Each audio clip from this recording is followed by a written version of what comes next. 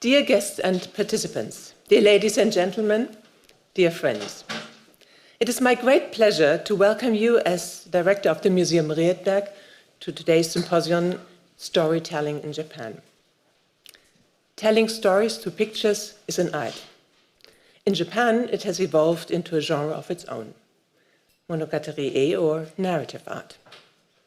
Classical literature, folk tales, and Buddhist legends have inspired some of the great masterpieces of Japanese art, captivating the viewer with their splendor and artistic ingenuity. Scroll paintings and folding screens tell stories of passion, faith, love, and war. Narrative art permeates courtly art as well as common culture.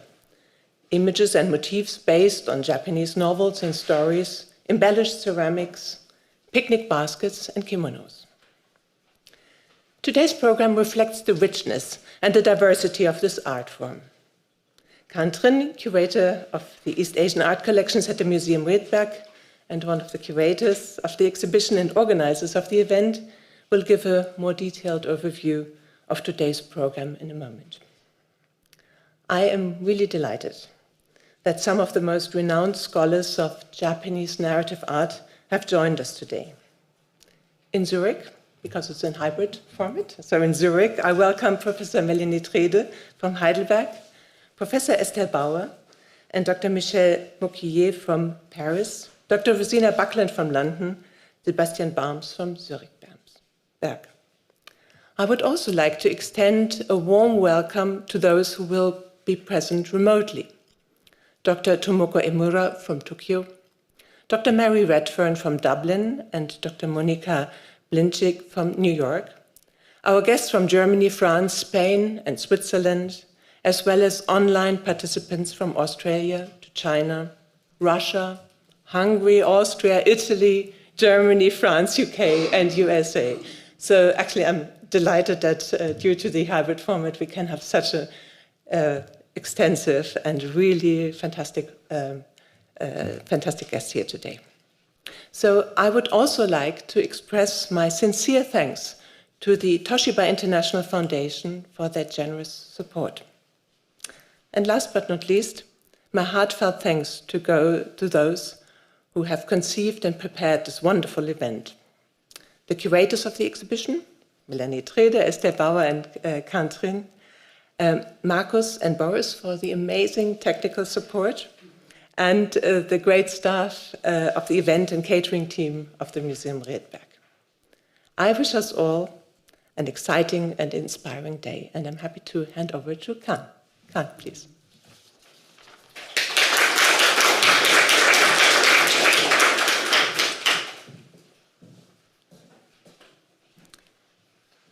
Hi, everyone. A very warm welcome also from my part to all of you here in the auditorium as well as in the virtual space. It is my pleasure to be the MC of today's event. My heartfelt thanks to all the speakers who have agreed to participate in this symposium and share their insights with us.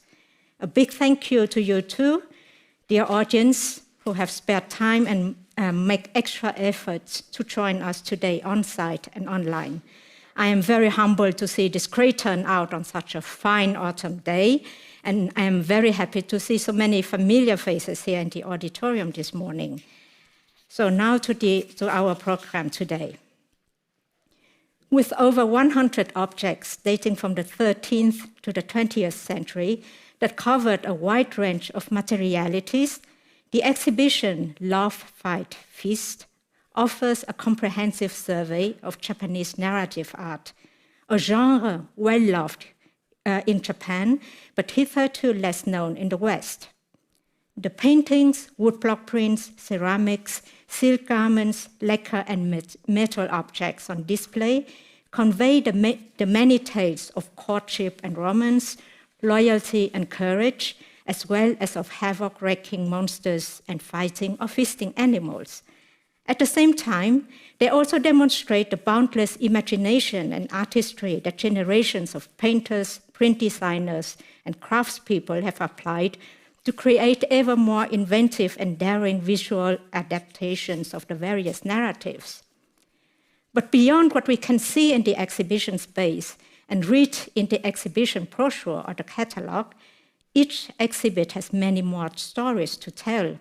For example, what motivated the commission and production, what other functions they fulfilled other than aesthetic delight, what informed the stylistic and compositional choices, and so on and so forth. The symposium offers, therefore, the perfect platform to deepen the viewing and reading experience through in-depth discussions of select keywords and topics by 7 experts of the field. So the first presentation of the day is also the most exhaustive one, as it pays tribute to a spectacular set of handscrolls illustrating the tale of the woman-eating ogre Shuten Dōji. This set of 6 exquisite handscrolls was recently discovered and is now exhibited here for the first time ever. The remaining part of the day is organized in 3 blocks of 2 presentations each. The structure is inspired by the popular courtly practice of awase that appears in many stories featured in the exhibition, such as the uta awase, the poetry contest, or awase, the painting contest, or so in this sophisticated pastime, 2 groups would compete in composing a poem or produce a painting to a given theme. After each round, a juror would comment on the contributions and announce the winner.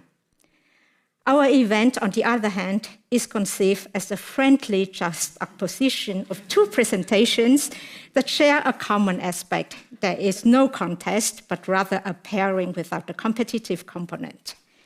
After each round of happyō awase, or presentation painting, the discussant will give his or her comments and lead the Q&A, which is open to all participants. For our online guests, you can use the chat function on YouTube for your questions or comments, and I will host the online chat and forward your comments to the floor as much as possible. So before we finally get started, a few notes of housekeeping. As we are running on a very tight schedule today, may I ask for your kind collaboration both to the speakers and the audience to adhere strictly to the timetable. This is all the more important as 3 of our colleagues could not travel to Zurich to present in person due to the travel limitations. Their presentations are live on air, which I hope will work out. And the whole symposium is recorded and live streamed on YouTube, so be aware you are live on air right now. Please refrain from any sound or video recording. The event is recorded and you can see it afterwards on our museum's website. Now, without much further delay, may I ask Melanie Trede to come forward to introduce Dr. Emura Tomoko, who will deliver the keynote lecture. Thank you. So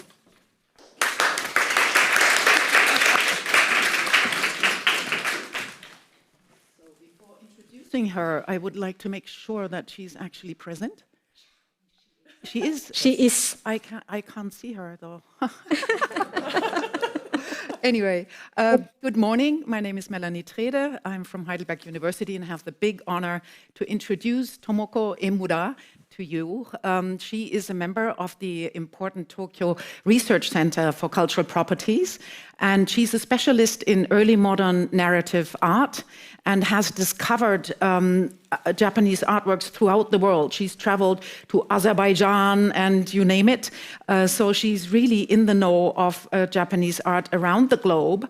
And she was also one of 2, or let's say 3, visiting professors at Heidelberg University, on the occasion of which she studied the scrolls that she will be talking about, that are really an absolute treasure that we art historians in Germany had no idea of, because it was stored in a museum of ethnology in Leipzig. And this shows something about the infrastructure that we live in, and of course our busy everyday.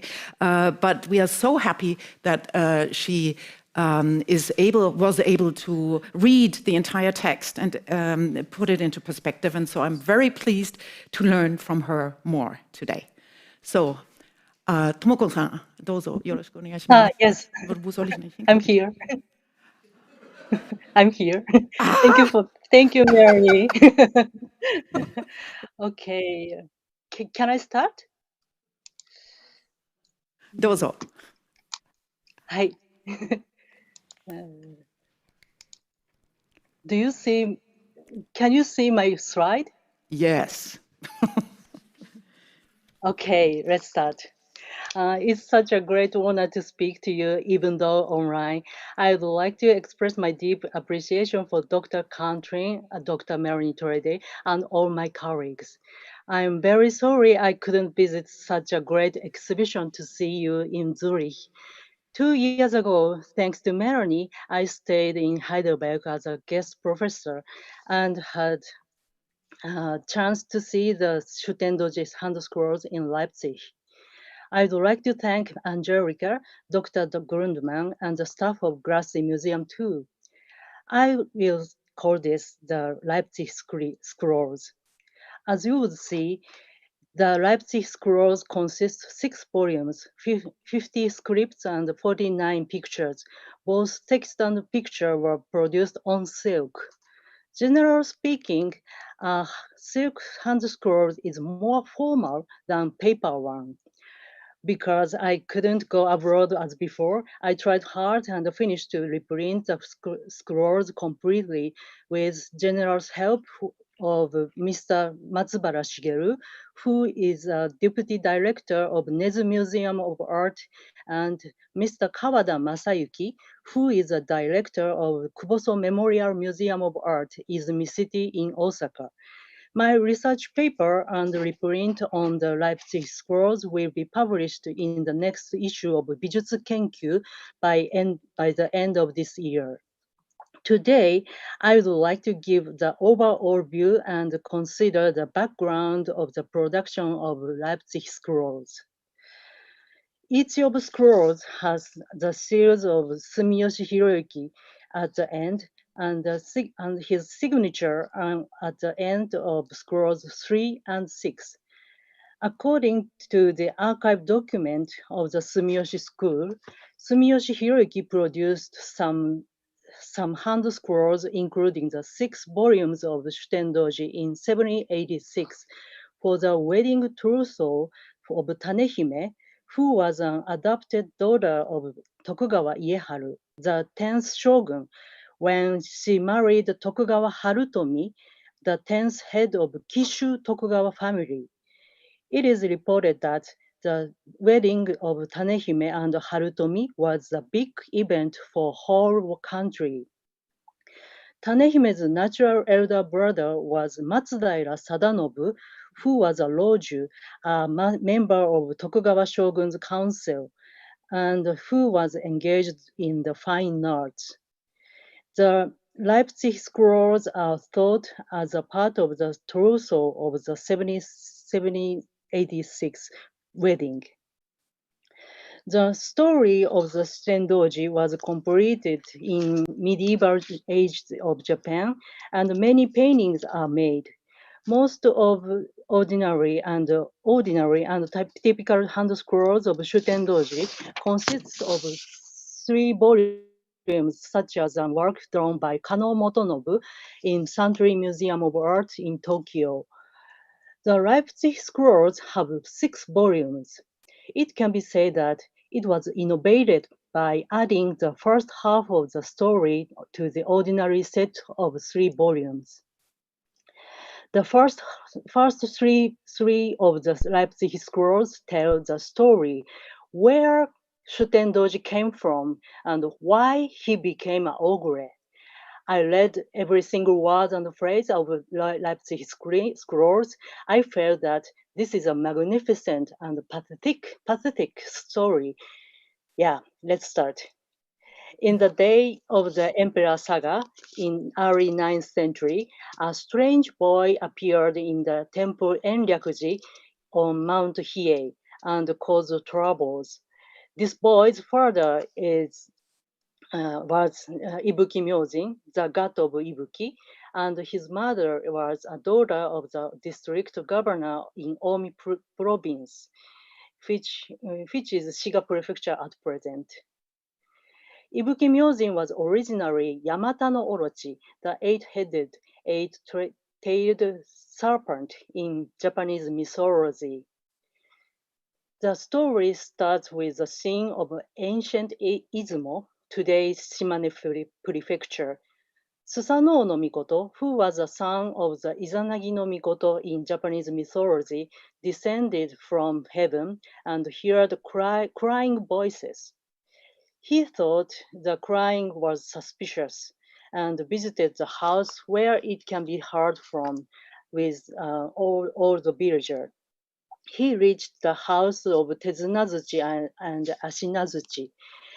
Tezunazuchi told Susanoo no Mikoto that the serpent ate people around there.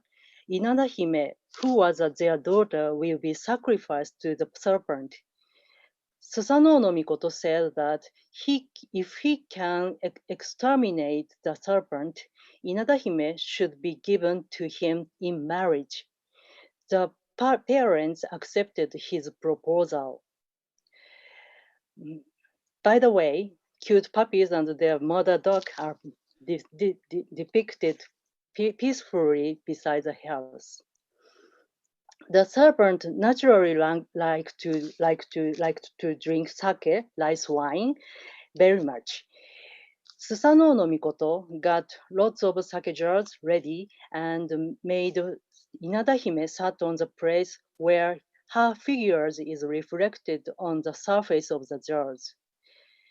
The surface of the jar, surface of the sake inside jar reflects her face. The serpent thought his prey is in those jars, so he drank them up and got dead drunk. Then Susanoo no Mikoto cut the serpent heads off and exterminated. The figure of Susanoo no Mikoto is depicted dynamically, and the serpent is painted with various pigments and gold. Susanoo no Mikoto married Inada Hime, and they became the gods of Yaegaki Shrine. The spirit of the killed serpent moved to Mount Ibuki and also became a god, Ibuki Myojin. Long time has passed. In Heian period, the district governor and his wife were blessed with a child, which they had hoped for a long time. Their daughter, named Tamahime, was so beautiful, and they brought her up very carefully. The governor hoped to marry Tanehime to an emperor or an aristocratic man. When Tanehime turned 16 years old, a nobleman came from nowhere to visit her every night. And after more 3 years passed by, Tamahime got pregnant. Since the mysterious crowd is trailing at the back of the man, this indicates that he is not an ordinary human.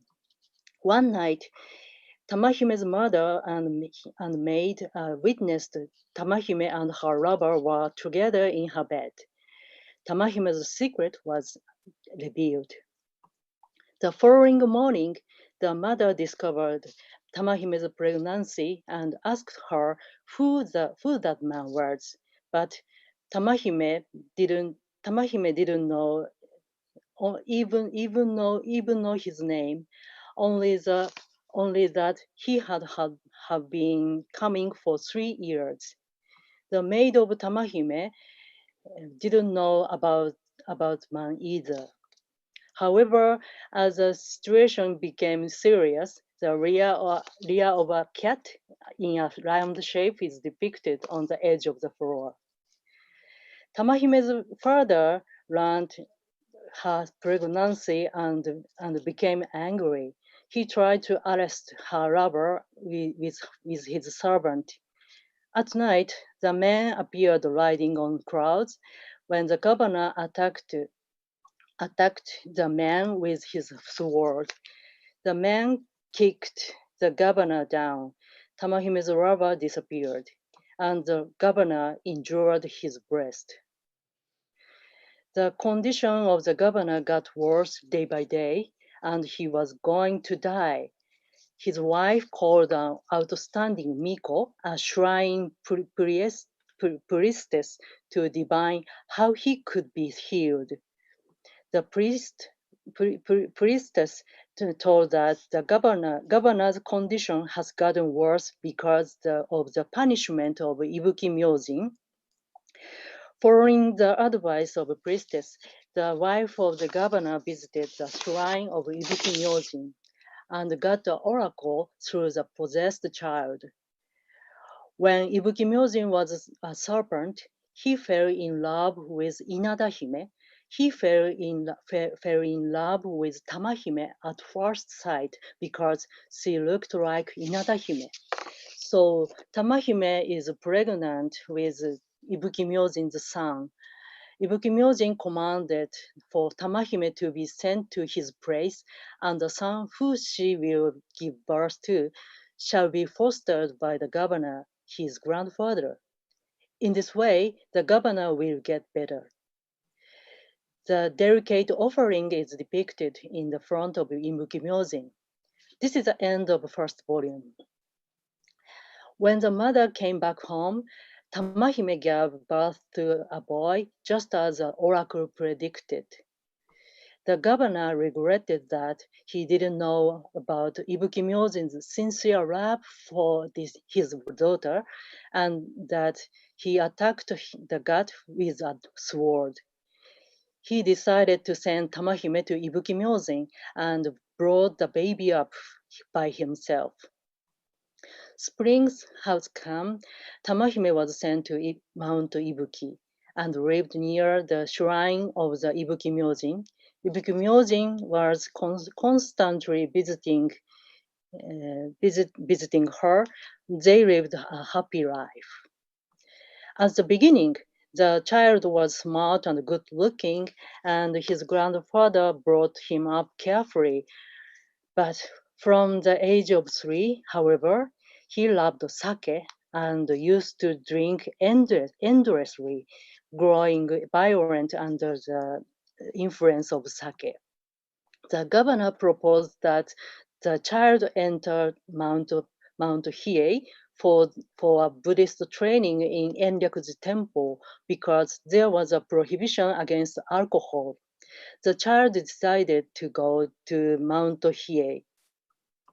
The governor accompanied the child to Enryakuji Temple, and they met Dengyo Daishi Saicho. The priest Saicho looked at the child and said that this child has faith different from other people. If he is careless, he will fall into evil ways. Priest Saicho gave the child to prohibition of alcohol. The child had kept the prohibition and studied hard Buddhist literature. One day, there was a happy event in the imperial court. Some organization and temples offered various kinds of dance in the court.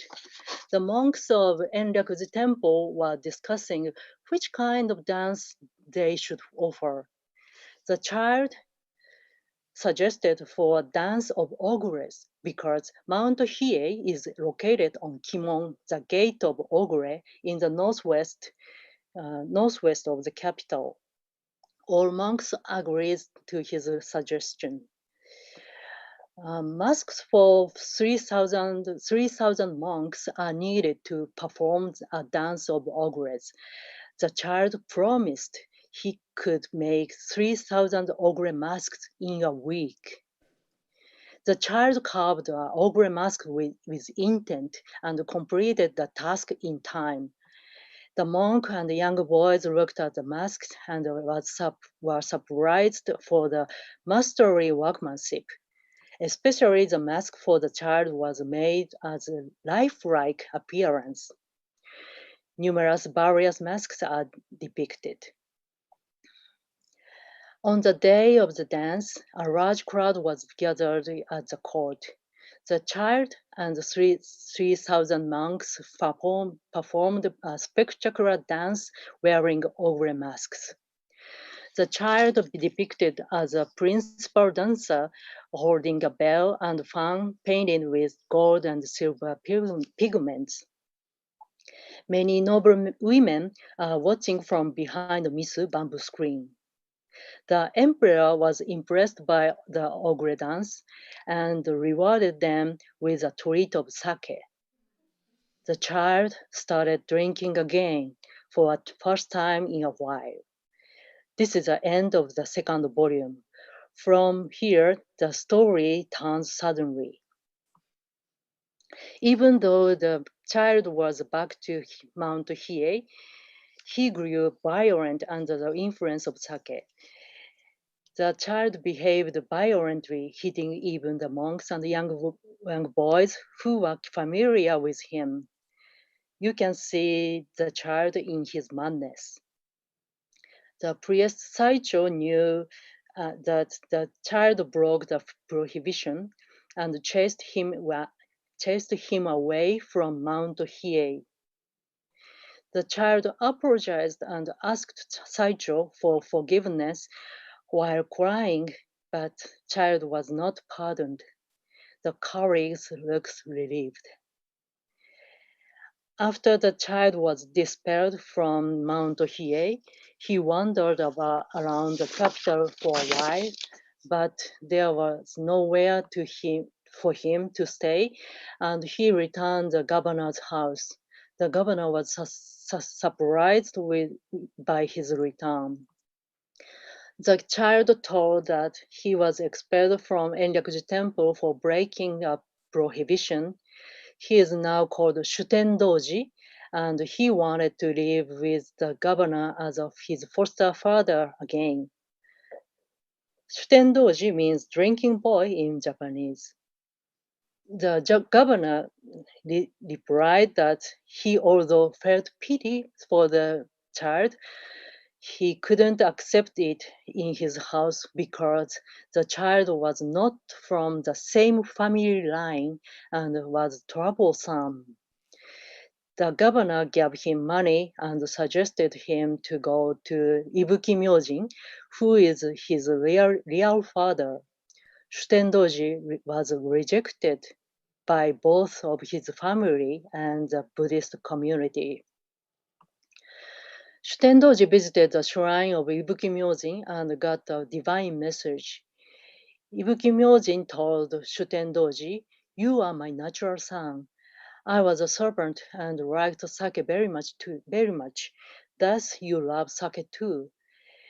There is a cave in the northwest. You can live there.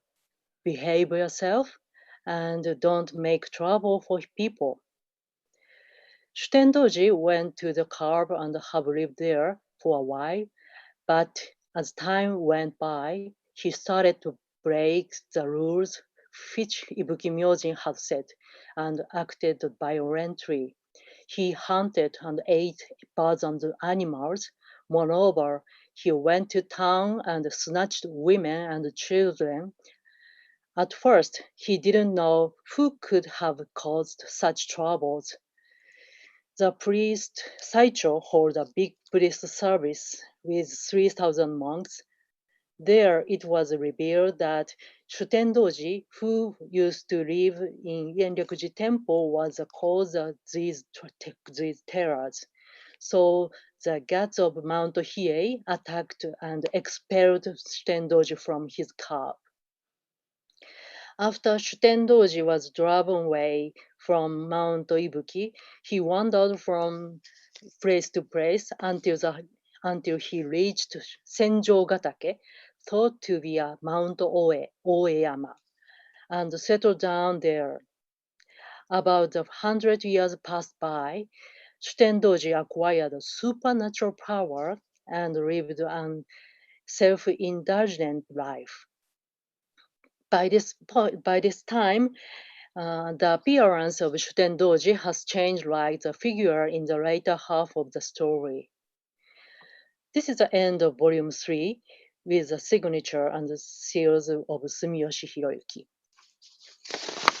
Let's move on to the second half. Around the end of the 10th century, abductions of noble women became a serious issue. They just missing and no one ever returned. One day, a daughter of Councillor Ikeda disappeared. Ikeda consulted Abe no Seimei, a fortune teller. Later told him that his daughter was abducted by the ogre who lived in Senjogatake, that she is still alive and can return home once the ogre is conquered. Ikeda reported this to the emperor, who commanded Minamoto no Raiko, a powerful samurai, to exterminate the ogre.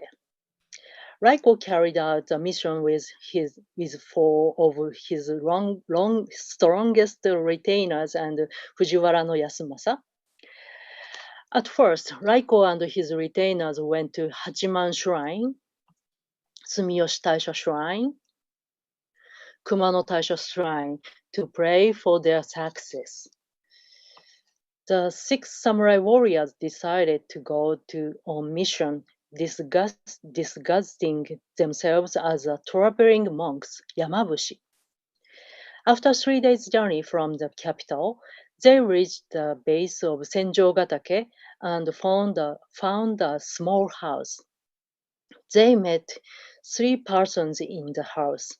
Actually, there were the 3 gods of Hachiman, Sumiyoshi, and Kumano, who have come to help them.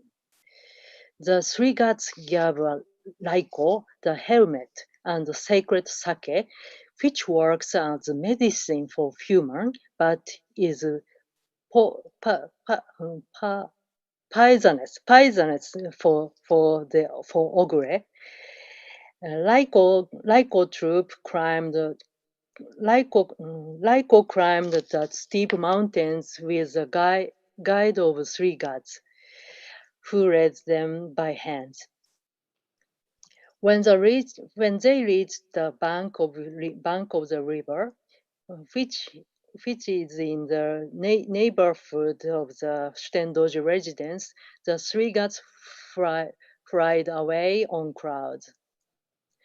As the warrior continued around the river, they met a young woman who was washing a bloody kimono, crying. She told them that she was abducted by an ogre and brought here. He also described how the ogres are. Here we see the fresh-looking broad stem. Raiko's troop reached the residence of Shuten Dōji. They told the retainers of the Shuten Dōji that they were traveling monks who have lost their way, and they asked for one night lodging.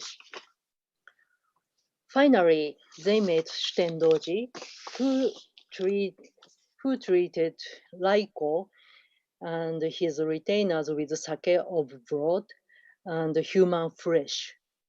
Raiko is eating a slice of woman's thigh without fear, while Shuten Dōji observes him carefully, suspecting whether the monks came to kill him.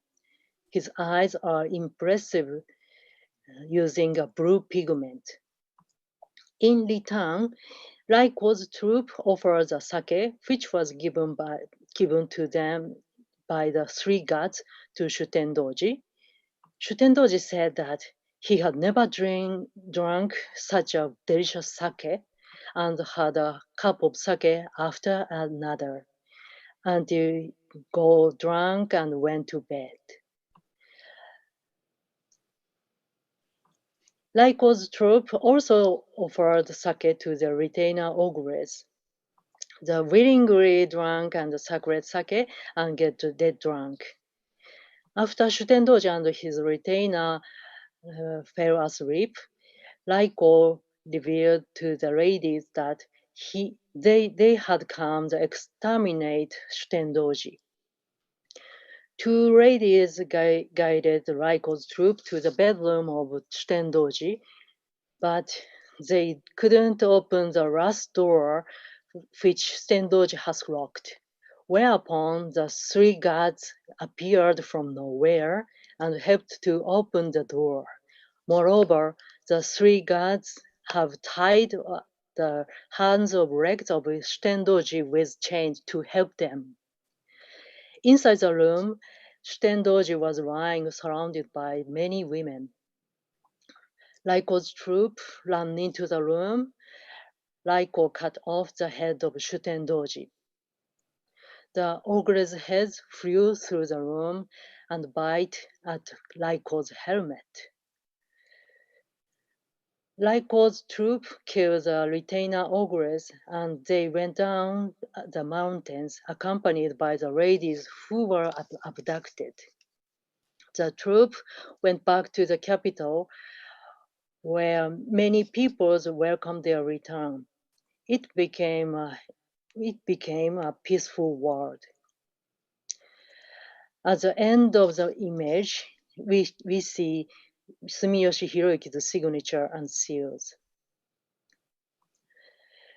The general composition of the later half of the Leipzig scroll are similar to works of painters from Kano school, such as Kano Motonobu's scrolls in the Century Museum. I'm not sure if there was a direct connection between the Century scrolls and the Leipzig scrolls. On the other hand, it seems that two different calligraphers wrote the text of the Leipzig scrolls. I suppose that calligrapher of the later half, volumes 4 to 6 of the Leipzig scrolls is Mori Masayoshi, who was a master of calligraphy serving the Tokugawa government and who was trusted by Matsudaira Sadanobu. There are some collaborating works by Mori Masayoshi and Sumiyoshi Hiroyuki, such as the karmic origins of Toshogu, of Nagoya Toshogu. Comparing the text of Leipzig scrolls with the calligraphy of Mori Masayoshi, it could be said that there were common features in the character for 6 and in the character for Hime. However, in a document dated 7 years later than the Leipzig scrolls, namely 1793, it is stated that Mori Masayoshi actually saw the Century scrolls and hand-copied the text. I have no doubt that Mori Masayoshi considered that Century scrolls as an important model. As I have pointed out at the beginning, it can be said Sumiyoshi Hiroyuki innovated the Leipzig scrolls by adding the first half of the story to the usual set of 3 volumes. What does this mean? The first half of the Leipzig scrolls tells a story where Shuten Dōji came from and why he became an ogre. It can be said that Shuten Dōji was a son of the serpent Yamata no Orochi, and Minamoto no Raiko was contrasted with Susanoo no Mikoto. It is so that the purpose of the production of Leipzig scrolls was to emphasize the authority of the samurai warriors. There are Shuten Dōji handscrolls drawn by Sumiyoshi Hironao, a son of Sumiyoshi Hiroyuki, in the Nezu Museum in Tokyo.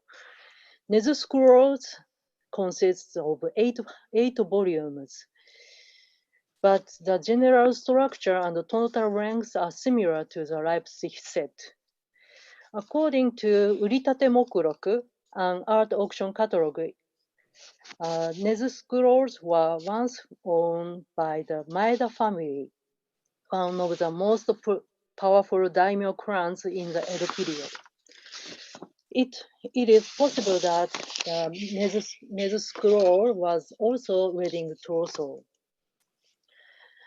There was a particularity.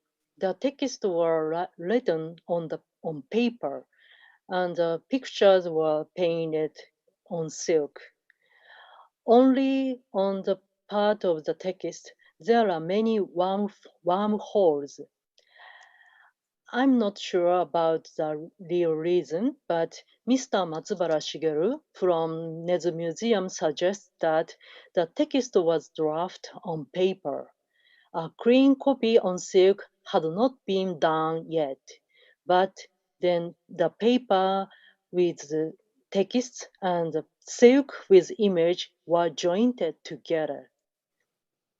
In any case, the Nezu scrolls were produced following the Leipzig scrolls, the father's work.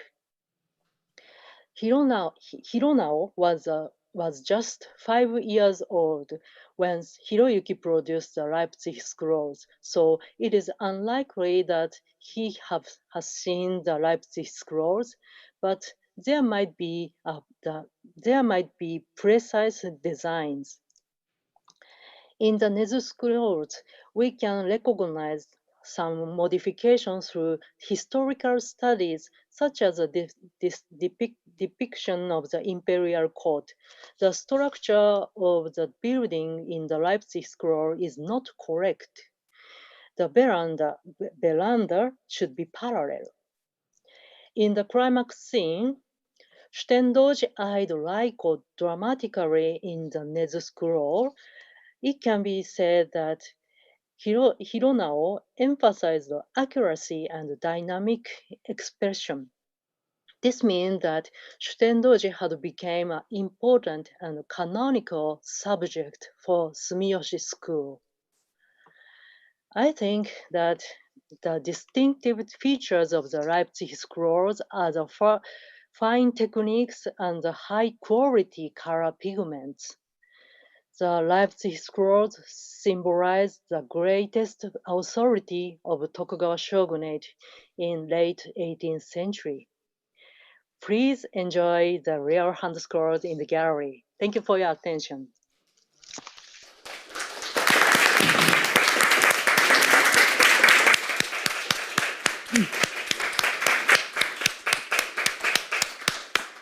Thank you so much, Tomoko-sama, to enrich us with so many details. Wo muss ich hingucken? So? Da? Da? Ach, da rein. Okay. Ach, genau. Thank you again so much for your many insights and the details that you described so meticulously. And even though I've studied the scrolls also, I didn't know a lot of the details that you brought up. And I'm sure that the audience is just as smitten as I am. And maybe you do have questions.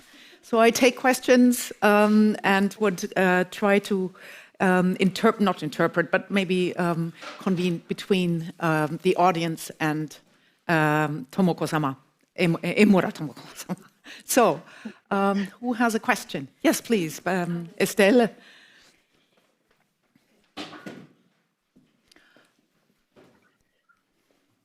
Yeah. Okay, go ahead. Okay, thank you very much for your extraordinary presentation. And I was very interested of your interpretation about the reason why the Sumiyoshi Hiroyuki added these 3 volumes.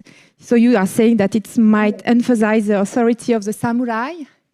So I would like to know if, well, could you say more about this opposition between the Susanoo no Mikoto and Minamoto no Raiko? And also the second point, I was wondering. No, it has a connection to. I was wondering. She has to process it. Okay. Well, I was wondering if these 3 volumes were not a story of the origin of the name of Shuten Dōji.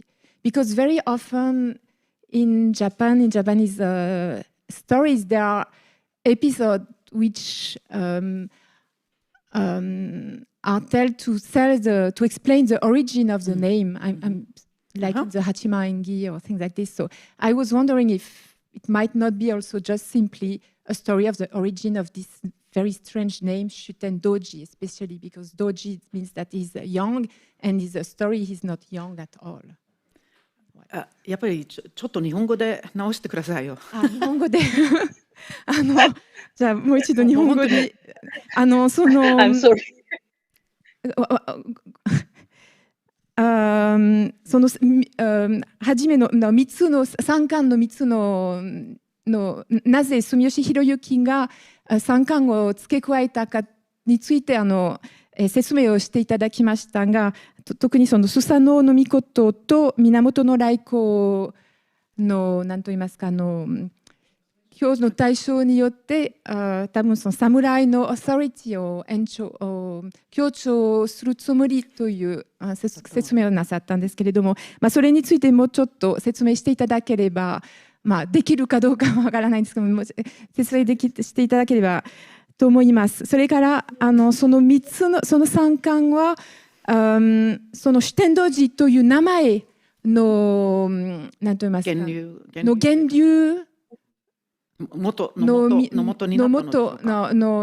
ぜシュテンドジはシュテンドジという名前を持っているかというを説明するために作られたのではないかとでも言えないでしょうか。はいはい。ありがとうございます。日本語で答えてもいいでしょうか。もし必要であればメラニー先生に翻訳してもらいたいと思います。一生ずつお願いします。はい、ありがとうございます。住吉弘之がその革新をその前半を付け加えたというよりは、松平定信なりその江戸幕府におけるその文化やそういう歴史を非常に精通した人たち、あと森正義もそうだと思いますが、Okay, stop. So ちょっと休憩。いいですか？So she just wanted to highlight that it's not as much the painter who is the active person in reinterpreting the story as he did, but it was rather the circle of Matsudaira Sadanobu that was, guiding this kind of new interpretation of the story. はい、どうぞ続いてください。ありがとうございます。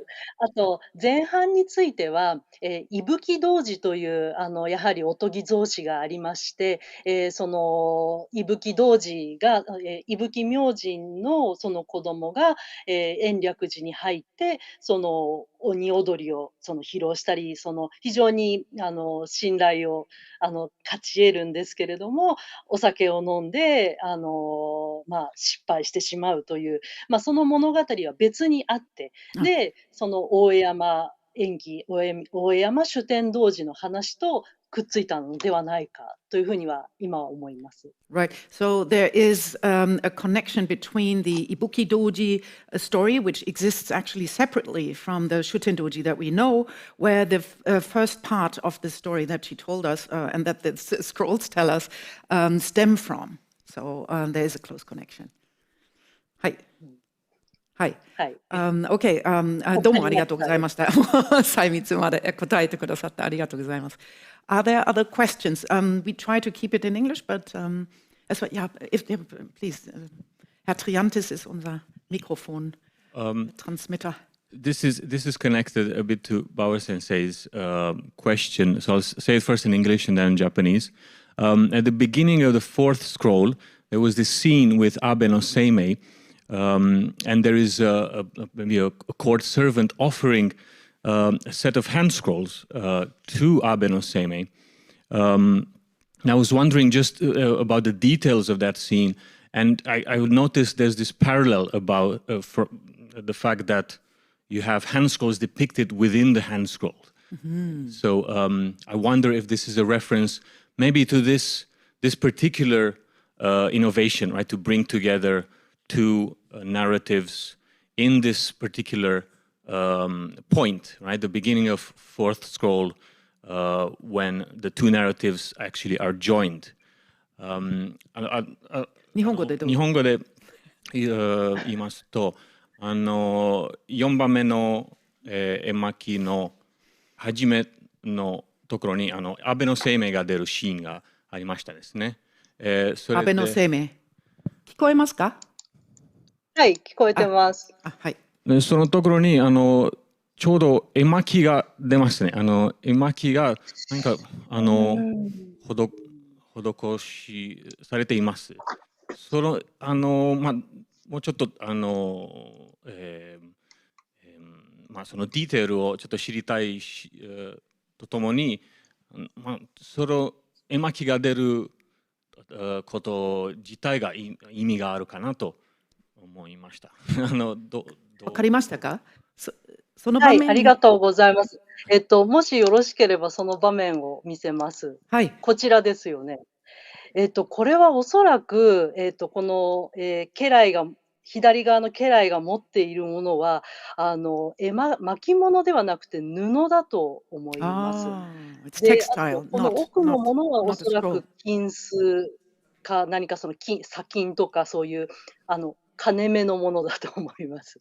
なので、ここでは、その褒美として、その、安倍の生命のその、占いのお礼として差し出しているもので、特にここには意味はないんじゃないかなと思うんですが、ただ、そういうご意見も非常に興味深いと思います。ありがとうございます。Yeah, so she just said this was a very wonderful question, but these are not really hand scrolls that were depicted, but textiles that were given, right, as a payment. Exactly. That was the regular payment for even for people drawing paintings and so forth, right? Yeah.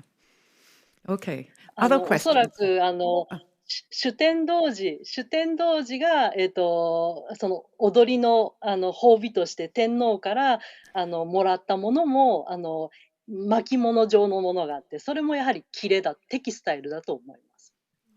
So Shuten Dōji as a youth, まだ若い時に、so he also received textiles from the emperor, right? はい、2巻の最後で巻物をもらっています。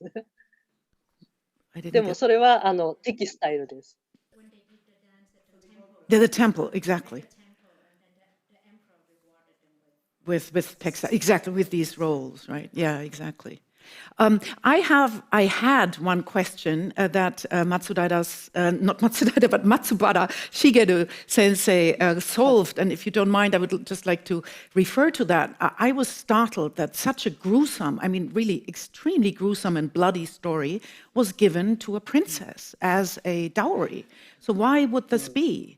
And he was, and I asked many people, and people in the field, and they had no answer. But Matsubara Sensei said that this was actually produced in the hope for the future sons that she will bear, and she will use these scrolls to educate their sons to become somebody like these samurai who killed the demons. And I think this is so important to know because there's really a disconnect. And you know that there are references in the Nikki, in the Tokugawa Nikki, in the diary of the Tokugawa, where they say that this was done for the Tamehime, right? For this very highbrow daughter, as you explained. And that this is just the background of the production, basically, right? And it's stunning that the Sumiyoshi school is so close to the absolute upper echelon of the society at the time. Okay, but additional questions. Kan-san? Can you translate in Japanese? Yes, thank you, Emura-san, for the wonderful discussion, very detailed. I enjoyed the hand scrolls enormously every day. We are very proud that we can show them here. So my question is, there are a lot of Shuten Dōji hand scrolls extant today. So alone in Europe, I think there are like 4 or 5 versions of it, and they are all from the 17th, 18th century.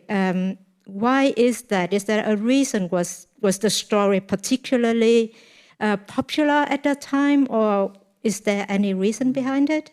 Okay.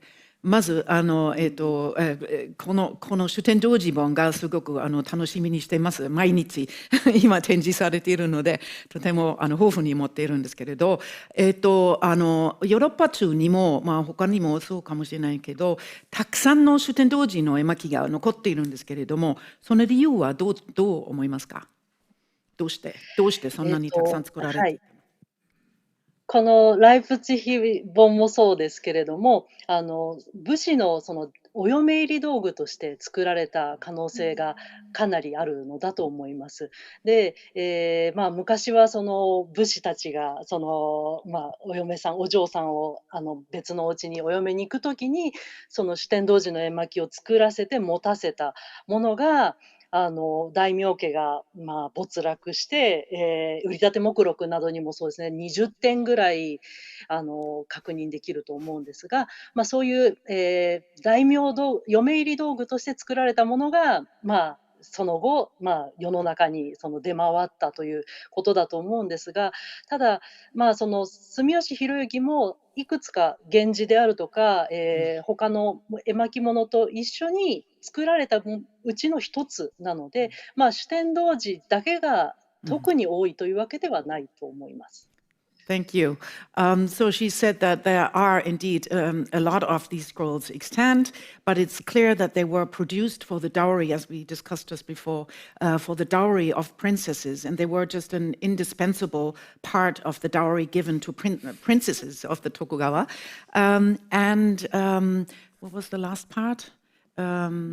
And the same is, I mean, it was not only this story that was painted, but also the Genji and others that belonged to the absolute canon of scrolls that a princess had to have.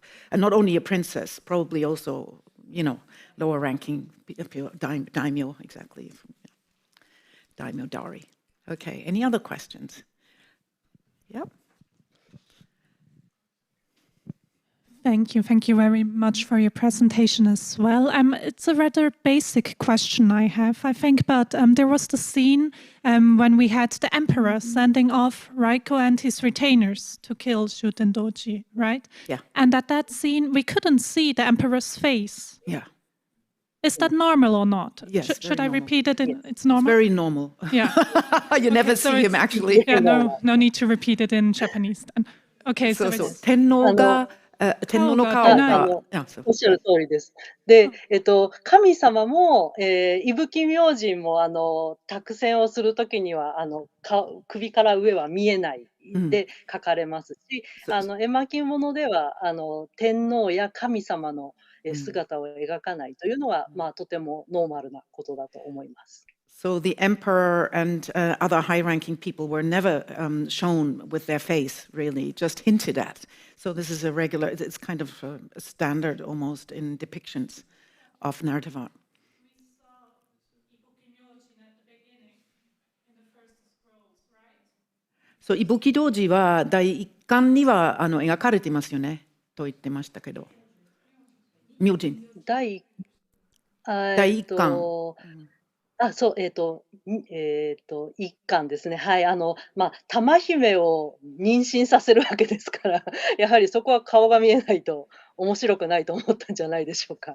She said, so in this scene, if you don't see the face, it doesn't really make sense and it's not interesting. Yeah. But it's a fair question. I mean, it comes up oftentimes. Anything else? Anybody? I also have a question regarding the way gods, kami, were represented. So one point there was 3 people, but actually there were kami from Hachiman Sumiyoshi Kumano Shrine. And then I thought they were not depicted in the way that kami were depicted. For me, it looked like human. Correct me if I'm wrong. So I'm interested in why those 3 figures are not depicted in in a more face. Their faces were not hidden. They look just like human beings. So I'm interested in. なるほど。I can say it in Japanese. Gut. Bitte, es geht schneller. すいません。日本絵画は学び始めたばかりで、もしまた外れな質問だったら申し訳ないんですが、神の表彰について興味がありまして、八幡神社と住吉神社、熊野神社の神が千丈ヶ岳のシーンで出てきたと思うんですが、その時にその3体の神が人間のように描かれていたように思うんですが、それには何か神として描かれないのには理由があるのでしょうか。はい、ありがとうございます。ただこちらその後半については、基本的には加納元信のその加納派の、酒呑童子絵巻の表現にもうすごく忠実に準拠していて、八幡は若々しい男の子の姿で、住吉は、翁のおじいさんの格好で描かれます。で、熊野は、壮年というか、中年ぐらいの、男性として描かれていて、それは、加納元信の作品にも同じように描かれているので、住吉弘之の、独創ではないと思います。Bitte schön. Wollen Sie es auf Deutsch sagen auch? English. Oh, sorry. No, the person who asked the question. Well, anyway, there's a stereotype of depicting these three deities in different life stages, right? Hachiman is very young, Sumiyoshi is very old, and so there's a kind of canon of how they were depicted, and everybody would recognize them immediately. Yeah. So, that's not. Yeah. I would like to add a side note for this discussion. Actually, if you turn to the catalog in the bibliography list, there's a Yamamoto Yoko. She wrote actually a whole book on the depiction of emaki ni okeru kami to tenno hyogen. So on the depiction of emperors and deities in emaki. So to answer that question, it's really depending on the situation or the settings. So when the deity is revealing themselves, or when they reveal themselves in manifestations, to guide the mortals, sometimes they appear in mortal forms, or sometimes they reveal their faces. But when they interact with the human figures, usually it's like the human figures cannot see them, so they are also depicted like hidden. I also have a question, if I may. Can you explain why the Tokugawa decided to ask a Sumiyoshi school painter to design these wonderful scrolls instead of the more canonical Kano school version that is, so well known, and that previously were also commissioned by the Tokugawa? だからどうして結局住吉家の絵師たちに注文されていたのか。で普通はやっぱり徳川家は狩野派をなんていうんですか、注文されていたんですよね。でどうして今回はやっぱり住吉家に挑戦していたのでしょうか。その正確な理由はわからないですけれども、松平定信が使いやすかったんじゃないかなというふうに想像しています。So she doesn't know. She doesn't know the exact reason why this might have been. Das habe ich doch jetzt schon. Ja. So my question was, doch, das habe ich ja schon gesagt, ne? Why? So she said that it's probably Matsudaira Saranobu who was the go-between, or the person who basically led the commission of the Tokugawa to produce these scrolls, and he was rather close to the Sumiyoshi.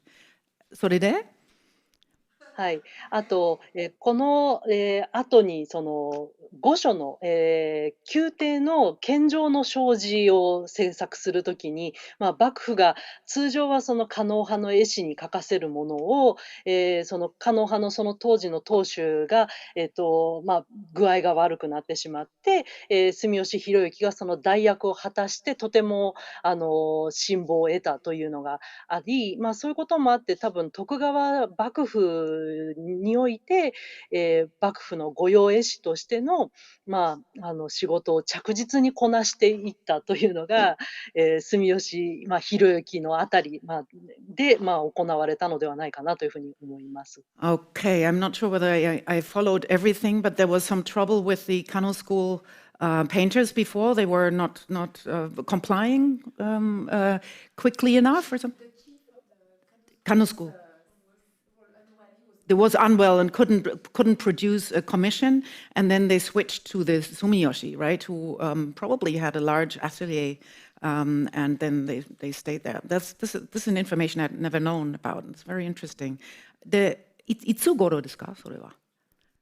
So, この18世紀の後半、この、住吉弘之はこの時点で、34歳とかだと思うの、32歳でこの作品を描いているので、その前後から、この後、特に、その絵師としての、重要な作品をどんどん手がけ、幕府の仕事を手がけていくと言えると思います。Right, so this was around the late 18th century when Sumiyoshi Hiroyuki was active, and this is really when they produced basically all the paintings that were formally commissioned for the Kano school.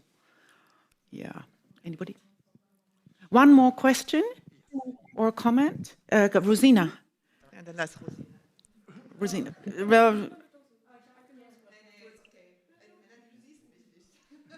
Also ja, das stimmt.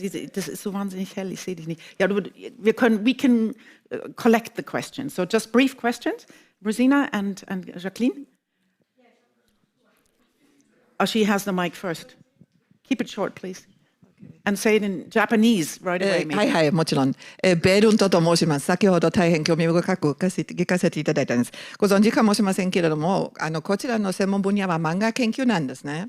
ですから、この上流階級向けの物語の絵画家と庶民向けのポピュラーなバージョンとの関係についてお聞きしたいと思います。つまり、絵入り文学、同時代の絵入り文学においても視点同時があったのでしょうか。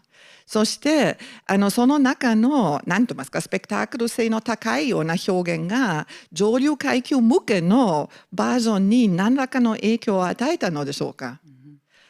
でそれと関係してますが当時の人たちにとってはその残酷な表現と面白さとの関係がどうだったんでしょうか。つまり食事に至るまでの描写なんですけれども実は面白いじゃないでしょうか。Okay, jetzt kurz auf Deutsch. So in English. Okay, two questions. My field is comics research, manga research. So I'm wondering about popular versions of the same story, especially in illustrated popular commercial literature of the same time. And relatedly, I'm wondering about how this present version, introduced version, was perceived because these cruel depictions, which Melanie mentioned before, look very spectacular and interesting. I don't know how to translate omoshiroi, but omoshiroi has this, you are attracted by it. So how did people actually watch in these upper circles? How did they actually receive these things? はい、ともこ様。お答えをはい、ありがとうございます。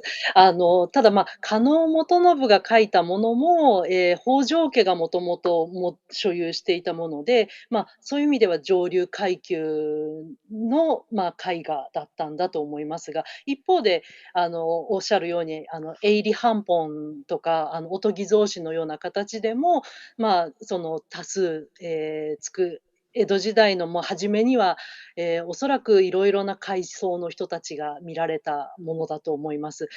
ただそれが、その、営利半本のようなものから住吉弘之、その100年、200年経った後に、その影響したかどうかというのはちょっとそこまで私は今分かっていないんですが、ただ、ライプツィヒのその作品を見ると、とてもそのすごく上質な絵の具を使って、鬼の仮面を作る場面であるとか、その、非常にそのお姫様、女房たちの装束がとても色とりどりに描かれていたり、そういうのを見るとやはり、上流階級のその、将軍家の姫君が、御三家に嫁入りにする道具なので、当然その当時の最高峰のものなんだと思います。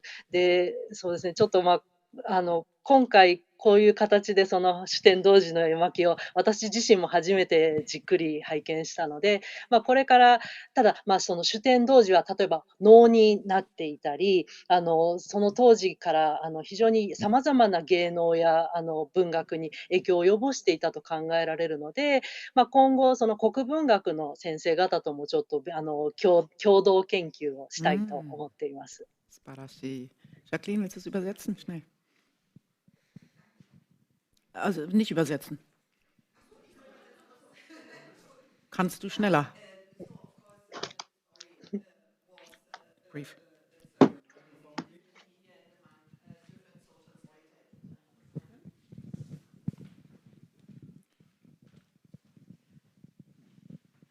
So there hasn't been any research yet on the interrelation. There hasn't been any collaboration between the art historians and the historians of Japanese literature. But what we can say so far is that the story itself, of course, circulated among different media, different art forms, and different social strata in Japan at the time. Is this okay, Melanie? Which is actually nicely shown in the exhibition. You see the huge prints, right, by Moronobu, which basically spurred a huge spread of the imagery.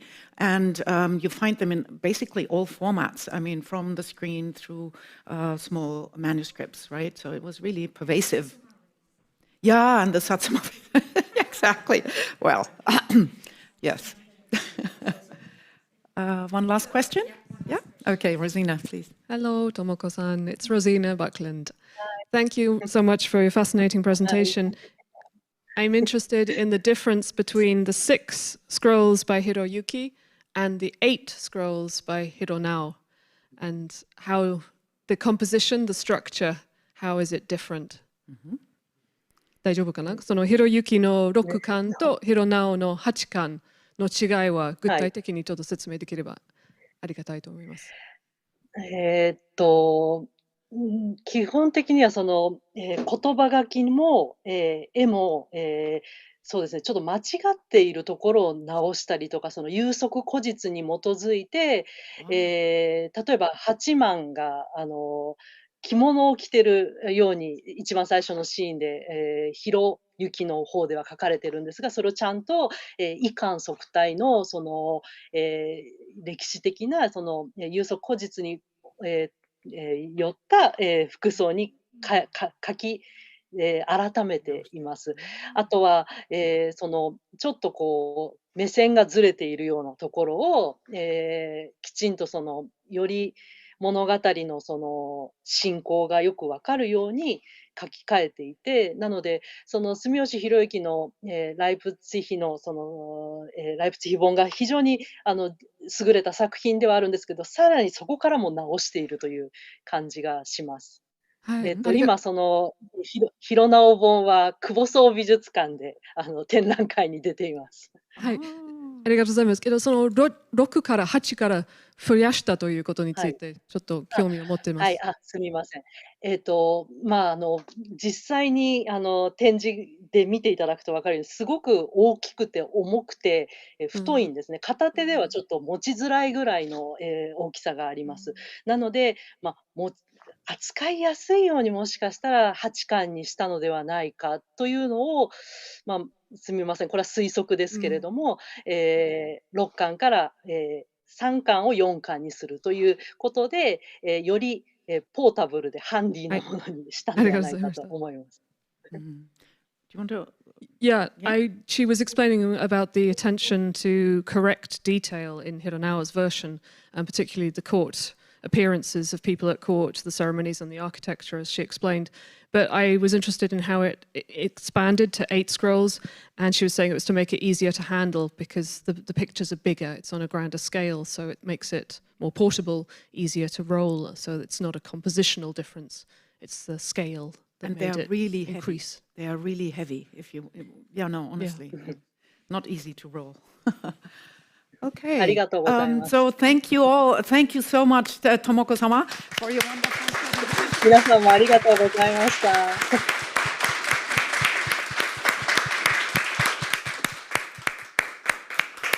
This was a fantastic, if somehow gruesome, beginning of this day. It can only improve from there.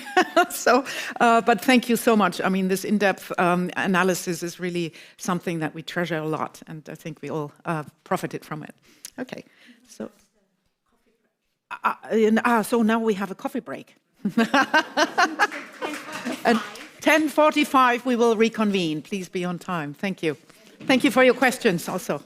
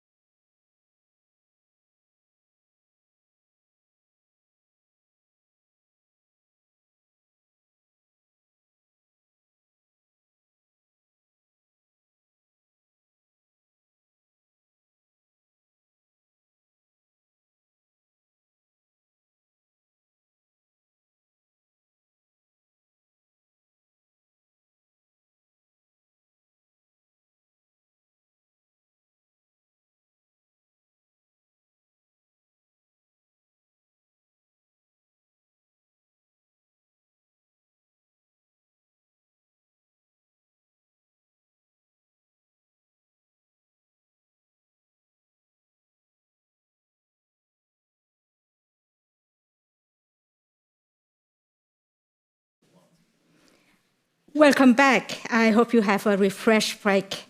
So after this riveting story of the ogre, it is really hard to leave the realm of the supernaturals, isn't it?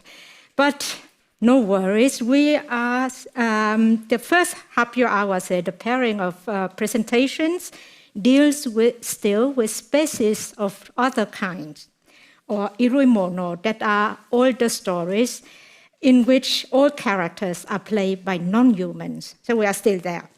So let us now hear about the Tale of the Monkeys from Dr. Rosina Buckland from the British Museum. And after that, on the poetry contest of the 12 zodiac animals from Dr. Mary Redfern from the Chester Beatty Library. After the presentations, Professor Estelle Bauer from the INALCO in Paris will then lead the discussion. So now please welcome Dr. Rosina Buckland to the stage.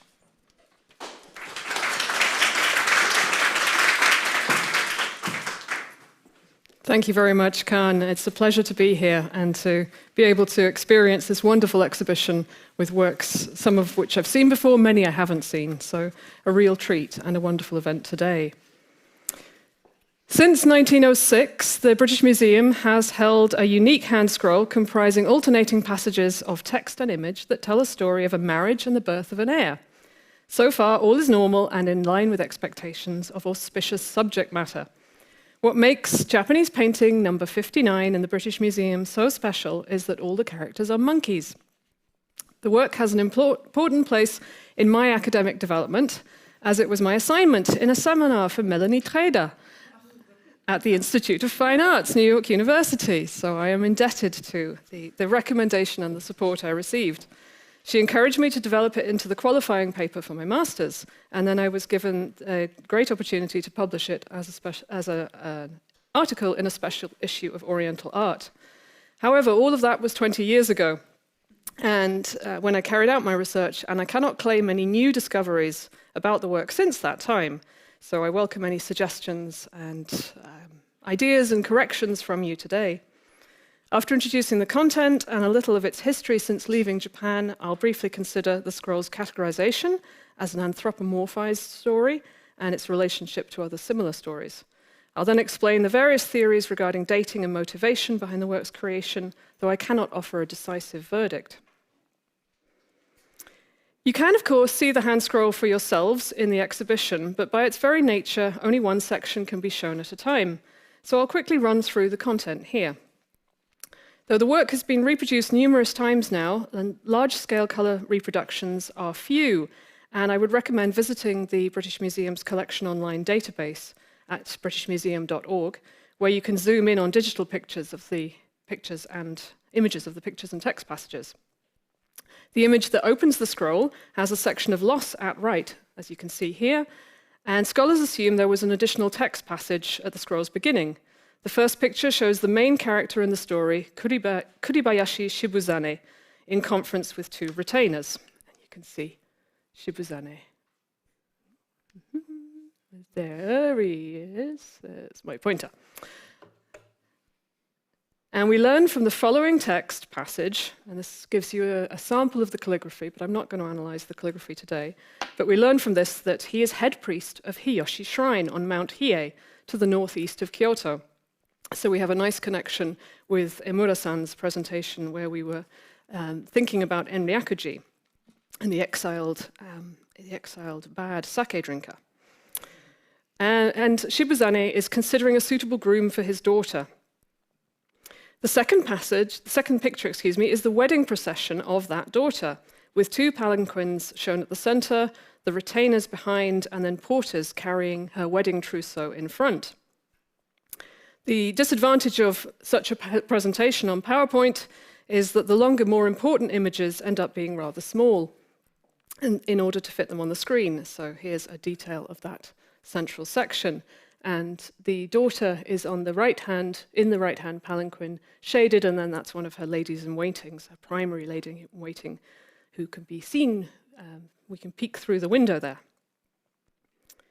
A short text passage praises the bride, likening her to famous beauties, announces the birth of the couple's son, and an invitation to Shibuzane's house.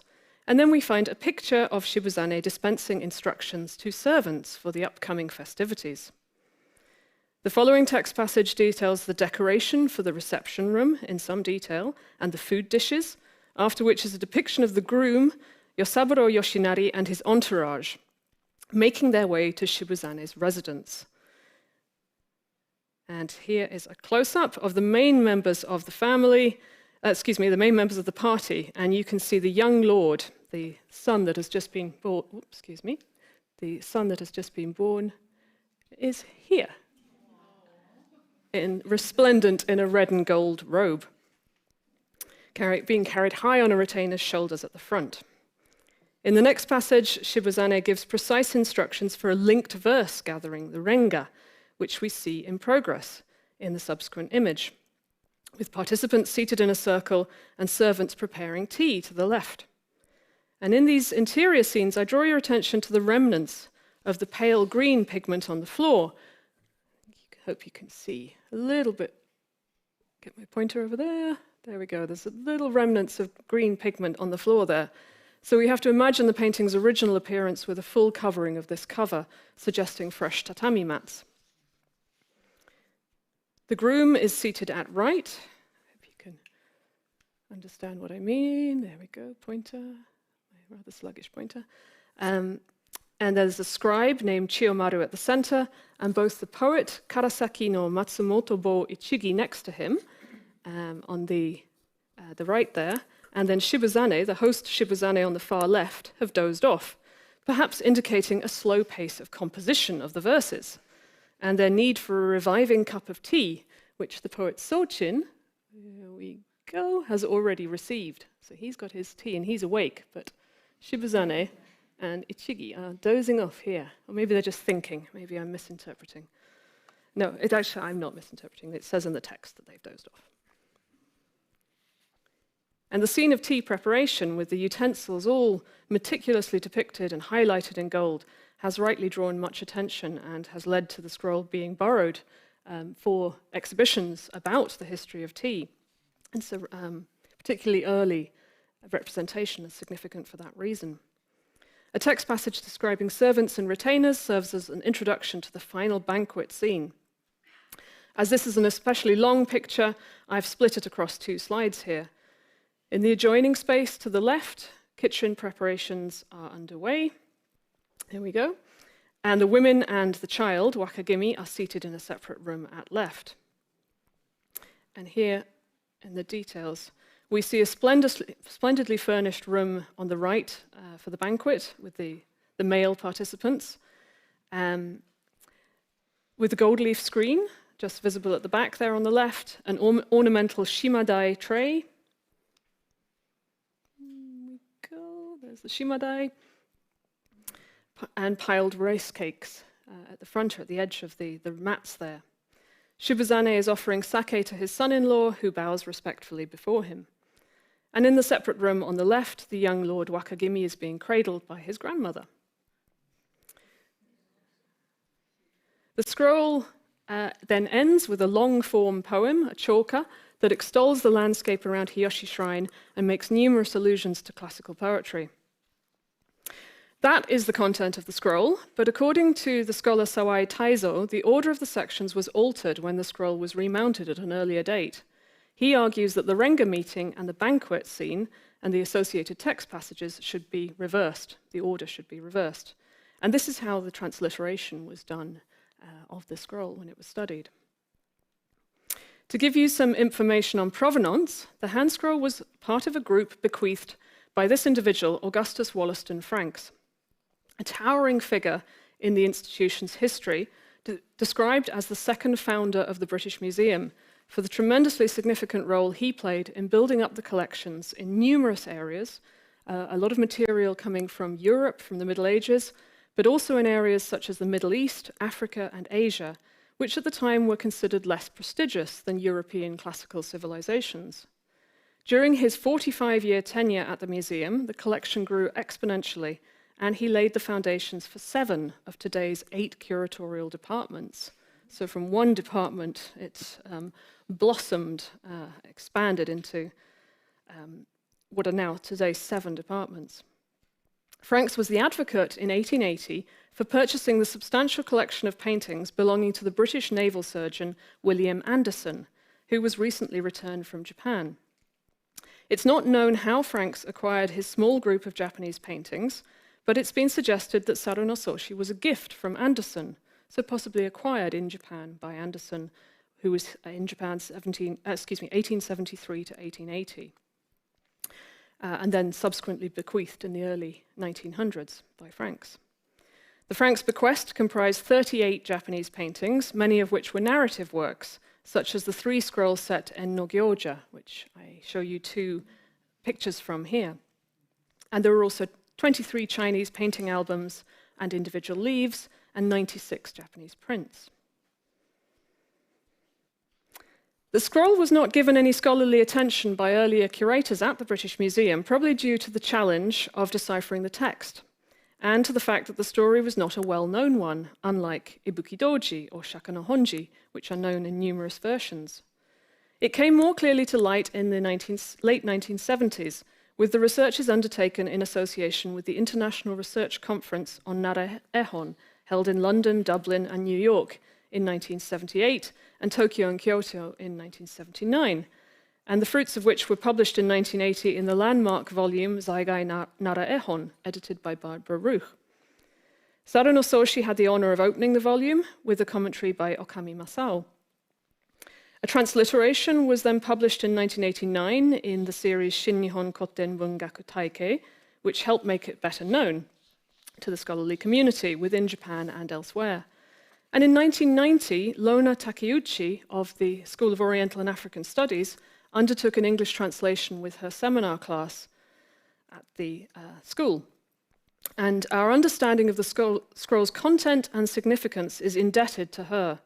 And her research on the scroll was published in the Japanese Journal of Religious Studies in 1996, which again I've drawn on heavily in my writing on the scroll. And then thanks to the greater understanding of its importance, the scroll was sent to Japan for conservation and complete remounting in the 1990s. So I hope you can see in the exhibition that it's in very good condition now, but it bears the traces of its long history. The Tale of the Monkeys belongs to the genre of popular narratives known as otogizoshi, literally companion tales, which developed during the Muromachi period. These were designed as entertaining stories combining text passages with imagery that typically contained in-picture dialogue, the gachushi. Otogizoshi included a subgroup showing animals assuming human roles that is termed iruimono, dating back to the 12th century. The scholar Ichiko Teiji divided the narratives employing this anthropomorphization, gijinka in Japanese, into 2 types, those involving both animals and humans, and those with only animals. As he explains, tales where animals aspire to marry humans can serve to demonstrate the proper social order and the consequences of those who attempt to defy it. There are tales such as Nezumi no Soshi, the tale of the mouse, on the upper area of the screen here, where a mouse desires a human female, and though he succeeds in marrying her, his true nature is... excuse me, I'm getting confused here, aren't I? No. His true nature is exposed, and he's forced to abandon the world and take the tonsure. This is right. Similarly, in Fujibukuro no Soshi, the tale of the wisteria basket, which is on the lower area of the screen here, the monkey attempts to marry above his social station, that is a human female, but is thwarted by the efforts of the lady's father and her human suitor. The story ends with human dominance reaffirmed and the monkey being relegated to his traditional role of protector of horses in the stable. And not tremendously good quality, but this is the monkey back in the stable, and these are both from the Suntory Museum. On the other hand, where the animal accepts its nature and there is no attempt at social climbing, things turn out more successfully. In tales such as Nose Saru Soshi, and we have an image from that. I was only able to find the published book versions of Nose Saru Soshi, but you can see one image up there. In this tale, the monkey hero falls in love with a rabbit lady, and after a successful courtship, we are assured the couple go on to prosper and have many children. Likewise, the tone of Saru no Soshi is one of harmony and success, because the monkeys do not try to be anything other than what they are. So in our scroll, the monkeys inhabit a world without humans and enjoy elevated cultural pastimes within aristocratic surroundings. They observe the customs of human society with regard to social rank, clothing, seating position, and gender separation, and the tone of the pictures is gentle and humorous. Most monkeys in the scroll never slip out of human character, but some lower-ranking unclothed individuals do, providing points of humor for those reading the dialogue. Twice we see a monkey climbing a tree, as in the details here, and the one at right explains that the Renga meeting is already at the third fold of the recording paper, so we have crept out under orders and are peeling chestnuts. So they're also getting a little bit tired of this interminable meeting. In the bridal procession, one poor fellow complains, "I'm so tired, it's quicker to crawl on 4 legs than to stand." And in the groom's procession, another has a typical monkey problem, declaring, "An ant has bitten my tail and it hurts." And he gets scolded for mentioning such inappropriate things on an auspicious occasion. In the banquet scene, one monkey is shown up on the roof, and he makes the knowing comment, "When I'm downstairs, I'm ordered to do all sorts of difficult jobs, and they treat me like a performing monkey. So I've climbed up on the roof where I can relax." And yet these occasional instances of self-reference or authentically simian behavior playfully reinforce the overall illusion of monkeys as humans. I now come to the thorny issue of dating Sarunososhi. The text contains fascinating internal references to historical personages, events, and objects, dating from the 1530s to the 1560s. Among these are 2 potential grooms for Shibuzane's daughter, who are mentioned in this very first text passage here, the first couple of lines. And we have Mori Motonari of Kyushu, mentioned first there, lower down on the screen. And just the name Mori is given, and this has been identified as Mori Motonari. And then we have this Nagao Terutora, which is an earlier name for Uesugi Kenshin, the tremendously famous, renowned warlord of Echigo province. During the preparations for the linked verse meeting, Shibuzane mentions wanting to invite the poets Soyo and So-chin, who are mentioned in that right-hand detail, highlighted in that right-hand detail there. And he gives the history of 2 named objects, the tea caddy tsukumo and the boat-shaped flower container kateki. So you can see tsukumo is the upper reference here, and then we have kateki. And again down here you can see get my pointer up a little bit, kateki, and the boat-shaped flower container itself. And this has been, it's been suggested this might be an item, an object in the collection of the Seikado Bunko Museum, Seikado Bunko Art Museum, so possibly identifiable even today. And there's also mention of the Hokkei disturbance of 1536. When dating the scroll, the history of its setting, Mount Hiei, must be considered. The 1500s were a period of intense civil war in Japan. Like other temples, Enryakuji had built up a substantial force of warrior monks, which posed a threat to the would-be supreme leader Oda Nobunaga. And already in 1568, Nobunaga had begun to confiscate landholdings from the temple. When anti-Nobunaga forces were allowed to camp on the mountain, he struck. Over the course of a week in autumn 1571, he had the town of Sakamoto and the entire mountain beyond it razed by fire, causing thousands of deaths. The 2 arguments for dating are thus place its creation before or after this cataclysmic event.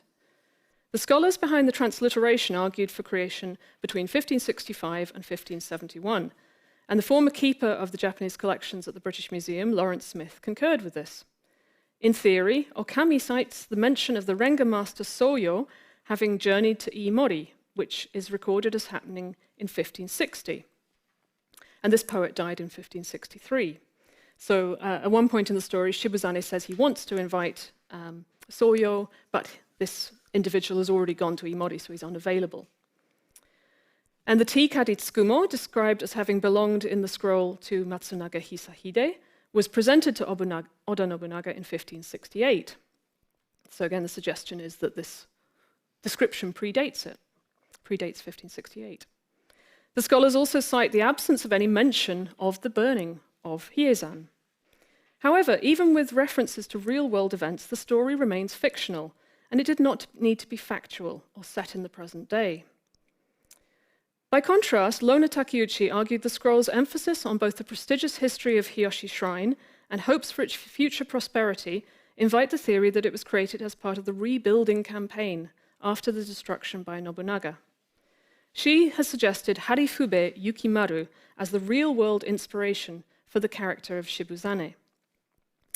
And he was head priest of Hiyoshi Shrine. The monkeys on Mount Hiei are sacred, believed to be manifestations of the local Sanno deity, and they therefore are an obvious choice for the story's characters. Already in 1571, that same year of destruction, Nobunaga ordered the rebuilding of Sakamoto, and Yukimaru was one of the first priests to return to Mount Hiei, and he worked hard for the shrine's revival. Takeuchi mentions that in 1585, he welcomed the birth of a grandson, Yukimasa, matching the scroll's content. She puts forward sophisticated theories regarding the story's significance within Tendai Shinto, the syncretic form that unites Tendai Buddhism and Shinto beliefs, including the marriage of these two monkeys as representing the union of the kami of Hiyoshi and the Buddhas of Enryakuji. I abbreviate that rich interpretation here, and I invite you to read her full and fascinating article in the Journal of Japanese Religious Studies. With regard to attribution, the authentication certificate that survives with the work by Sumiyoshi Hiroyuki dated the third month of Bunka 6, 1809, attributes it to Tosa Mitsuzumi, who was active 1573 to 1615. And this is repeated in the Sumiyoshi lineage papers held by Tokyo University of the Arts, which you can see an extract from when it was published in Bijutsu Kenkyu in 1935. And you can see also the attribution on the black lacquered box that was produced for the scroll at some point. Again, Takeuchi points out that if this attribution is correct, it fits with the later dating, when Mitsuzumi's period of activity is understood to have begun around 1573. However, as we know, many aspirational attributions have been made over the centuries by many connoisseurs. When the scroll was published in the Great Collection of Japanese Art in European Collections, Hizo Nihon Bijutsu Taikan, Murashige Yasushi noted that great care was expended on the depiction of textiles, but he saw a lack of sophistication in the rendering of architectural and landscape elements, particularly the base stones beneath the veranda and the ground by the water. And he saw this as setting the artist apart from the official Kano and Tosa painting atelier. Scholars agree that the town of Sakamoto would have had painters capable of producing a work of this quality, and we turn once again to the figure of Yukimaru as potential coordinator of the work, which surely must have required many creators. Sado no Soshi is a skillfully conceived work which successfully balances humorous pictures peppered with dialogue and text passages full of serious meaning. On the surface, it presents a diverting, ostensibly light-hearted tale of an auspicious marriage, but it is careful never to suggest any overthrow of the official order. Norms of social status and gender relations are always observed, and it promotes cultivated pursuits. Through this approach, it promotes the prestige of its religious setting in a time of great turmoil. More than 400 years on, its endearing characters and relatable story continue to entertain us. Thank you.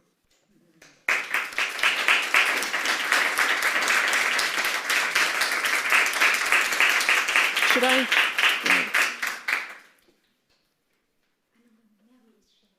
Okay.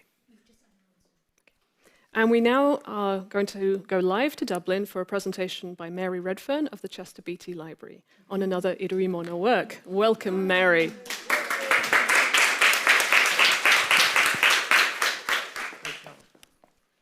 Oh, that's good. I can see my screen is sharing there, so that's brilliant. First of all, just a very big thank you to the organisers of this symposium and this fantastic exhibition. I really wish I could be there with you in person, but I'm delighted to be able to present to you live from Dublin. So let me begin. Unlike the monkeys of Mount Hiei, who appear to be unique in their survival, the poetry contest of 12 animals in the Chester Beatty collection belongs to a large group of works that share this same story. The appeal of this tale can be understood as soon as the scrolls are unrolled. but in its retelling we can see adjustment by choice and by chance, and scholars have worked hard to unpick these various relationships. But we can also reflect somewhat on the audiences that might have been engaged, and this is one of my aims today. But first, I'd like to guide you through the scrolls and the story that they tell. The 12 duodenary animals, or junirui, comprise the mouse, the ox, the tiger, rabbit, dragon, snake, horse, goat, monkey, rooster, dog, and boar. Sometimes known as the East Asian zodiac, they're familiar from their role in the representation of the cycle of years and hours of the day, and in Buddhism are associated with the 12 divine generals of the medicine Buddha. The story of their poetry contest and its unexpected repercussions is told across 3 mid-17th century hand scrolls in the collections of the Chester Beatty.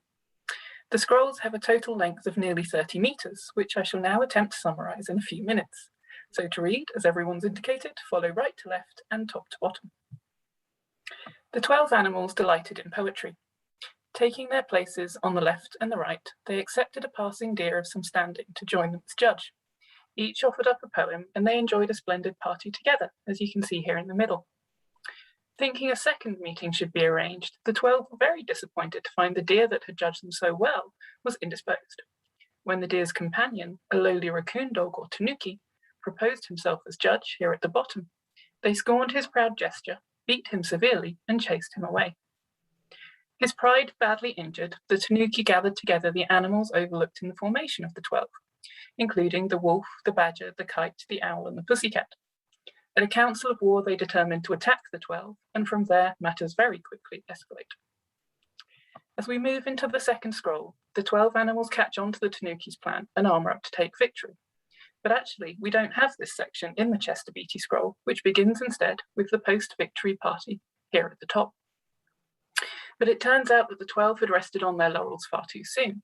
Spying on their camp from a nearby tree, the kite rallied the tanuki to make a rapid return attack. Catching the 12 unawares, the rebel animals tore through their camp before escaping into the mountains. A huge continuous scene in the third scroll brings the battle to a head. Unable to bear the slight to their authority, the 12 wage a powerful assault on the tanuki's fortress. And while its defenses were strong, darkening skies above heralded a thundercloud of dragons, who stole up on the fortress' rear defenses and dashed them with bolts of lightning. Decisively beaten, the tanuki had no choice but to flee. In one last attempt to subdue the 12, he transforms himself into a demon, but quickly startled by a barking dog, the game was once again up. Facing defeat on defeat, the wretched tanuki found a moment of clarity. Pride had brought him only suffering, and it was time for a new path. Bidding his family farewell, he sought out Buddhist monks who trimmed his fur in tonsure. Before retreating to a life of contemplation in the mountains, and as the story comes to its close, there was only one attachment that this tanuki could not break, and that was to poetry. As he observes, "My sins are piled up like snow, my heart has attachments like the moon. Enlightenment is the capital, so difficult to reach." So with apologies for the very speedy rendition, I hope you can see how successfully this story skips from the courtly atmosphere of a poetry contest to the excitement of a battle in full flow, and then finally the power of a religious awakening, all told throughout, as with the monkeys, in a story of animals, only first entering the human world with the arrival of the Buddhist monks. For the reader, unrolling the scroll a section at a time, reading through the decorated sections of narrative text, taking in the illustrations, their glittering embellishment, and the snippets of dialogue contained within, the story also drives beautifully forward throughout all the 3 scrolls. But where did this wild tale come from? The story of the 12 animals is known by various titles, and scrolls of this story can be found in various collections, as noted here. And for a full listing of these, I'd highly recommend the thesis by Sarah Thompson on the story of the 12 animals, which is actually downloadable. And she notes more than 20 versions of this story being known. And actually the title is one of the things that took it a little while to be identified in Chester Beatty's collection, because our earliest records for the scroll in the catalogues note that there's no other work by this title, and it's because we have one of these variant titles. But only one of these scrolls that is known predates the Edo period, and this oldest surviving example is a set of 3 scrolls formerly in the collection of the Domoto family, a family of artists and art collectors in Kyoto. The first scroll in this set has been securely dated to the mid-15th century, but even with this, the Domoto scrolls are thought not to be the earliest, as documentary sources suggest an older version, possibly produced around the beginning of the 15th century. This was, of course, a time of turbulent struggle, social upheaval, and frequent warfare, and the events that these scrolls relate, albeit in the guise of animals, may take some inspiration from an unsuccessful grab at power, the Oe Rebellion of 1399 to 1400 against Shogun Ashikaga Yoshimitsu. As the story itself suggests, the rebels were thwarted and status quo maintained. Just as the Domoto scrolls are considered to be adapted from an earlier model, this story continued to be copied onto new hand scrolls into the Edo period. On comparing these various scrolls, we can see quite a lot of fidelity to earlier compositions, even as adjustments are being made. In such circumstances, works that are particularly close in text and image can be drawn together in a chain of transmission and designated into groups or lineages. But the Chester Beatty scrolls are considered to be slightly difficult in this aspect. The debt of the mid-17th century Chester Beatty scrolls to their predecessors is very apparent when looking at images of the Domoto scrolls. They're very close in feel and flow, the long sections of narrative between closely matched illustrations, and shorter sections of dialogue held within the images. Compositions, even the patterns of the animals' courtly robes, are often held in common between the two works. However, under close reading, various differences can be found in both the text and images. As Satake and Nakano have discussed, some of these differences are explainable as misreadings, and some would be explainable more as deliberate adjustments. For example, the selection of animals in a particular scene, the placing of new puns, and the inclusion or distribution of text within the images.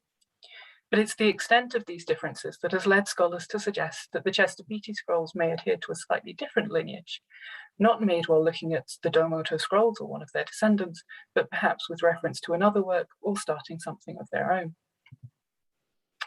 The text of the 12 animals, as recorded in the Domoto scrolls, has been interpreted as a story that was written to be read. Its style is different to stories received from oral transmission, with many allusions to classical literature that suggest an appeal to those with a certain level of cultural capital. For the most part, when we consider audiences for any work, we can only be very tentative. But in the case of the Domoto scrolls, we have some supporting sources. The first of the Domoto scrolls is quite comfortably dated to 1451, with calligraphy by Gosukoi, the father of Emperor Go Hanazono.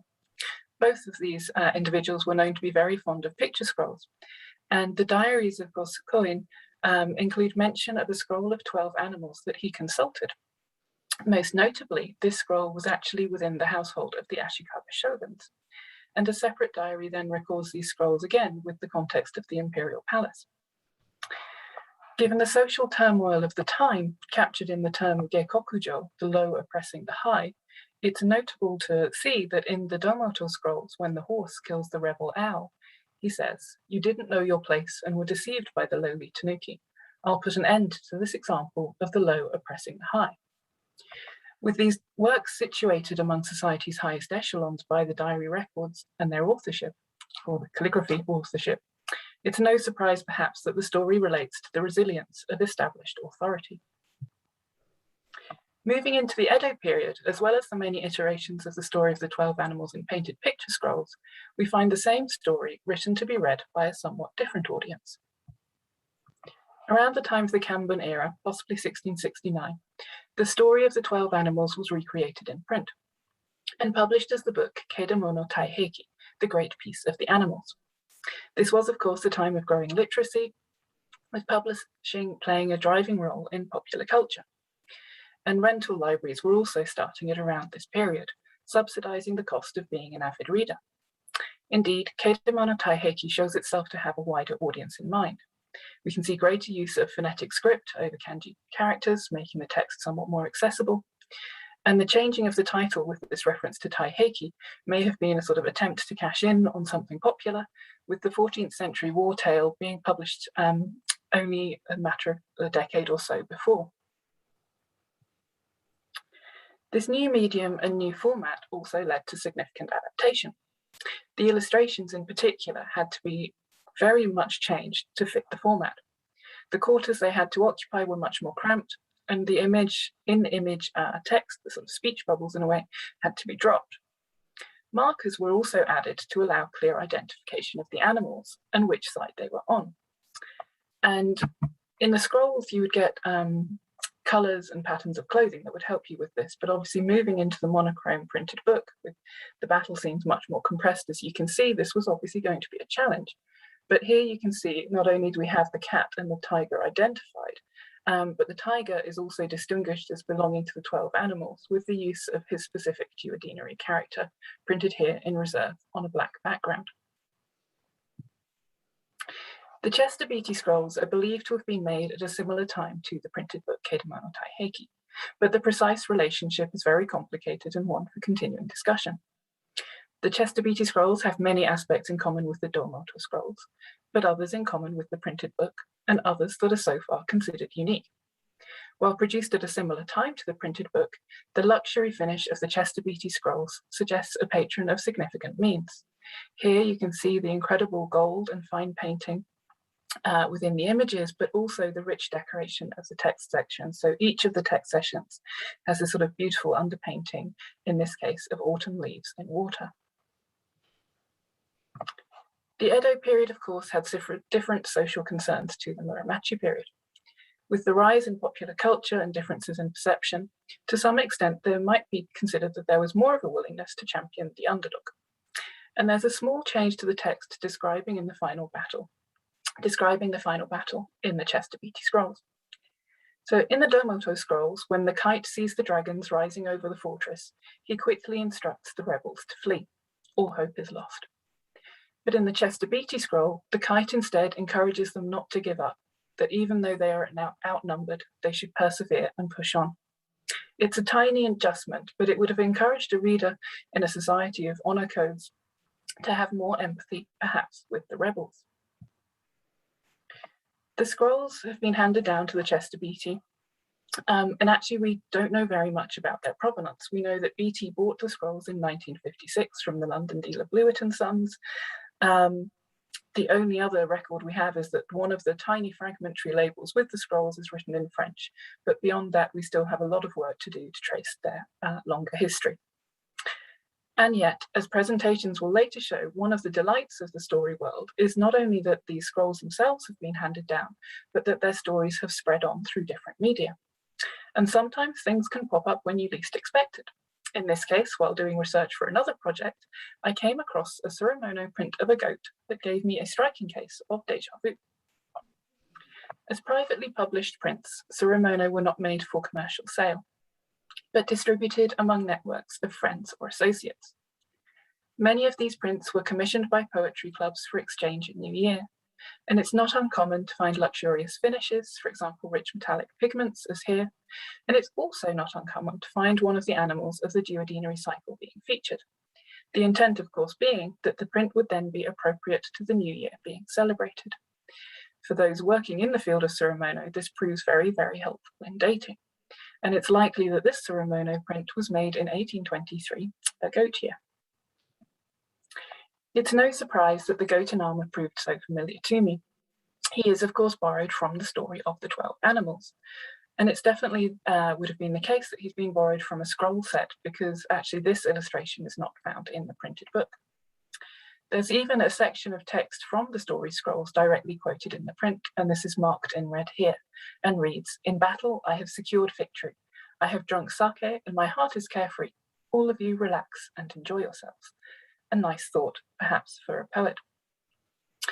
But I'd love to know specifically which set of scrolls may have been consulted by the makers of this Tsurumono print.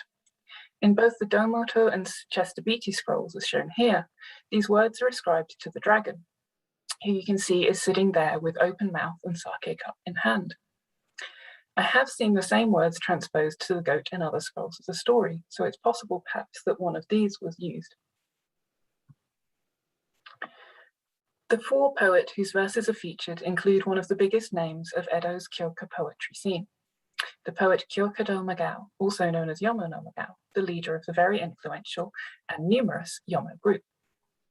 In this Tsurumono, Magao is joined by Tetsunoya Omon, a collaborator who worked with Magao on the anthology Up-to-Date Artisans Compared in Verse, and Sasagurien Chikai, a poet and scholar in the field of kokugaku, or national studies. One of the special things about the Kyoka craze in Edo was that it reached across social divisions. Groups were united instead by a love of literature and playful intent, a different audience again to those we have considered so far, and perhaps one who may have had some empathy towards a tanuki who could not escape his attachment to poetry. I'd very much like to imagine Yomono Magao and his acquaintances gathering to share a glimpse of a set of scrolls of the 12 Animals story before writing a poem inspired by it. I'm never completely sure whether curators are meant to have favorites, but when starting a job where you have a picture scrolls which close with a tanuki taking the tonsha, it is difficult not to. And then in reading the translation of the Domoto scrolls written by Sarah Thompson and published in the book Monsters, Animals and Other Worlds, what's most incredible about this story is how well it still works, how readable it is. Despite moving through all these different genres with rapidly escalating events, there are no real non sequiturs, and while background knowledge can add great value to the story, it's not intrinsically necessary. It reads incredibly well. And so it is a deep disappointment that these scrolls cannot be in Zurich to be part of the exhibition, a difficult decision made earlier this year in the circumstances of the pandemic. But I'm also so very glad to say that the scrolls are present in a way. And this is through the digital installation with special interactive viewer created for the exhibition by Professor Sarah Kenderdine and her team. This viewer was planned from the outset of the project as a way of encouraging audiences to engage both virtually and physically with the handscroll, and also as a means of overcoming some of these issues with the display of handscrolls, where you can only show a section, and obviously with 3 scrolls at a total measurement of 30 meters, that display is really a challenge. But through this viewer, the scrolls once again are able to share the delight for which they are made, taking to a new medium and meeting a new audience. I'm also delighted to know that the scrolls have already also inspired fresh creations. These include an adaptation by a German mangaka in the neighboring manga exhibit, a webtoon, and this incredible painting commissioned from Yamaguchi Akira. This joyous inspiration is, for me, what the art of storytelling is all about, and part of the continuing story of this wonderful story of 12 animals. And with that, I will hand over to Professor Estelle Bauer, and thank you all for listening.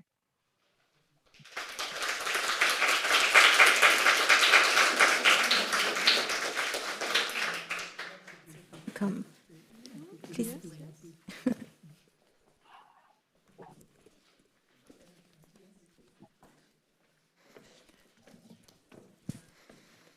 Okay. You don't have the. Yes. Yeah. Okay. So thank you very much. Thank you very much, Rosina, and thank you very much, Mary, for this wonderful presentation. And now I hope that you have lots of questions. So yes, please.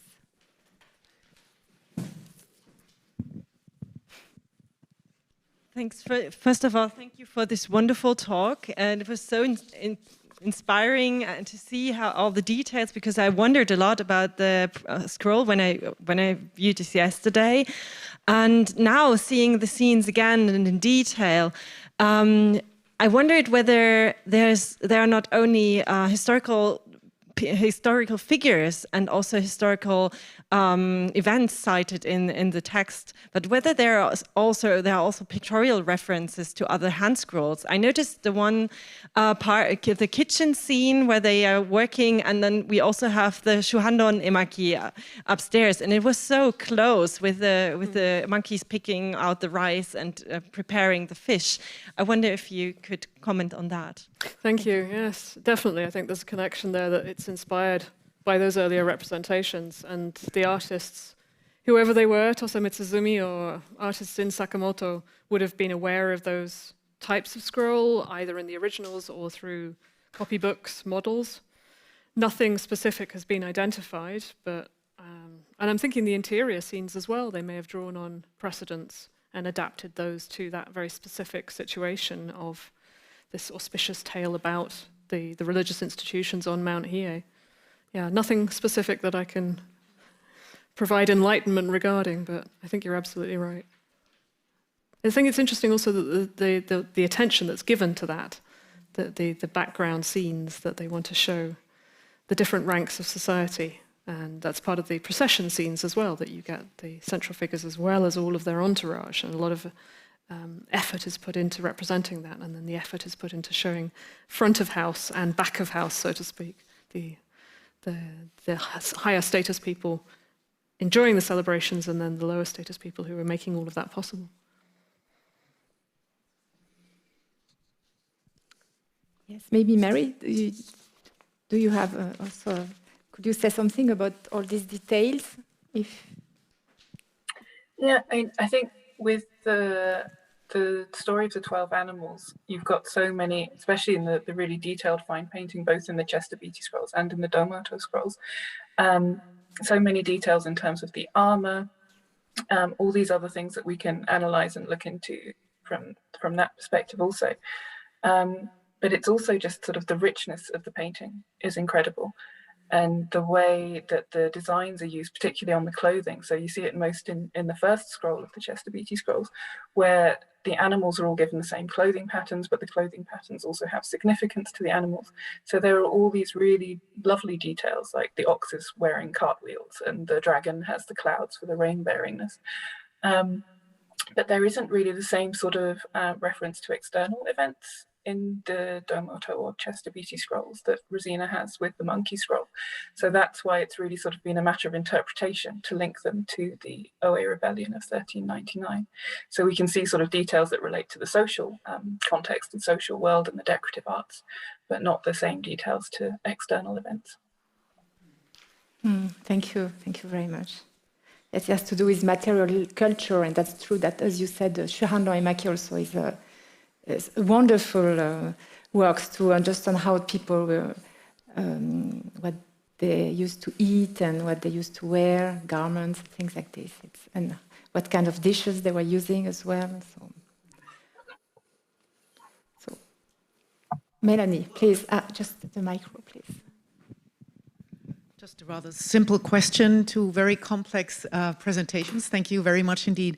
I wonder why you think it was the monkeys that they chose. You already discussed this, but I would also like to know what the kind of social strata were that enjoyed these kind of depictions, because it seems as though you really have to have a lot of knowledge of all kinds of details that you explicated, and at the same time, the story became so prominent during the Tokugawa era that apparently it reached different audiences as well. So I'm interested in the kind of reception part of the story.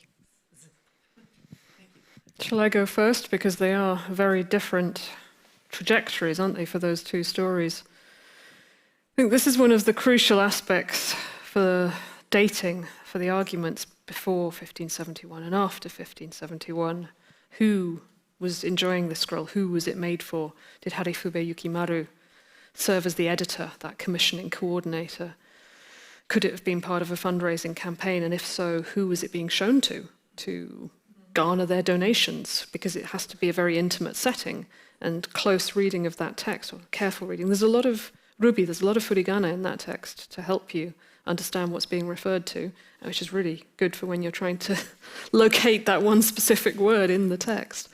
But you would have to be in an intimate setting with the hand scroll in front of you. It's not like an etoki where you can have a crowd gathered around and then you solicit donations afterwards. It has to be, come and view my hand scroll, and then would you like to support the rebuilding of the temple once you've seen it, which would take several hours to show the whole thing. But Lona Takeuchi was saying as well that the references were a form of insider knowledge for the elite on Mount Hiei, within the shrine and the temple, within Hiyoshi Taisha and Enryakuji, that it's appealing to them, to their knowledge of these specific people, the poetry masters and contemporary warlords. So I think who it was made for is key to understanding when it was made as well. but we don't have any specific information about that, so it's very difficult. But it seems to have been very local consumption and local relevance, and therefore it didn't spread. It was never copied. Mary, your 12 animals. So for the 12 animals, in terms of the selection of the animals, obviously by sort of pitting the 12, who are this very established group, against all the other animals, it's sort of underlying that sense of the legitimate authority that shouldn't be questioned. And in the end, the tanuki is put down and all the other rebel animals with him. But the social strata is the really interesting thing, I think, with this story, because it isn't coming from a folk tale, as far as anyone is aware. It's much more sort of tied into this highest echelon. And this is really with those diary entries in the mid-15th century. So the first of the Domoto scrolls, with its calligraphy, was probably copied from an earlier scroll in the household of the shogun. So it's been suggested that possibly the shogun himself was the initial patron for the first story, but we don't know who wrote the story, and the artist has only been sort of attributed for even the Domoto scrolls. So there's still a lot of sort of information on the attributions that's still in question and in flux. But then moving into the Edo period, one of the things that's been suggested as to why there are so many of these scrolls in existence is, was a scroll sort of, or was a copy of this scroll made, as obviously the Domoto scrolls were a copy of an earlier scroll. Was another copy made that was sold to a sort of commercial painting house that was then able to produce further scrolls for people. But something like the Chester Beatty scroll, with the amount of care and attention paid to it, I think really suggests that it has to have been commissioned by a patron rather than sort of produced for speculative sale. But what's really brilliant in the Edo period is that you have, at the same time that you have this Chester Beatty scroll, which is incredibly luxurious in its finish, you have the printed book, which would have had a sort of much wider reach intended. So one of the things, and I think one of the things we can still all relate to today, is that these stories, even if it was originally intended for one audience, actually can be engaged with by audiences in all different sort of areas of society. And that's something we can see through the reproduction of stories into different forms, into different media, as they continue to live their own lives. Thank you very much. I think that Sebastian Barnes has a question. Thank you very much for your presentations. I have one question for Rosina Buckland concerning Sado no Soshi. You have shown some of the details, or told us about some of the details that are mentioned in the text, namely tsukumonasu, to keep tea powder, and then this flower vase, kateki. And I think you mentioned that there might be a specific object which could be this kateki. When I read the text, I thought that while tsukumonasu is introduced very specifically concerning its history, kateki is rather vague, and the object itself is not described very much, but rather just the name. So how plausible is it that kateki was really a specific object? I don't have an answer, really. It's a suggestion that's been made, and I think there's a possibility of names being applied to more than one object. So it could be merely coincidence that two objects were given that name, and we shouldn't identify them, but it was somebody's idea, and I think we want to find the surviving objects that we can identify. So somebody has suggested that it was the Seikado Bunko Bijutsukan piece. Seito Bijutsukan. Yeah, the Seikado Bunko Bijutsukan. So it's the Mitsubishi family collection that was made into an art museum in the early 1900s. Okay, but you're right, it's a very detailed description of them, down to how the cup should be displayed on a black lacquered stand, and it's part of that elite world that the presumption is that this is made for Hiyoshi Taisha, and going back to Melanie's question, it's something to do with the head priest of the shrine and speaking to his status, or what's the word?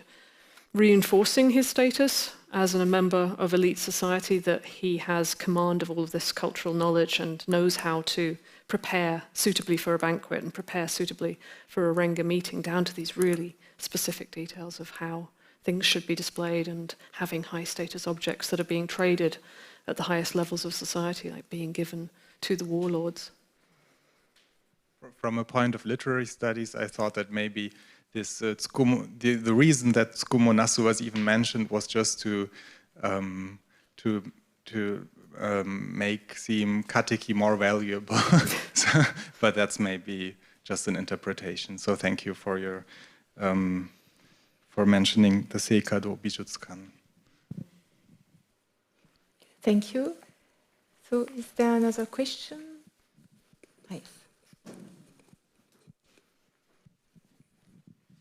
Yes, Raji Steinig, Japanology, University of Zurich. Thank you both for your presentations, from which I learned a lot. I have one remark to Rosina's presentation, because we have this discourse in contemporary Japan, how Japanese culture is not anthropocentric. So I found the point you made, how the proper order between humans and animals must be upheld, and how animals are punished who aspire to enter the human world. Really important in that regard, because it shows us that there is a consciousness of the special value of being a human being in medieval Japan. That's just a remark, sorry. No, thank you. And that's... But I have a question concerning the 12 animal Chestabiti scroll.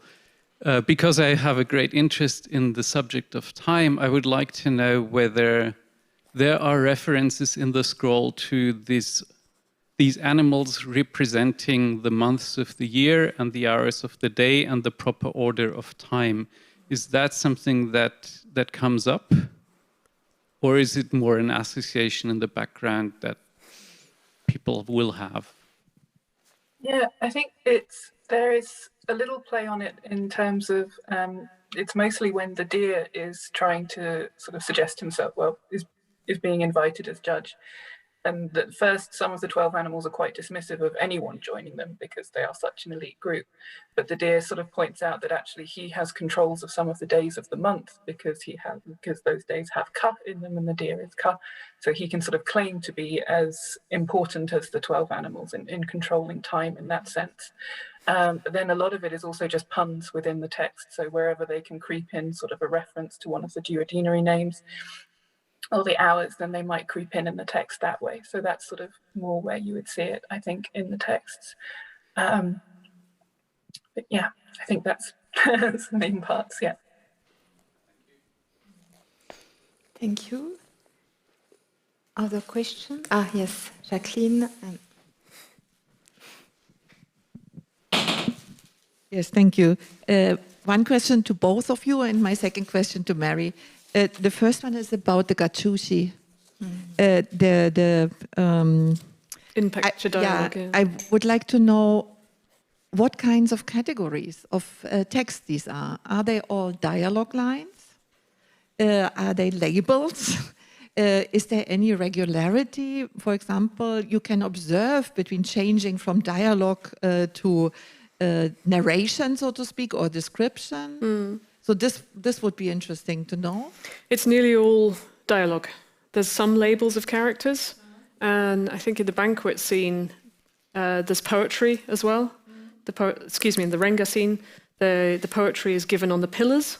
But so it's really suggested that the poem is recited. Yes, it's part of the dialogue. Okay. Yeah, it's part of what's being spoken by the characters, but it's really cleverly done on the pillars of the building, sort of almost highlighted. But the rest of it, there's no narrative, there's no delivery of text that advances the story. It's dialogue within the picture, which is what makes it so entertaining and really draws you into the picture. Because when you imagine those... And you have this kind of presence. Yeah, but you have to spend a lot of time on that picture.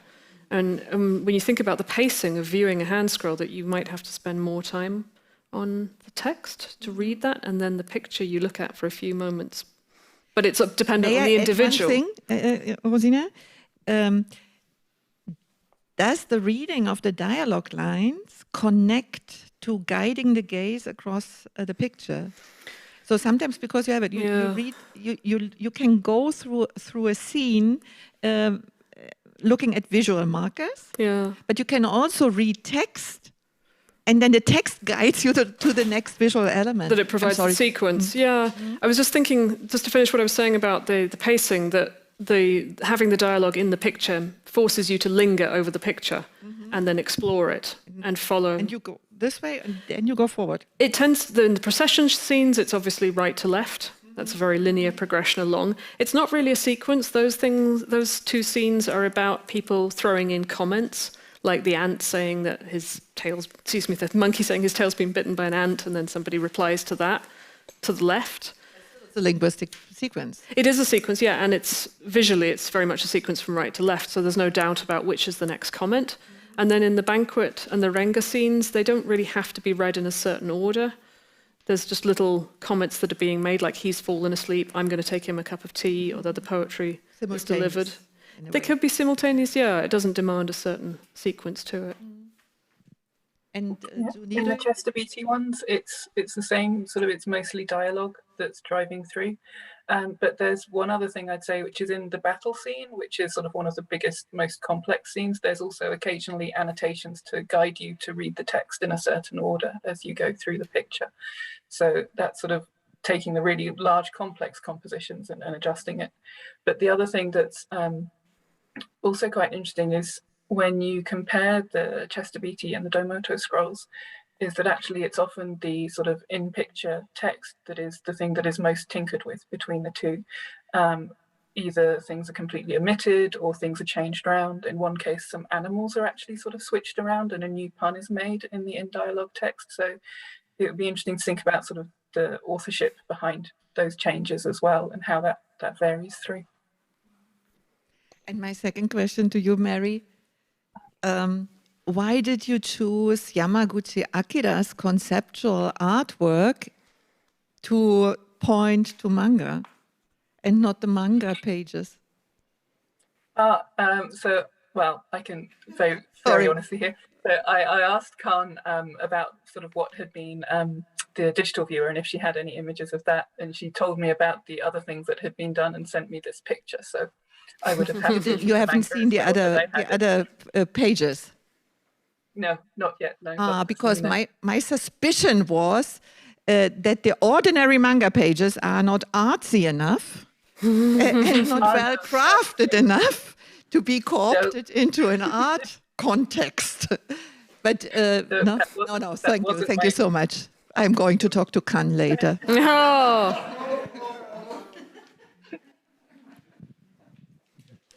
May I just ask another question, adding to what has been said before? You mentioned that there were viewing sessions together, and now you said it was dialogic. And I was always wondering, when you look, like two people looking at those, is the reciting and the quality of recital on the quality of performing and reciting a poem, for example, is it as much part of the aesthetic experience together, the performative aspect of it? Or would you read it, just point to it, and then everyone would read silently? I'm just wondering. Does one know how it was viewed together? Do we know? Do we know how these things were read? Did it differ on the situation? I think it's really difficult to answer that, but I imagine that people would read them out loud if they were viewing them in a group. That it's more enjoyable, it's more participatory. Perhaps one person reads out the long passages of dialogue, or is it individual viewing and then you just read it to yourself aloud, perhaps? I think those practices of reading during the 1500s, exactly, where surrounding centuries, are fascinating. Yeah, precisely, because then you have a change of medium and you have the theatrical and the performative. Oh, are you acting out the scenes together? You take that role, I'll take that role. Yeah, thank you. Were you thinking something, Melanie? No, there's just some evidence in the Kammoniki. Evidence in the Kammoniki, written by a high-ranking aristocrat, where he describes how people read it and others look at what is being shown. But there might be there's a storyteller. Kind of. Well, or also reading, actually. But a narrator who speaks it out loud for other people. Right, and not for nothing, we have this sequence of alternating script and images, right? So people could look at the images while somebody reads the text. And so there are some mentions, but it might have been very different in each occasion. Sounds like a PowerPoint presentation when you put up a pretty picture so that people can look at it and get a little bit more time to think about it whilst you deliver the information. Mary, do you want to add something about the way it might be have been received? I think it's tricky to think about because one of the things is just the size of the scrolls. So normally when we think about sort of the section that would be opened, in the case of the Chesterwiki Zodiac scrolls, you wouldn't even necessarily manage to do the whole battle scene in one. So unless you were opening it much sort of wider than we would have thought would have been customary. But it is really exciting to think about sort of people gathering together around these objects, but also then obviously they could also be enjoyed by someone on their own. So I think that's, the special thing with these artworks, and the thing that draws us all together is that you can enjoy them in so many different ways. You can share them with others, or you can enjoy them by yourself. And when the stories are this good, it's really enchanting. There's a lot of lists, is my other thought, in Saruno Soshi, just thinking about how it would feel to people listening to it. There's the long history of Mount Hiei, and then the lists of the dowry, the lists of the food, and no, it's not driving the narrative forward. Yeah, but if you're sitting listening to that, or the Chogonka, there's places where things happen, and then there's the pictures where something happens, but then there's these long, not even expository, but they're just auspicious, delivery of auspicious information, really. That's interesting to think about in terms of a group. It's interesting that you mentioned Chogonka there, Rosina, because that was the other thing I was thinking, saying. Excuse me, I should have said Choka. Sorry. Oh, sorry. Well, with Chogonka, so the scrolls in the Chestabiti, it's just the paintings. There's no text through the scrolls, and I know from just even the scholars we've had visiting and seeing them in the museum that sometimes they find themselves reciting the poem as they look at the scroll. So this is a sort of really beautiful thought that's sort of how they could have been appreciated too. That for a text that was that well known and that familiar, it could almost glide playing through in your head. Yeah, exactly. It's a really nice idea. Okay, thank you. It's a very lively conversation. We have still 2 minutes, or shall we stop here? One more question? The wrap up.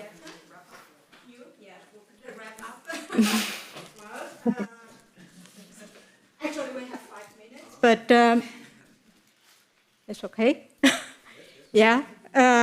So actually we have 5 minutes, but I think it was a really fulminant morning today. So we have learned a lot, we have seen a lot, and we have got a lot of information. And I think we all now deserve a lunch break. So the lunch break is 2 hours. We will reconvene here at 2 p.m. sharp. I remind you always of the time. So to our participants online, we say goodbye to you for now until 2 p.m. All the participants on site, so please be aware, the auditorium will be closed over the lunch break. You can leave your bags here if you want to, if you have luggage. It will be locked, so no one can come in here, but it would be better if you take your valuables with you. You have 2 hours time, so I would recommend you maybe to spare some time to go and see the exhibition. Checks on those details again that have been discussed this morning, if they are really there, or if they just tell you any stories, The door will be open again at 1:30. I think you all have a badge this morning when you came in. This is only the sign that you have been checked, the health pass or COVID pass or whatever they are called, which means if you go into the exhibition, you don't need to be checked again. But the badge is not the entry ticket, I'm sorry. You need to purchase the ticket to the exhibitions. You can do it here upstairs if you don't want to stand in the line. Here is quieter, or you do it in the main building. And the entry will give you, the ticket will give you the entry to all the exhibitions we have at the Rietberg at the moment, including the Indian miniature painting upstairs, which I really recommend you as well. It's also about narrative, so it's all in the context. So with this, I wish you a very pleasant lunch break, and we see each other again at 2 p.m. here. Thank you. Thank you to all the presenters.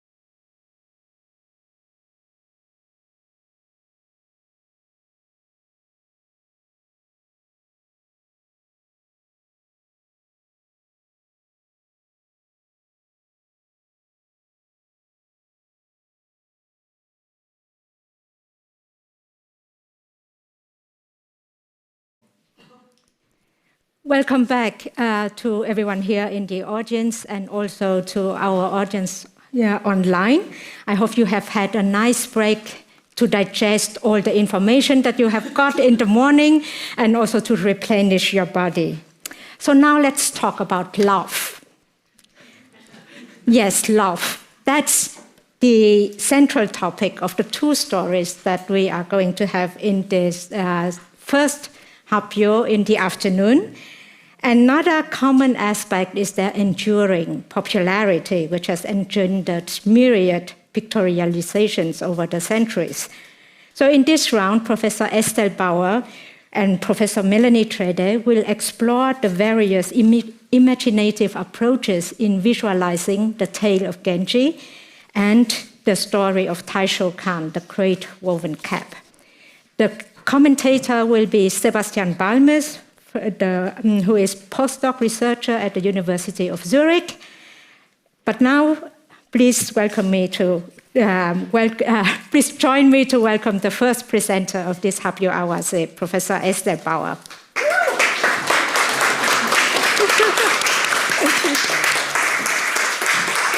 Okay, thank you. Hello, and thank you, Khanh, for your presentation.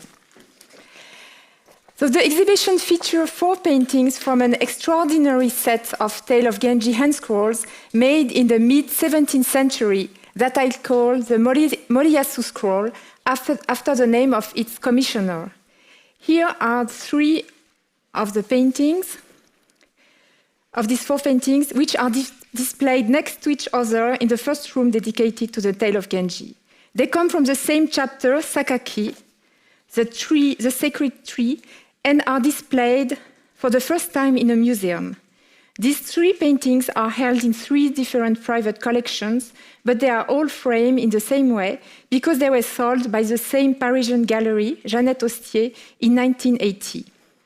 There are 3 survivors from a set of 6 handscrolls that contains the entire text and 31 paintings. These 6 handscrolls were cut to separate the paintings from the text. Then the 31 paintings were framed and sold by the Hostier Gallery in 1980. Of the 31 paintings, I found 9, but the other 22 paintings are known thanks to black and white reproduction in the catalogue published by the Hostier Gallery at the time. I wanted to brought you the catalogue, but I forgot it in the hotel, so I'm sorry. The textual part of the Sakaki chapter have been lost.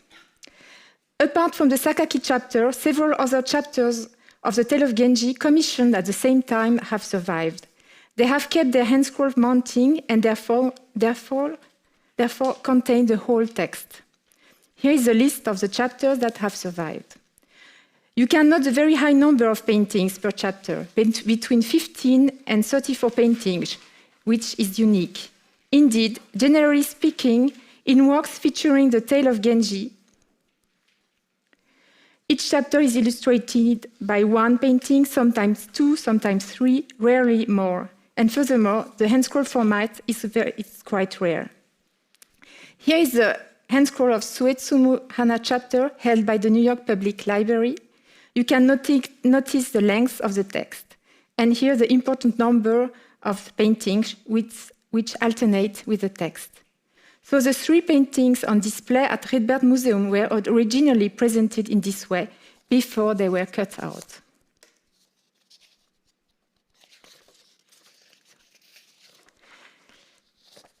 Here is an example of the most common way in which the Tale of Genji may be transformed into an object of contemplation. Each chapter is represented by a painting preceded by a very short excerpt from the text. Clearly, the Moriyasu Handscrolls are unusual in the Genji tradition for their materiality. It is also remarkable to note that the idea of illustrating the Tale of Genji in a very dense way was intentional. Indeed, the first chapter of the Moriyasu Handscroll, the Kiritsubo chapter, includes a colophon in which the patron, Taira no Moriyasu, explains his approach. Various passages of this tale have been rendered in paintings, which is much appreciated in our world. However, no set of paintings represent the whole text. I have conceived the project of depicting the content of the tale without omitting anything, for the pleasure of the next generations. And following my humble heart, I decided to produce the 54 chapters of the Tale of Genji. This shows that the commissioner was aware of doing something new by illustrating the text of the novel in a comprehensive way. So in my presentation, I will address the following points: the criteria that govern the choice of the passages to be illustrated, the dynamic visualization of the novel, and the representation of the character's feeling. The question of the reason for the choice of the passage to be illustrated in the Moriyasu Handscrolls has been of great interest to the scholars of the Tale of Genji and have given rise to many hypotheses. For my part, I have recently shown that the choice of about 90% of the passages can be rationally explained. I showed that during the process of making the handscroll, the creators relied on a particular document.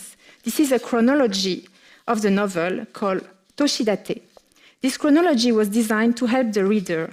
As you may know, the Tale of Genji is a very long text with many characters and a huge amount of events. What makes it challenging for the reader is that some of the events told in the story in consecutive chapters take place in parallel. This reflects the personality of the Prince Genji, who, as a young man, experiences several love stories at the same time. It is therefore sometimes difficult to understand the chronological relationships between the events. The scholars in the Middle Age wrote different types of documents to help the reader. They designed family trees, they wrote comments on literary, poetic, historical references, and they made this chronology. Like any text, this chronology is also an interpretation of the novel. It provides its own point of view on the Tale of Genji. To me, this is a kind of synopsis of the life of the main character. It enumerates the main stage of his life, but in a very factual way, specifying, for example, the people he meets, the places where he is, what he does. Let me give an example from the first chapter. This is a donning of pants. When Genji is 3 years old, the prince is sitting in the background, dressed in red.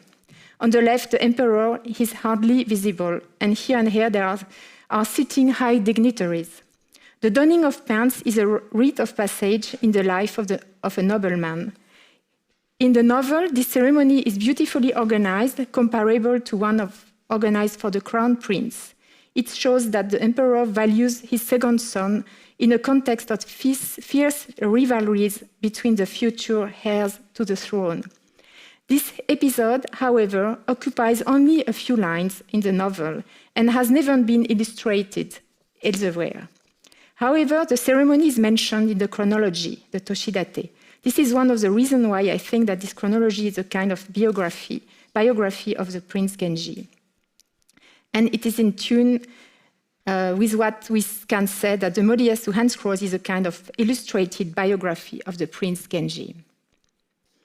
This interest in the life of the prince in such a very original way in the Genji painting tradition,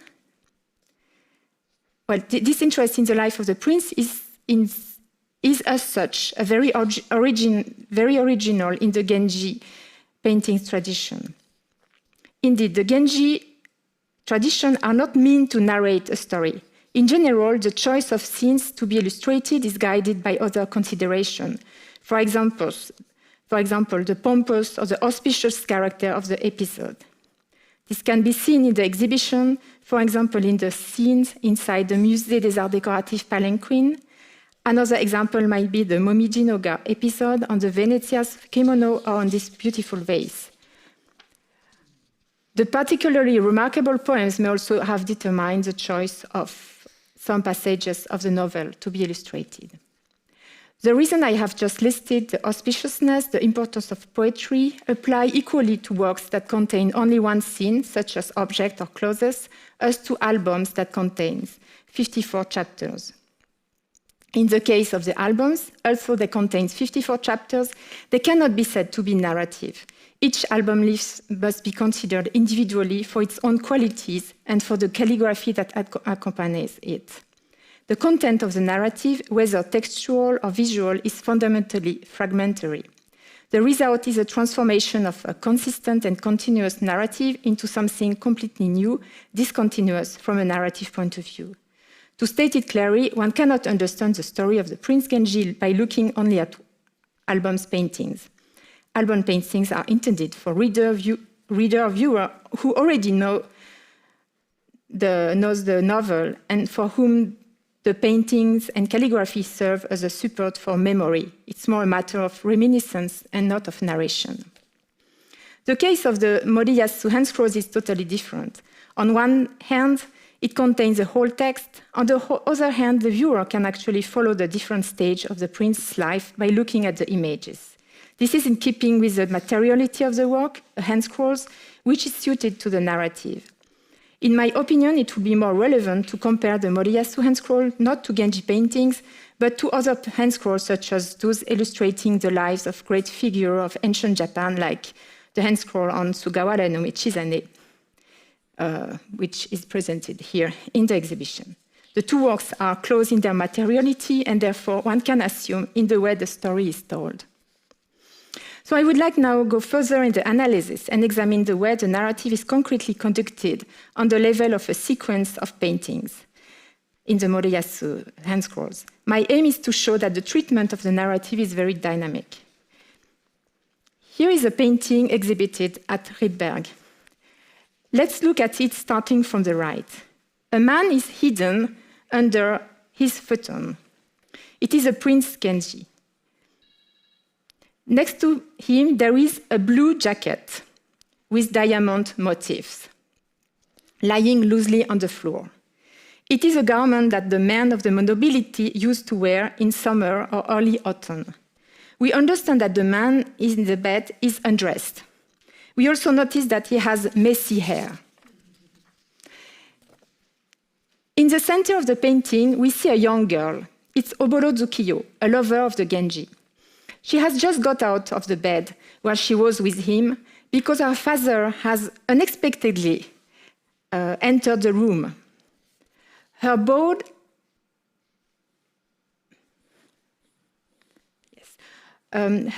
head suggests that she is troubled and feels uncomfortable. Her father looks at her and asks her why her face is flushed. He thinks that she's being attacked by an evil spirit. At that moment, he noticed that a blue belt decorated with diamonds is tangled in her clothing. There is no doubt about it. It is the belt from a man's garment. Her father noticed also some sheet of paper on the floor. He picks up one that looks like a love letter. Then he recognized the handwriting of the Prince Genji. Yes. In the text that follows the scene, the father enters his daughter's room and finds Genji looking at him mockingly. The following paintings show the outcome of the story. Oboro Tsukiyo's father, who is also a minister, is furious. He goes to his other daughter, the lady of the Kokiden, who is also the main wife of the retired emperor and the mother of the reigning emperor. For him, the love relationship between Genji and his daughter, Oboro Tsukiyo, is an affront. This event is very important in the novel.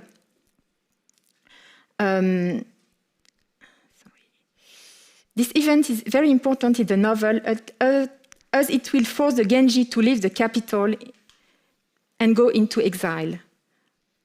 On the painting, we can guess the complicity between the minister and his daughter, the empress, by their attitude, their heads inclining toward each other. And the gesture of the minister suggests his anger. He has his index finger pointed, as he was pointing at Genji. Through this example, we understand that the Moriyasu Handscroll is really narrative in two ways. First, by the choice of the passages, the text passages, to be illustrated, which represent decisive moments of the story. Secondly, by the way in which the actions are depicted. The attitude of the characters give a glimpse of the way they interact and their emotion. Finally, I would like to talk about a third point, the representation of the character's feeling. In the Genji tradition, the expression of feeling is usually metaphorical. The paintings often depict a couple in a building looking at a garden. The man and woman exchange poems inspired by the flower in the garden, allowing them to express their feeling. So the paintings do not show feelings directly. We have to go through the poetry to understand them. In the Moriyasu Handscrolls, feelings are often shown in a much more explicit way. So let's look at this painting. It is the death of Yugao.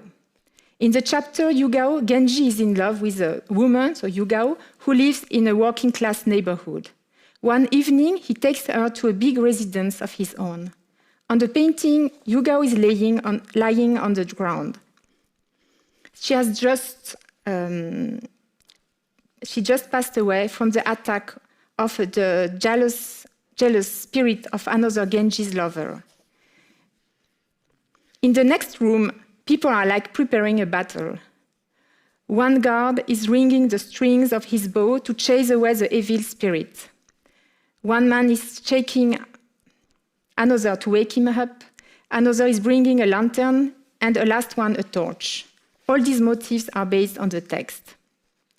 The text also describes in detail the gloomy atmosphere of the dilapidated villa. For instance, the painter has depicted very carefully the trees bent by the blowing wind to render this gloomy atmosphere. The representation is not only close to the text, it is also dynamic, as in the preceding example. One has an impression that the characters are in movement and interact. Moreover, the painting shows the corpse of Yugao.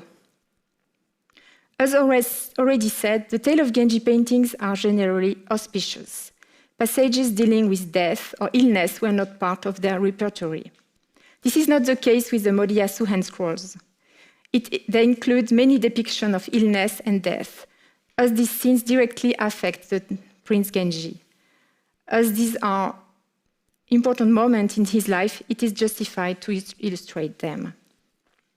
The way in which the characters are depicted is another subject of astonishment for me.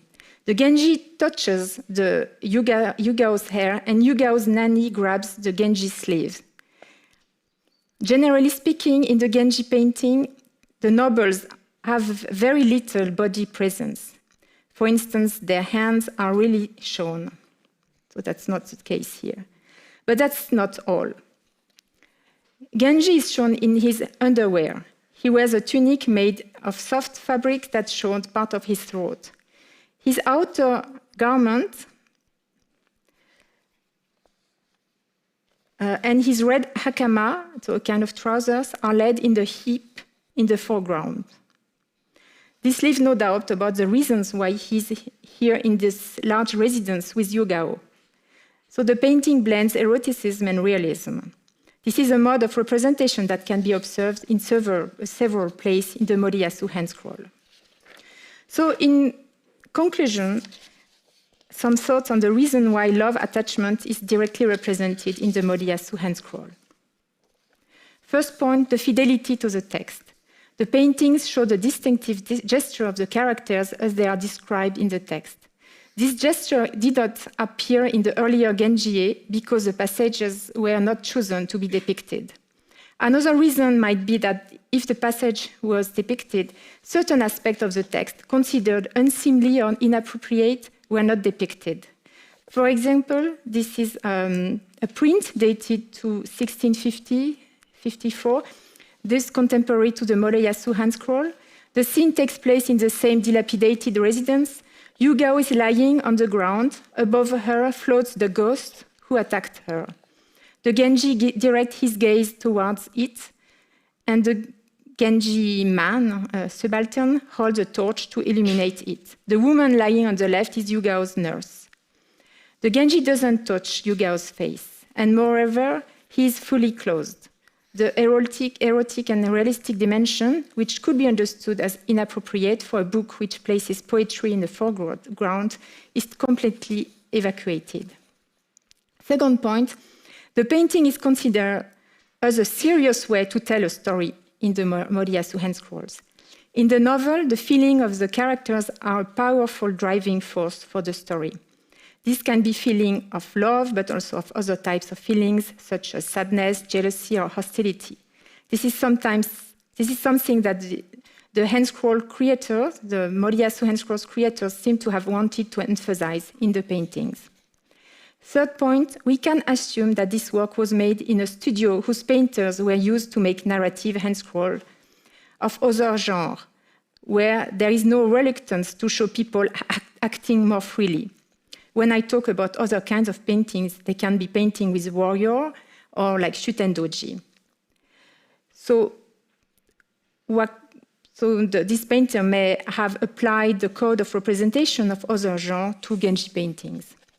Fourth and last point, on a higher level, I wonder if the Moriyasu Handscrolls doesn't reflect a change in mentality in the middle of the 17th century in the way of depicting the relation between man and woman or the expression of feelings, a change that could be observed in other works that represent scene from contemporary life. So this is a point I would like to explore further in the future. So this is the end of my presentation, but I hope you will give me 1 or 2 minutes of your attention to share with you some information about the Moriyasu Handscrolls that were kept secret until 2 days ago, and which I can now share with you. So this is, yes. At the beginning of this talk, I told you that the 6 handscrolls sold by Jeannette Ostier had lost their text, and therefore that the 3 paintings exhibited here are like orphaned. We knew that they came from a set of 6 handscrolls thanks to a photo of the 1980s catalogue. In fact, all the texts have been found recently and are presented in the issue of Kokka magazine, which came out this week, just 2 days ago. It's very fresh news. Sanomi Dori, who is my onshi, as we say, my professor, and not only of mine, but also of other people who are here, she found the text and generously sent me some pictures so that I can share them with you just like 2 days ago. So I would like to thank her, of course. So here are the cover of the 6 handscrolls and a rolling stick and the box. And here the lacquer box with the title Sakaki and Rokkan 6 handscroll. This is the rolling stick.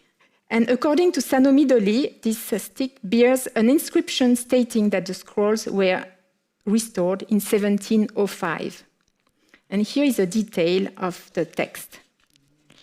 There are several reasons why I'm talking about this today. First, I wanted to show the actuality of this work, of which there is still much to be discovered, and to show that knowledge changed very quickly. For example, thanks to the discovery of the text, it is now possible to understand more accurately what is depicted on this painting, which is exhibited here at the Rietberg Museum.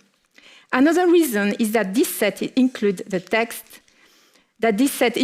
text and the box, were sold in September 2019 in Zurich by Schuler Auktionen. They were bought by a Japanese dealer who then contacted Sanomi Dori, who decided to present the whole text in the magazine Kokka. The auction house unfortunately refused to give any information about the seller. But I'm sure that he also bought some paintings, because if he bought so many texts, I'm sure he bought paintings. Since it seems that only the text was sold, one can assume that these paintings are still somewhere in Switzerland. And one can also assume that other Swiss collectors have bought paintings from the Sakaki chapter. So I hope that this exhibition will help to find them. And to know more about this new discovery, we have to wait to read this Kokka issue. So thank you for your attention. And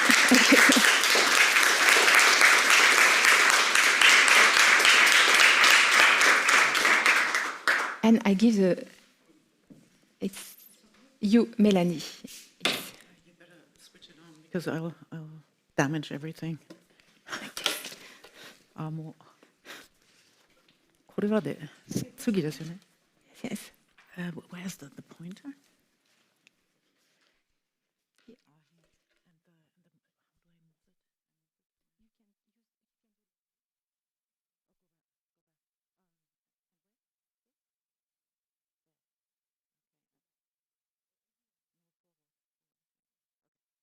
All right.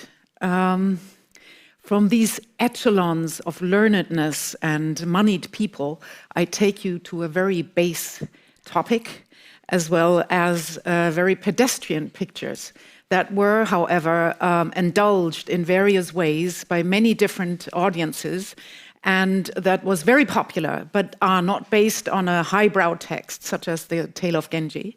Instead, it is based on a performance art.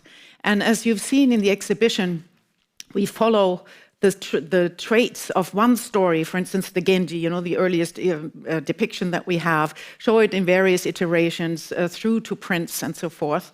And in this case, there is not that much to trace for, although the reinterpretations of the same text have left quite a bit of a legacy. This is a little bit of an experiment on my part, because it's the first time I speak without a manuscript. So pardon if I repeat myself. And it is also a first to say that I deal with it in a feminist way, but that's a little bit of an exaggeration, I admit. It's just that I focus a bit on the female agency in this very narrative. So it is about the Taishokan. It's a story that originates as a performative art in Shikoku, in the Shidoji temple, where it was performed as a fiefdom of the Fujiwara family that owned a part of Shikoku, and it was performed to celebrate the founder of the Tokugawa, of the Fujiwara family, Fujiwara Kamatari. So he's the hero of my talk. Only of my talk. And as you can see here on the left-hand side, this portrait is actually exhibited in the show, and it is one of hundreds that you can think of. And just to make the case, the Cologne Museum of East Asian Art owns exactly the same icon, and whom you see in the center is Fujiwara no Kamatari, and on the lower left and right are his two sons. On the left side is Fusazaki, who is part of the story that I'm going to tell you about, and on the right side is a priest called Joe, who basically the two exemplify the family lineage as well as the religious lineage that the Fujiwara was going to continue onwards. And on the right-hand side, you see a ceremony using the Kamatari portrait as an ancestral veneration object, if you will. I mentioned that it was originally conceived of as a engi on a huge, really huge hanging scroll, which was used as etoki to explain stories. But then it was adapted in the 16th century into, or no, much earlier actually, 15th century and 16th century into the kowakamai genre of performances. And this is what you see right here. It's mostly recitation and simple drumming. And at the time of Hideyoshi and Ieyasu, it was the most popular performance. They really just wanted to see that, and No was kind of out at the time. Anyway, so Taishokan was the most popular among a series of pieces that were performed in the same way, kowakamai, as we can know through diary entries and who visited which pieces, and the Taishokan comes up most often. And so now we go back to the two-dimensional materiality, a hand scroll, just to explain what the story is about. So this is one of many, many scrolls, usually 3, that cover the entire story of the Taishokan. It begins with Taishokan visiting his ancestral shrine at the Kasuga Shrine, which is the tutelary shrine of the Fujiwara, as many of you know. And so he prays to get the sanction, the allowance of the deities to build the Kofukuji temple. And of course, he's being protected, and everything is good. And so then that's one thing. Then the next one is that the Chinese emperor hears about the beauty of his daughter, and he sends envoys several times to garner the interest of Taishokan and be able to get his daughter as his wife. And so there is the scene where the daughter is eventually sent to China on a Chinese ship with Chinese, accompanying sailors and so forth. And Kohaku Nyo is her name. Kohaku is red and white, so it's a typical name of a beauty at the time, taken over from the Chinese. And eventually they marry, and this is a very important scene that comes up later on, and I would like you to remember that. So on the top left, you see the scene where she sits next to the Chinese emperor. This is some students always ask, is this real? So did really, a Japanese princess marry a Chinese emperor? And of course, this is totally made up, a wishful thinking, let's say, because I think the Chinese couldn't care less than getting a Japanese woman. Anyway, so she sits there, and of course, being a devout woman, and this is a very important aspect because there are three women who play an important role in this story, and she is one who is totally devout as a daughter. And so in order to support her husband's endeavor to build the Kofukuji, she gathers all kinds of Chinese treasures. And of course, Chinese treasures are highly valued in Japan. And so she gets them all together, including one gem. And this gem is a pivotal issue that continues through the story. And then she sends the most powerful warrior from the Chinese, Wan Hu, and sends him with these treasures back to Japan. And as soon as they board the ship and go on the sea, of course, the dragon kings beneath the sea know already that this jewel is being transported, and they know how religiously laden, how important this gem is, and they want it too. So they try everything, but the dragons are kind of a nuisance. So they ask the Ashura to help them, and a fight starts amongst these two, where they have a battle on the sea. And interestingly, these are iconographies that are reiterated from different narratives as well. So the Hachiman Engi that I also worked on has exactly the same scene. It's not the Ashura, but it's the Koreans against whom they fight, but they take up that motif. So there's a lot of intertextuality and intervisuality, if you will, between these various stories. So there is this fight, and the dragon, wait a second, and they don't manage to get the dragon, the gem, but on the upper right, you see a little boat on the lower left of the upper right image, and the dragon princess is being sent by the dragons to seduce the Chinese general in order to then get the gem. So this is the second woman who's very important, because she eventually manages to do that and gets the gem by seducing him. Basically, they have like a pretty juicy exchange of, I love you and so forth, but more than that. And anyway, it results in him giving, she says, well, can you show me what you have? Your most important, and she said, well, no, actually no, but please. And then eventually he shows her, and she snatches it and vanishes into the ocean. And yeah, and so we are back to square one. And here we have the scene where the Chinese embassy delivers all the other gems and the treasures that Kohaku Nyo, the daughter of Taishokan, had sent from China. And she also, Japanese as she is, has a list of everything that is being transported. And that list is being read, and Fujiwara Kamatari realizes that this one gem is missing. It's in the list, but not physically there. And so he is quite distressed, but says, okay, well, then I'll have to take action. And he asks where it was stolen. It was close to the Shido Bay in Shikoku. And so he disguises himself, as you can see, as a humble man, going to that area and trying to find a very gifted diver, because the gem is beneath the sea. So we see him here as he basically inspects the surrounding. And he finds a very gifted diver, and clever as he is, he fathers a son, and as soon as they have a son, he says to her, if you want our son to continue the Fujiwara lineage, you need to get the gem from the Dragon Kings, right? And so she can't but not do it. And so her endeavor is to actually dive, no, wait a second. Jetzt bin ich durcheinander. What am I? No, sorry. Let's just go back. Yeah, this is it. Yeah, well, actually, we can continue here.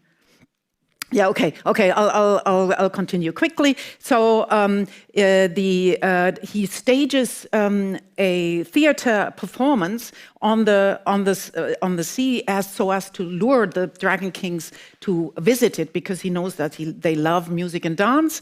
And then at the same time, the diver dives into the sea and fights against one dragon and manages to get the jewel.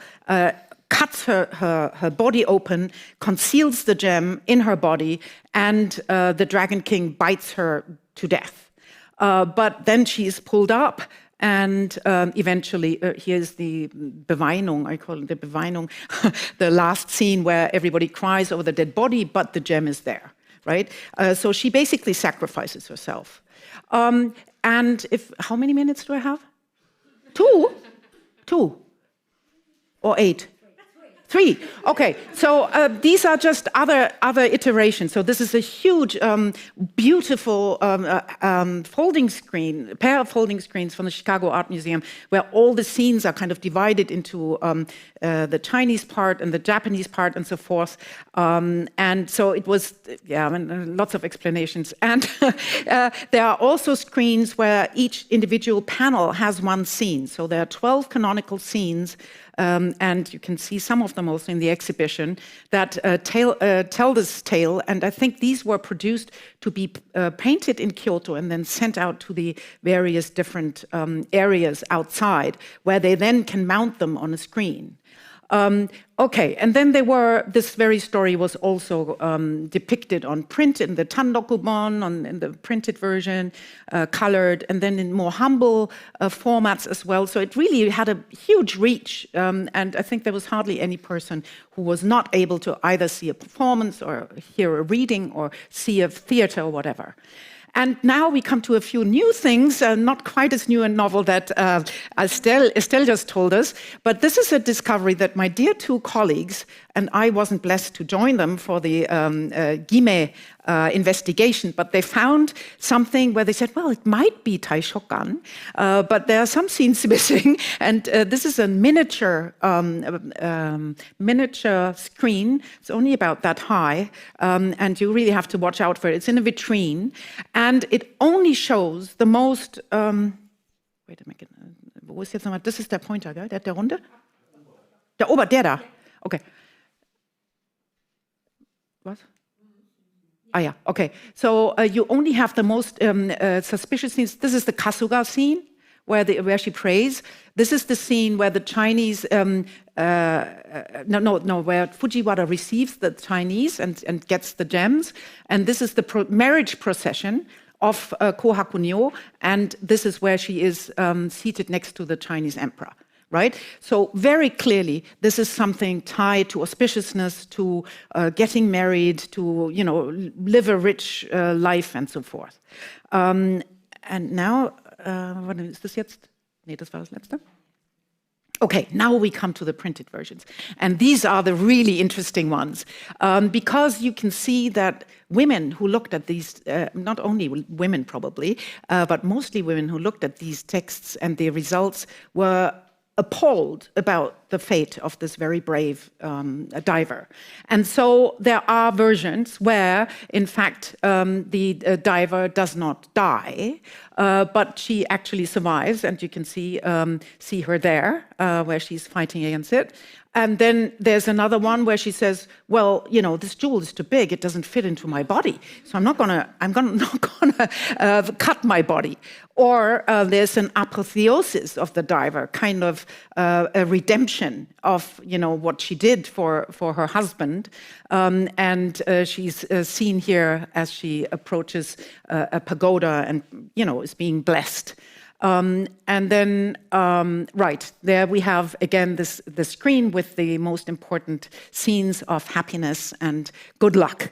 And here's another, and this is the only hand scroll, because the hand scrolls are the most conservative format, where everything is done literally. But there's one in the Berg collection, now it's in the Metropolitan Museum, where the diver actually in person gives the jewel to Kamatari. So she survives that as well. And I think, this is something that we should be celebrating. No, didn't I have some more? No, probably it was that. Anyway, so you get the wealth of one story that started as an engi in a kind of rural area and ends up as something that everybody knew about and that was, who were aspiring to be as brave as this woman and survive it too. Okay, thank you for your attention.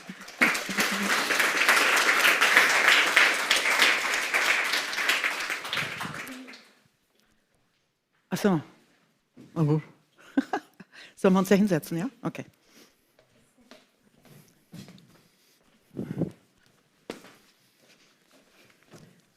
Wo willst du sitzen? Willst du hier oder mittendrin vielleicht? Ja. Estelle and Melanie, thank you both for your fascinating presentations.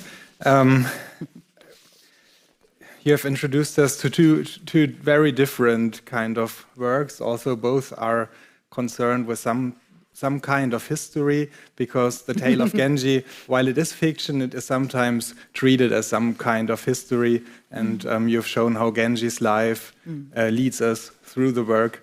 And Taishokan is, of course, part of Fujiwara history. Also, there is some distance.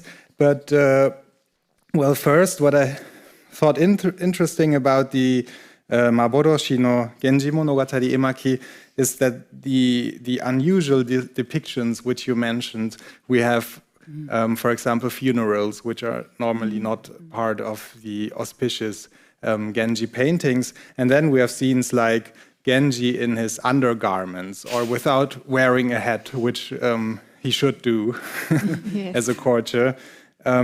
So these are very unusual, but maybe there are different reasons for the depiction of these scenes, because we have the Toshidate as a kind of frame, and the unusual depiction of Kiritsubo's funeral, for example, would be because of the Toshidate. But yes. Genji wearing just undergarments or no hat probably has different reasons. And I don't know if these scenes are mentioned in the text, or these details are mentioned in the text, but maybe not, I think. It depends. Sometimes it's very clearly mentioned, or sometimes it's inferred, because we can understand that he's in undergarment or things like this. But in traditional Genji painting, there is a kind of reluctance to show the Genji, even in the Kariginus, it's the hunter robe, yes. Even if it's written he was hidden his real status, and so we can infer that he was wearing Kariginus, so this hunting costumes. But in the paintings, they show him wearing the courtier robes. So there was always this reluctance to show him in another way than as a noble, as a courtier. So the Moriyasu is very strange, because it's very unusual, because they are really very close to the text. Yes, and we have like the funerals, then we have the erotic details, and we have the whole text, which is new as well. So very special work, I guess. May I just, is there some trait of what you were asking in happyō that women produced in the Kamakura or later periods? That was more geared towards the women's aspect regarding, Genji. I'm not very familiar with the hakubyō from the Muromachi period, but I think they followed the code. Followed the code. The code, yes, yes, usually, yes. Okay, well, we can. I should I should check. Yes. And and turning to Taishokan, I think it's very interesting seeing this as a kind of Fujiwara history. You first showed this painting with Fujiwara no Kamatari and his two sons, and you said that the one being on his right-hand side, I think, is Fusasaki, which would be the kind of reading this picture after reading the text Taishokan. But I think that in the catalog it is mentioned that the two sons would be Joe and Fushito. Fushito, that's it. And I was wrong, probably. I mean, the catalog is right. But that's what the text does, because if you read Taishokan and you become familiar with the story, then you see Fujiwara history in a different light, and you kind of replace Fushito, who is very important concerning Fujiwara history, with Fusasaki. Oh, you are actually touching upon a long fight that I had with our editor. because in fact I was confused, and she was as a result also confused, because they are kind of double layered. So sometimes some texts refer to Fusasaki, some to Fushito. So depending on the text tradition, you get different information, even though the generations don't fit, right? You're quite right. It is a very detailed reader, obviously. Yeah, but well, the point is that it's some kind of manifestation of Fujiwara authority, isn't it? Absolutely. Because I also have come across this phenomenon in different texts, that the famous preacher Choken and his son Seikaku, they're often mixed up, right? In different texts. It is either Choken or Seikaku, but it didn't really matter for the people reading the text, maybe. So it's just the most famous preacher of the Agui school, whether Choken or Seikaku, not that important. It wasn't so important. That's interesting to know. Thank you. I should add that in the future. So, but I think that we should also answer some questions from the audience. Surely there are some, I think.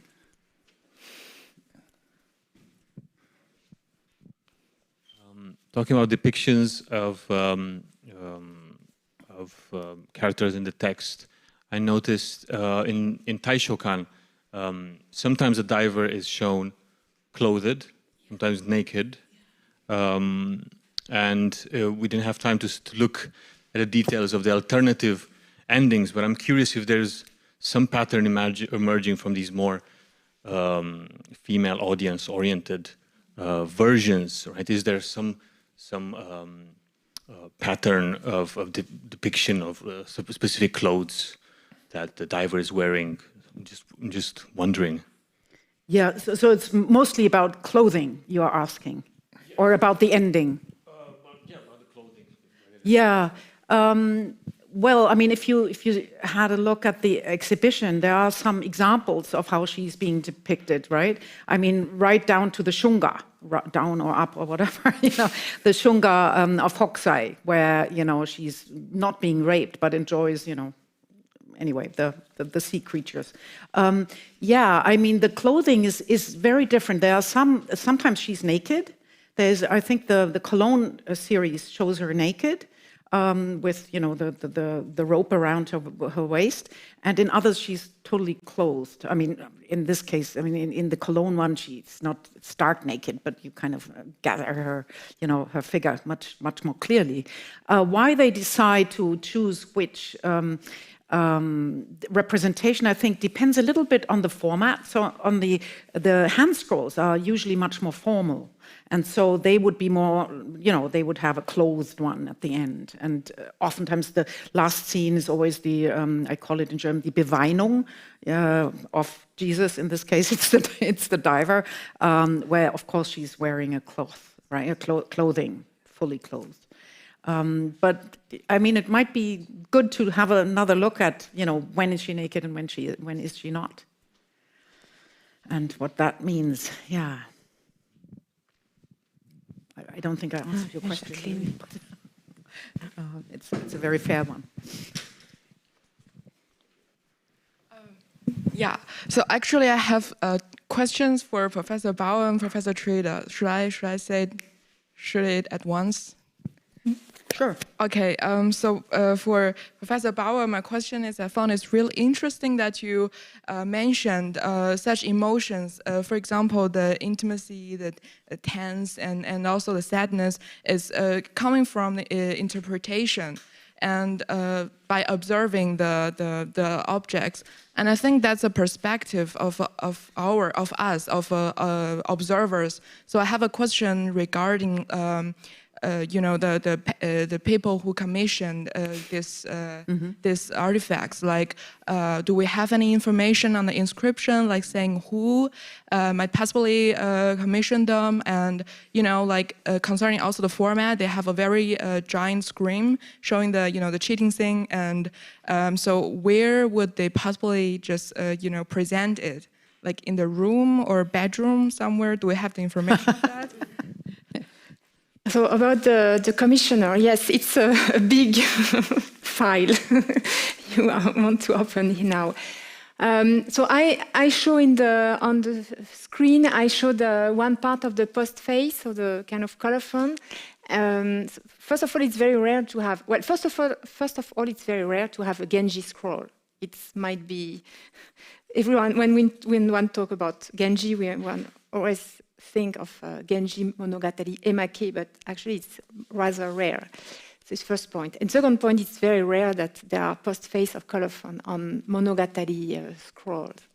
And in this case, there is a colophon, rather long one, where the commissioner explained why he commissioned this. So he said that he wants to do something that no one has done up to now. So it's to illustrating this huge novel in a very dense way. And we think that he didn't do the 54 chapters. We found the first one, the fourth one, well, I put on the screen, and until the chapter 10. So it's possible that he didn't do all. So for what how you want to know how it was looked at? Or how it was presented. So we don't know. This, we have nothing about there is no mention in the source about this this work, so we don't know concretely how it was looked at. No, Okay, thank you. For Professor Trede, my question is, you mentioned that the this female figure and her destiny was changed and through times. And I noticed that at last one you said very ceremonial one that she survived and carried the gem back, and that was like early 17th century. And I wonder, do we have like similar stories that in which the female character's destiny was changed? And is that like a common phenomena back then? Because I'm really just curious of this concerning gender problem. Yes. That's an interesting aspect. Although I mean, this Taishokan narrative was hugely popular because of the Kowakamai dance and of the printed books and whatever. I mean, it was very broadly distributed. I don't know of another play where a woman dies at the end and then, that would be turned into a positive result that she comes alive again. Maybe somebody else in the audience would know about that. But I think in this case, it was really the end of the scroll, and in order to evade the inauspiciousness of a death that you usually shouldn't depict, right? They just changed it into her coming alive again and delivering the jewel. And what I didn't show here, and because I didn't have a manuscript, what I didn't elaborate enough is the fact that this whole story is being interpreted as something very auspicious for young brides. And therefore, they just choose these particular scenes. And of course, you can't show a death, right? And if you have like 3 long scrolls and they end with the death of the major figure, that doesn't serve as a good bridal, dowry or so. So that's the reason, I think, why it was changed. Thank you. Thank you for the question. So while the microphone goes to Jaqueline at the front, I also have a question about the reception for Melanie. Mm-hmm. And, I'm not sure whether you showed it or not, but in the catalog there are these sobokue, these kind of simple paintings, which were a book or leaflet originally, but then turned into a emaki. And I wondered the simple paintings, for whom they were made, or what kind of value did they have? Yeah, that is a very interesting question, and I would have loved to include that, but there are many issues we can't really solve. There is a very important catalog called Sobokue, and that catalog shows a huge number of narratives that were depicted in a similar way, very simply, very directly, very movingly. For me, they are much more emotional in a way, because they're not informed by all these conventions, these painterly conventions. And it is very hard to gauge for whom they were made, obviously not for, a daimyo family or something, but for probably more humble people, but not only. I mean, because they are so inventive, they have a creativity that is unheard of otherwise, because they are not trained officially and don't depict kind of staple scenes that we see in each and every other work, but it's very hard to work on them because there's so little evidence. So this scroll is dated from anything between 1520 to 1600 or something, right? And we can't really come by that. But perhaps there's still much left to discover in the future. Exactly, you say it exactly. So Jaqueline, your question. For Estelle, I think this whole expression of emotions via the filmic affect image in modern visual arts, which would focus on close-ups, or by touch, depicting touch, that's something we should pursue further. But Melanie, how feminist is your reading? Well, it isn't. No, wait, because I think there were some aspects, and I'm trying to bring them together. Radu said female-oriented versions. Did you say that? With the prince in the end. Then you say, okay, the fate of the protagonist, the diver, is turned around. However, it wouldn't be good for the brides to have it ending with her death. So it is not actually in favor of the women, because it's a completely different objective or purpose in the first place, to be auspicious. Well, yes, but what I said is... So how does it relate? No, well, it relates that the ending is changed. The ending is changed. So she doesn't die. The ending is changed, but for what purpose?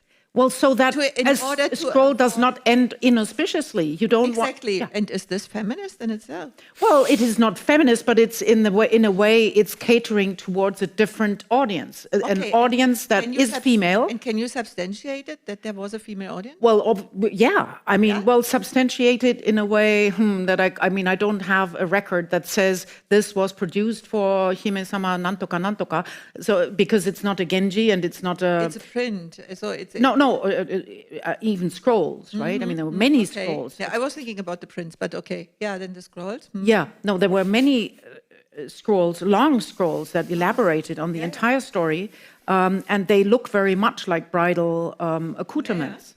So, and because the story is auspicious in the end, because it's about the continuation of a lineage by way of, heroism on all sides, and overcoming obstacles against the Chinese and so forth. So it has these many facets. Encouraging a bride to give birth to sons and be encouraged to continue the lineage is completely in line with patriarchy. Yeah, that's right. That's right. So that's fine. No, I should have shown you more of these prints that defy this narrative, that show her, the one that I showed. I'm not going to do this, right? They resist it, or there are a number of other iterations in the end. Okay. Yeah, I'm sorry. Maybe it's a substantiated guess. No, I'm just wondering, because it looks very much like contemporary fan culture and the appropriation of clearly male-oriented popular stories by female creators, turning them around. No? For example, let's not go into that. Thank you so much. No, that's interesting. Absolutely. Radu. Okay. Okay. So the last one. Radu. Just to say, a parallel argument has been made for Chogonka in the Edo period, early Edo period. You get stories, printed stories, such as Yokihi Monogatari.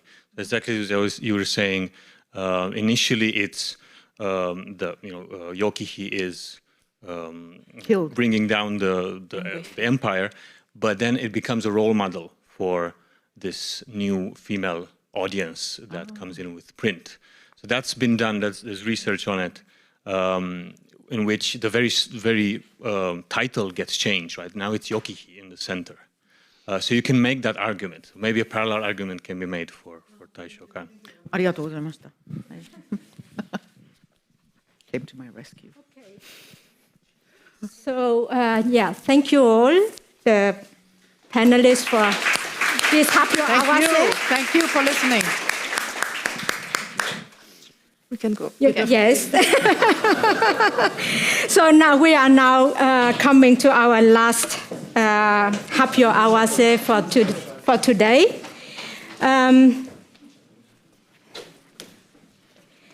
So these days, it is not uncommon to see characters from graphic novels, motion pictures, or computer games. These are all sorts of contemporary forms of storytelling populated our household objects and clothing. So I just think of, Superman T-shirts and Pokemon mugs and whatever, you name it. And Japan has undoubtedly one of the largest productions of such gadgets and merchandise. In fact, the use of iconic literary figures and narrative scenes as decor motifs on accoutrements, tableware, and garments has a very long tradition in Japan, as we will see or as we will hear in the next two presentations that deals with three-dimensional objects decorated with narrative scenes. So Dr. Monika Binzig from the Metropolitan Museum, who is joining us, is she? Hello, Monika. Welcome. We'll explore the classics on lacquerware, while Dr. Michel Mauguet, former curator of the Musée Guimet and Musée Cernuschi in Paris, will introduce the classics on ceramics. So please welcome Monika live to us from New York.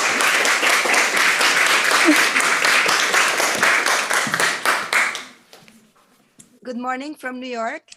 First of all, I would like to thank the organizers for the kind invitation and arranging this online presentation. I wish I could have joined you in person, but I hope we can get together soon.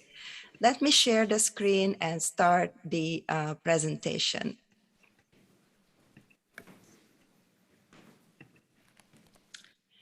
In this presentation, I will have a close look at the way narrative stories were depicted on lacquers, and will analyze the iconographies from the point of view of visual storytelling.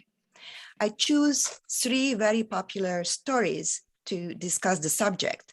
I'm going to talk about the first song of the spring, the Hatsune chapter of the Tale of Genji, the Yugao, the Lady of the Evening Faces from the same tale, and finally, the Tsuta no Hosomichi, the long road of ivy from the tales of Ise. To appreciate narrative stories on decorative artworks, it was necessary that both the artists and the viewers have a similar understanding of the classics, so it could be seen as an intellectual amusement. Many of the lacquers with literary motifs were appropriate to be displayed in the shoin of a samurai residence. Most of these iconographies include scenes of nature and references to the four seasons or famous views. Most of these literary representations in lacquer and textile, also in metal art, started in the Muromachi period. Typically in lacquer art, we will see the sprinkled gold and silver decoration, the so-called makie, which was invented by the Japanese. To highlight these literary references, Chinese techniques like carved lacquer were very rarely used. So we can say that the Japanese motifs and the Japanese subjects were identified with the Japanese technique. This incense burner, supposed the oldest work of lacquer, decorated with a scene from the first song of spring, the Hatsune chapter of the Tale of Genji, is decorated with a flowering plum branch and a little bit sad-looking warbler. Also, hidden so-called ashide characters saying Hatsune kikaseyo in gold and silver makine. This incense burner is dated to the 15th century, and as the Tale of Genji is closely related to the enjoyment of incense wood and fragrances, it was very appropriate to select this pattern for an incense burner. The same pattern is featured on the national treasure Hatsune Chodo, the first song of spring wedding trousseau, which was made as a dowry of Chiyo-hime, the eldest daughter of Tokugawa Ieyamitsu. In 1639, Chiyo-hime, at the age of 3, got married to Mitsutomo, the second hand in poetry with Lady Murasaki and the women of the Rokujo mansion, and calls on his young daughter the Akashi girl. The girl is being raised by Murasaki while her biological mother, the Akashi lady, remains at her winter quarters of the mansion. Unable to hear her daughter's first song, Hatsune, of the new year, the lady has sent over delicacies in woven baskets and a beautifully crafted warbler on a pine branch, accompanied by this poem. The beautifully decorated tabako, which I'm showing, is executed in the gold and silver makia techniques. And you can see almost all the techniques that were known at the beginning of the 17th century. And I would say that this is the best makia piece that was ever produced in Japan as a wedding set. The blurry drawing on the left, on the right side, shows how to read the decoration. So you start from right to left, and you read the hidden characters like Toshi, Tsuki, O. And then while you are reading and finding the characters, you also have to read and pronounce the pictorial elements, such as the pine or the warbler. So it required knowledge of the classic, knowledge of the poem. And I would like to highlight two characteristics of these reading of the Hatsune chapter. There are no human figures in this composition. The references to the poem and the references to the chapter highlighted only with the hidden characters and the pictorial representation of the most important objects and the most important elements of the scene in makie. As I mentioned, the group includes other iconographies as well, such as the Kocho, the butterflies chapter that was represented by the boats on the pond of the Rokujo estate. And there are incense boxes, incense game sets decorated with famous places, Meisho, Kobako. This one is representing the Uji River. You can immediately identify the scene by looking at the beautifully executed bridge. Almost all of the lacquer techniques used on the Hatsune Chodo gives a beautifully three-dimensional surface. So I'm showing my own photograph of the set because most of the reproduction won't show the three-dimensional quality of the makie, but here you can see the beautiful reflection of the light as seen on the relief, the taka makie, which is one of the major characteristics of this set. The representation of the scene is very detailed. So you can see the beautiful garden with flowering plum trees inlaid with coral or with silver. Then you can see a Shinden style tainoya open veranda with the birded baskets, the higeko, executed with tiny cut out gold foil inlays, and the warbler attached to the pine branch in gold inlay, and the latter tied to the pine tree. On the inside, there is a screen and all the details are done with great attention. The Tsuki, the moon character, is inlaid in silver to a takamakia detail, and I'm just enjoying the quality of the sprinkled gold and the beautiful gold foil inlay in the rock that expresses the texture. The work we just had a look at was the writing box, which is probably the most exquisite part of the set, but the tebako, which I'm showing now, is also really beautifully executed. You can see that the iconography is extremely similar. However, the tiny details are different. So if you look at the inside, you can see a kicho, a beautiful textile curtain, and the execution of the birded baskets is different. Also, the representation on the warbler is different, showing not only a different hand. There were many lacquer artists working on this set because it had to be executed within 3 years. So it was a large workshop production. But you can also see that each artist had a slightly different reading of the poem and the story. This brings me to an object which is featured in the Fight Love Feet exhibition.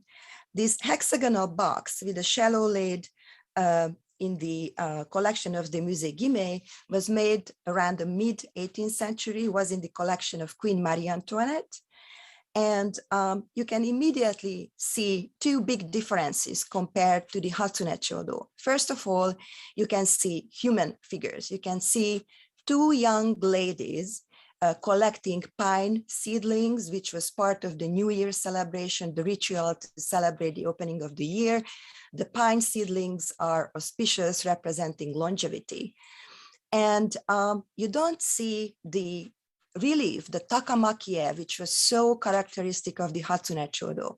This composition is relatively flat, and these kind of representations of the Tale of Genji in the mid-18th century were based on woodblock prints and paintings, which were more accessible to commoners and makie artists, both in Edo and in Kyoto.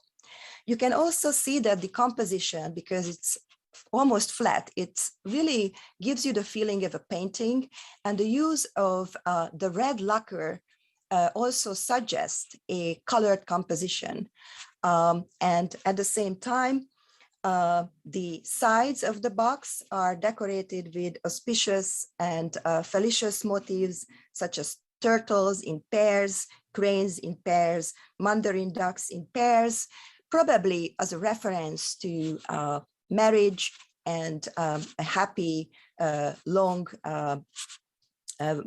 married life of a couple. Another very important part of the marriage-related makie production in the Edo period was the creation of shell matching game boxes, kai-oke in Japanese, which were very important in the wedding ceremony as well. They were carried in a prominent place in the procession to the home of the bride, to the groom, sorry, and they were given over in a ceremonial way at the beginning of the wedding. Most of the kai-oke shell game boxes were decorated with auspicious patterns and scenes such as we could see in the Hatsune Chodo, without the representation of the human figure, and sometimes even using the takamakie technique. The shells that were stored in the box also represent a happy long marriage. The game, which is basically a memory game to match the shells, were based on the idea that only two halves of one hamaguri shell can be matched perfectly. The game was based on the comparison of the shell's shape, color from the outside. So the inside got decorated to confirm the perfect match. And it was part of a ritual when you picked it up and you could put them together, and it had a a clicking noise. And this decoration on the inside of the shell was often from the Tale of Genji on the Tale of Ise. The Kai-oke, the richly decorated shell game box from the collection of the Museum of Applied Arts in Hamburg, looks slightly different from the previous types. First of all, on the bottom part, instead of the family crest, you can also see auspicious patterns such as turtles and cranes, which look like as if they were family crests, but they are not. And the surface of the shell game box is decorated with scenes populated with human figures. So on the lid, you would see the scene from the Momiji no Ga, beneath the autumn leaves, chapter 7 of the Tale of Genji. On the side, pilgrimage to Sumiyoshi, Miyotsukushi, which is chapter 14, channel marker of the Tale of Genji. What is quite unusual about this piece is that the channel markers scene is not super common on wedding items. However, there is a Genji tansu, a Genji cabinet for the volumes of the tale with drawers where you can fit all the 54 volumes in the Tokyo National Museum, which has the same iconography featuring Miyotsukushi and 2 family crests. So we can confirm that it was actually part of a wedding trousseau. Next to it, I'm showing a small incense box from a private collection. And the inside of the incense box, the kogo, is decorated with a scene from Yugao. There is another one decorated with the scene of Suma. Obviously, the incense box was inspired by the shell matching game and the detailed depiction of the scenes from the tale on the inside. I'm going to mention this piece later while discussing the Yugao chapter. This is a similar example from the Metropolitan Museum of Art's collection. 2 interlocking shells imitating the Kai Awase game. And the design is from chapter 42, The Fragrant Prince. Kaoru, Genji's son, has doubts about the circumstances of his birth, and a poem about his ponderings is represented in the gold cloud above and below the scene. To continue with the theme of Hatsune and the happy long marriage, I would like to mention this elaborate onna norimono, a bridal palanquin that was made in the late Edo period. It's in the collection of the Musée des Arts Décoratifs in Paris. And the decoration is in accordance with the Tokugawa sumptuary laws, which were renewed in the Bakumatsu late Edo period to cut back on costs. So even the Tokugawa family was restricted to represent only karakusa, the arabesque foliage, and the family crests. There are 2 interesting aspects of the decoration on the outside. The gold makie decoration includes a young pine, wakamatsu design, and the young pine has roots, which is a reference to the Hatsune chapter, as you could see in both the Hatsune Chodo and the Marie Antoinette box. Young women were collecting these young pines with roots to celebrate the new year. On the bottom of the palanquin, there is a family crest, which is the Kishu line of the Tokugawa. You can immediately tell that the main Tokugawa family crest is represented more prominently on the surface of the palanquin, while the Kishu line is relegated to the bottom, obviously expressing the hierarchy.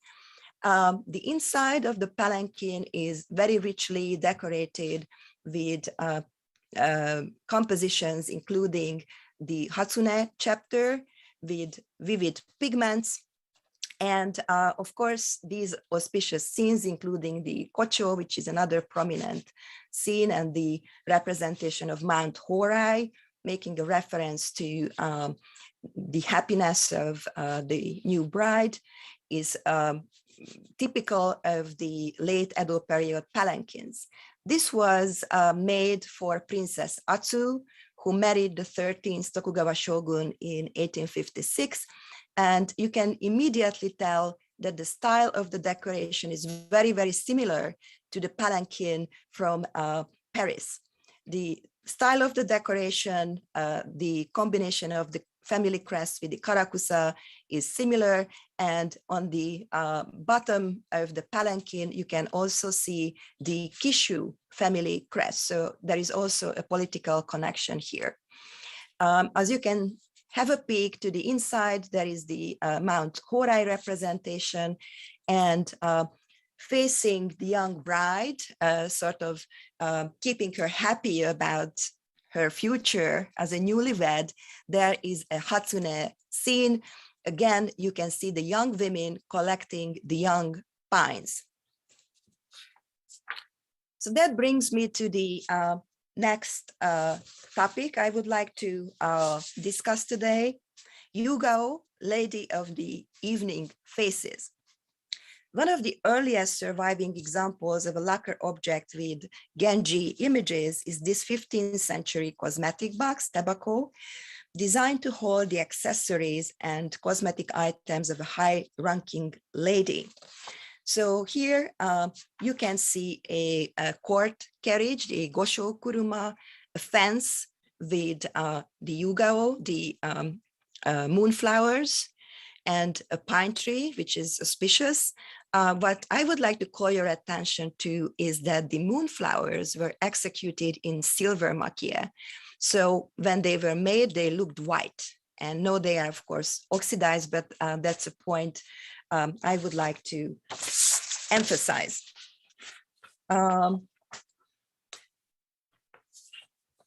This iconography is a reference to Genji's tragic love affair with the mistress of his wife, elder brother, Tono Chujo.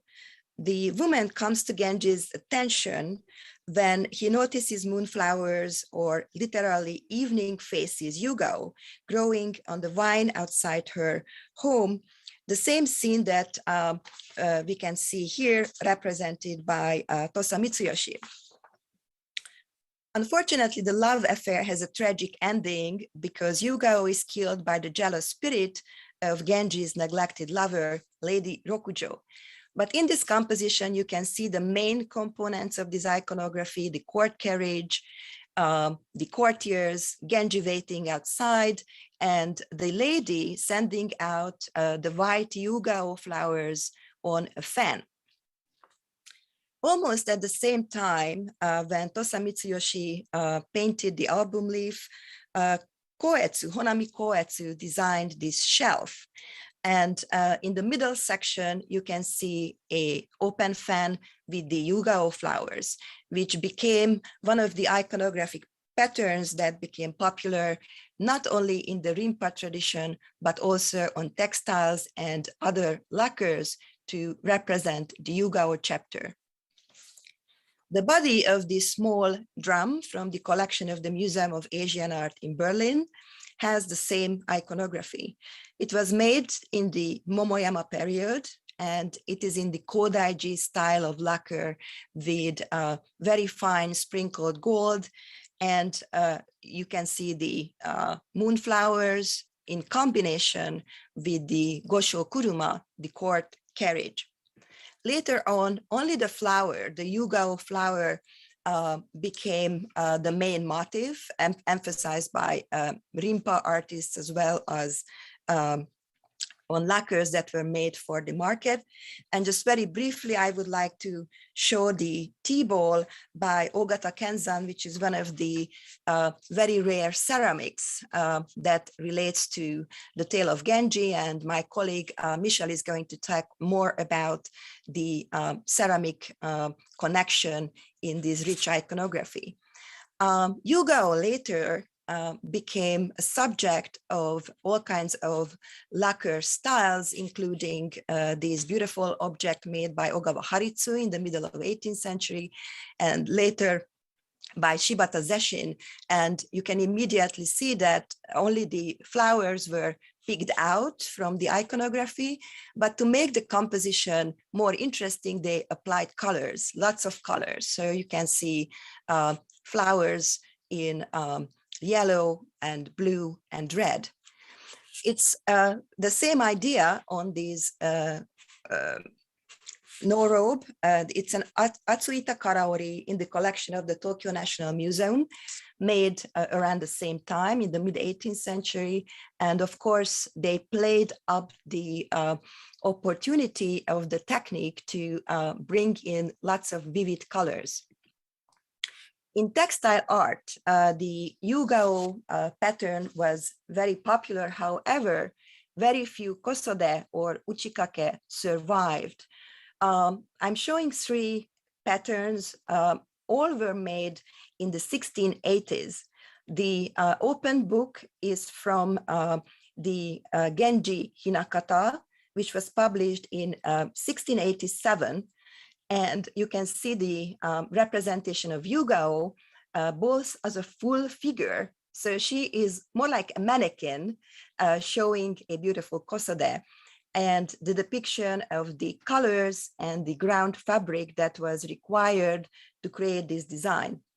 On the side, the combination of fans with the yugao flowers and the wheels of the gosho kuruma, which just big motifs picked out from the detailed composition, is from the Shokoku Hinagata from 1686, and the one with the fence and the flower is also from the Yuzen Hinagata 1688. It was the development of the paste resist Yuzen dyeing technique that made possible to create this painterly composition with lots of detail, with very fine lines. So in the history of decorative arts, the depiction of the patterns very closely relate to the techniques that allowed the representation of certain elements of the story. The last example is from the Met collection. It's a no robe with the same iconography, the flower on the fan. And again, bringing back the incense box where the artist choose to give all the details and represent the full scene. The last subject I'm going to mention very briefly is the Tsutano Hosomichi, the long, narrow road with ivy from the Tale of Ise. This jimbako for luxurious incense wood was made in the 15th century. This is one of the earliest representation. You can see a combination of maple and ivy over hills. The next in the chronology would be a set of writing box and desk made in the Momoyama period. And the difference is the representation, the prominent representation of the letter that the pilgrim was supposed to take back to Kyoto. You can see it as a wrapped up, looks like a candy, which tells that aspect of the story. It's basically made at the same time when the Tawaraya Sotatsu Shikishi was painted. It's in our collection, and it tells the story of the protagonist walking on Mount Utsu, literally the mountain of sadness, and encountering the pilgrim with the backpack. If you wonder how the Tsutano Hosomichi looks like, it's a beautiful hike, and I would wish to visit this.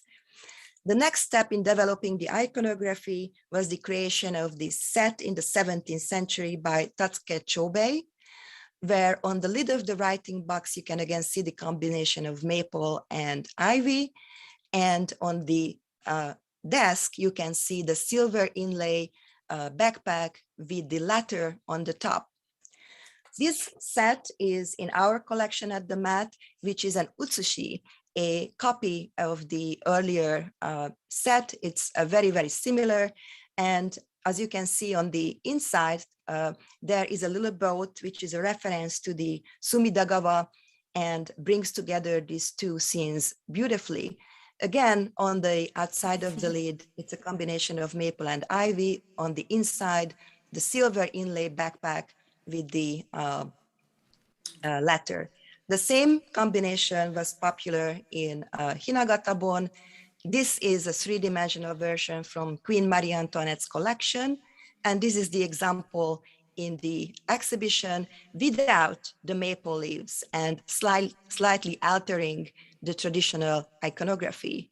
The picnic box from the Victoria and Albert also has the same iconography, and the new addition to this was the inclusion of small trays with other seasonal patterns.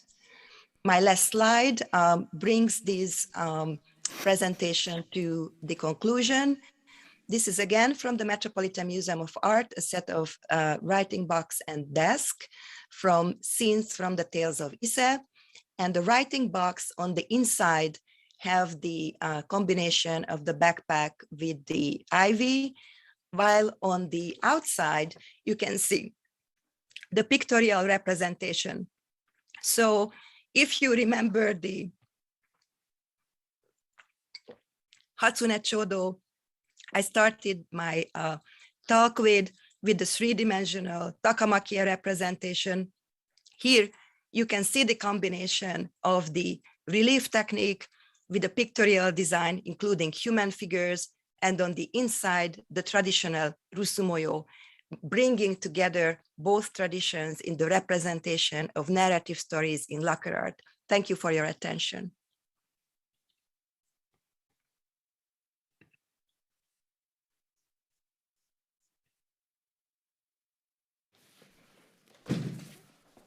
Thank you very much, Monica. So I would just hand over quickly to Michelle. Okay, thank you. Thank you, everybody. Thank you to the organizers of this symposium, and good afternoon. When I was asked by Khanh and by Estelle Bauer to talk about the decoration of ceramics in relation with the narratives, I was a bit embarrassed, I have to say, because actually ceramics were very rarely decorated with narrative scenes before maybe the second half of the 19th century, the Meiji period, in 1868, when Japan was submitted to a strong movement of modernization. As a matter of fact, the four ceramics you can see, or pair of ceramics you can see in the exhibitions, are all of the Meiji period. And this is, I think, very significant of a change in the way at looking at objects and at dealing with the non-human world that occurred in the modern period. Of course, there might be also other explanations that I will review in this speech, such as, for example, the fact that ceramics were produced in remote places rather than in cities like Edo and Kyoto. But this is not a good reason, because some ceramics were produced also in Kyoto. And also that they were for food and drinks, and that narratives deal very little with food and drinks. But this, again, is not a very good reason, because some narratives actually deal with food and drinks, like, for example, the Shuten Dōji. And in the end, also, unlike lacquerwares, ceramics were not included in wedding trousseaux. And they were little used for incense. But in the case of the tea ceremony, we'll address. But this is not a reason to. So I think the main problem is what I mentioned. I mean, the way of looking at objects. For example, if you compare now this section of a 17th century version of the Shuten Dōji, which is in the Sannomaru Shozokan, and the vase of Satsuma ware in the exhibition, I would like to draw your attention on the fact that probably the climax of the scroll is the beheading of the monster, while the vase has chosen, or the artist who decorated the vase has chosen the scene of the banquet, which is more, I mean, appropriate for a wear. Even for a Western audience.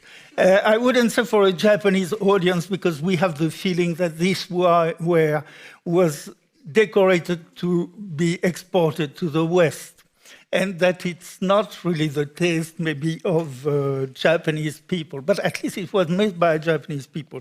So all the researchers that have to be brought further about the function of the object of all the scrolls are important. Like Melanie Trede mentioned the fact that the scrolls which were included in wedding trousseau were maybe for women to have good children, well educated, not to finish like this monster. It could be also, a way to repel evil demons, especially a demon who eats young girls, you know? And so the beheading is actually, a good ending story. So you see that the representation on the vase has followed a more focus on the exotic scene with a very faithful representation of the blue eyes of the demon. I think the two vases from the Geime Museum in the exhibition at the Rietberg are maybe a very important clue, to the problem. The decoration is the night parade of 100 demons. You know, they're walking at night, especially on summer nights, and bothering the human people. But this representation is mostly about object ghosts, you know, that are freed from an ancient footed chest, a karabisu, by a demon called Chikara Oni, the strong demon. And this is based on the belief that objects that are more than 100 years old, this is said in the exhibition, would become ghosts or spirits. They would become what was called tsukumogami, so kind of gods, actually. And this belief started in the Heian period, almost at the same time that the belief in malevolent ghosts and vengeful ghosts and malevolent gods started also in Japan. So this means that objects and all objects in Japan were considered to have a kind of soul or to have a kind of spirit.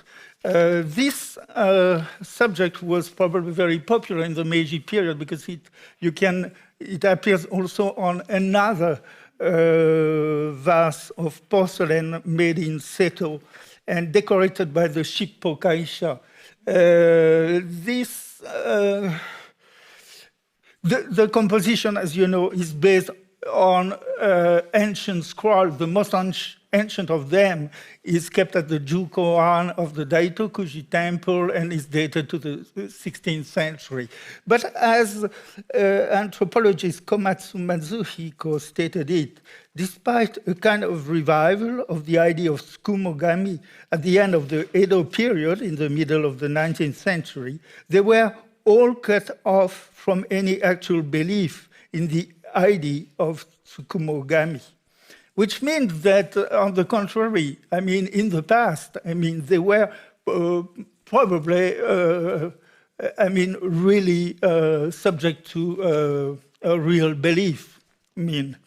And in the most ancient scrolls of the story of the Tsukumogami and in the representations, it ends always with some Buddhist monks pacifying the ghosts and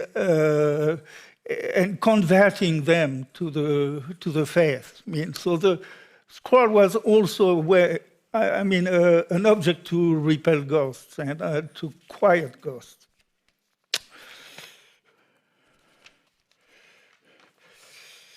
So,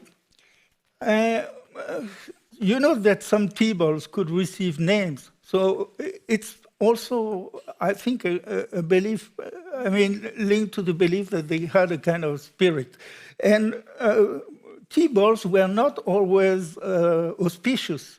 The most famous tea-ball in Japan, Korean ball called Kizaemon, was very well known for being a source of misfortune, of illness, and of poverty. It was owned once by the tea master, Matsudaira Fumai, at the end of the 18th century and beginning of the 19th century. And it was said that Fumai eventually fell ill, you know? So at the end, still in the middle to the end of the Edo period, there was quite some kind of belief in the powers of objects. I'm sorry because I have not.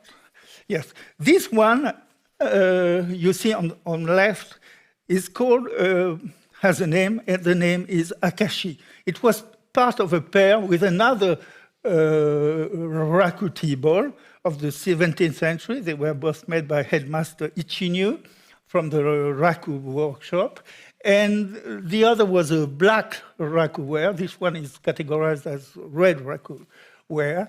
And, you know, Akashi and Suma are two places still existent in Japan, but they are, moreover, the titles of chapter number 12 and chapter 13 of the Tale of Genji. So they probably embody the qualities or the spirit of these places as described in the story.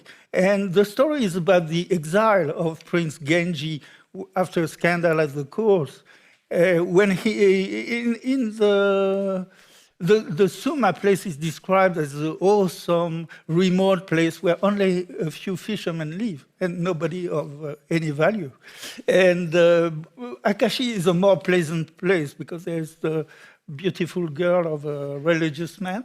And but I show you a section of a scroll in the Berg collection showing the 8 views of the Tale of Genji, which shows probably the Genji when he's in Suma, and the mood, I mean, the atmosphere, which is probably suitable for the tea ceremony in the Wabi style. I mean, this idea of a retreat, of melancholy, of loneliness. But some ceramics had also decoration, especially porcelains, because porcelains were linked to China in Japan's culture. You know that the name for porcelain, jiki, means ware from Tsujo. It's a bit like the word China ware in English. So that, of course, Chinese motifs were the favorite of porcelain decorators. Here, the artist has used probably an illustration that you see in the book below, the Heiron Houkan, illustrated precious mirror, which is a collection of small stories about Chinese figures. And it has a lot of illustrations. You know, you have a 1 page of story, one illustration. And this story was very fashionable in Japan. You see example from the 19th century on the right. It's the story of Shibako, the Sima Guang, a very great literati of northern Song China. Here, and the play became famous in Europe because it has been copied even in Meissen. And it showed the story of the young Sima Guang saving the life of his friend by throwing, who has fallen into a water jar, by throwing a stone to pierce the jar instead of trying painfully and without reason to pull the boy out of the jar as the other boy does. So the very clever Sima Guang is the subject of the illustration below. I want to draw your attention on the fact that this small story actually concentrates, aggregates a number of auspicious symbols and meanings. First, the young Chinese boys, karako. The overflowing jar is also an auspicious meaning, and moreover, the story, because the saving of the life of a boy is makes the subject suitable for what the Japanese call kodomo mamori, protection for children. And this is the case all along Japanese decoration. For example, you have an example of a ball of, it's one of the early decorated balls with painted decoration, which were made in Mino, and with a pattern of a bridge. Certainly, at the beginning, the pattern of the bridge was probably a metaphor for bringing to the other shore or linking. But this particular ball was named Benkei, because you know there's the fight of Benkei on the famous Fifth Avenue Bridge in Kyoto against Minamoto no Yoshitsune. But another ball, almost the same, was named Hashihime, the girl at the bridge.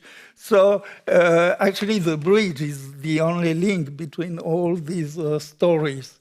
And also Benkei was not only the subject of, he appears in many narratives like the Heike, and he has his own novel, the Benkei Monogatari, but he was also a subject for Otsue, which means that it was a kind of charm, of protective as a warrior. And I wonder, maybe it's my imagination, but the post of the bridge may have a kind of sexual signification. I don't know, it's my idea. Anyway, as an Otsue, it had a kind of auspicious and protective function. At the end of the Edo period, on left, and in the Meiji period, of course, the story of Urashima Taro, the man who spends a few years under the sea at the palace of the dragon god, marries his daughter, comes back to his home and finds out that centuries have passed, was also a symbol of long life. The tortoise, the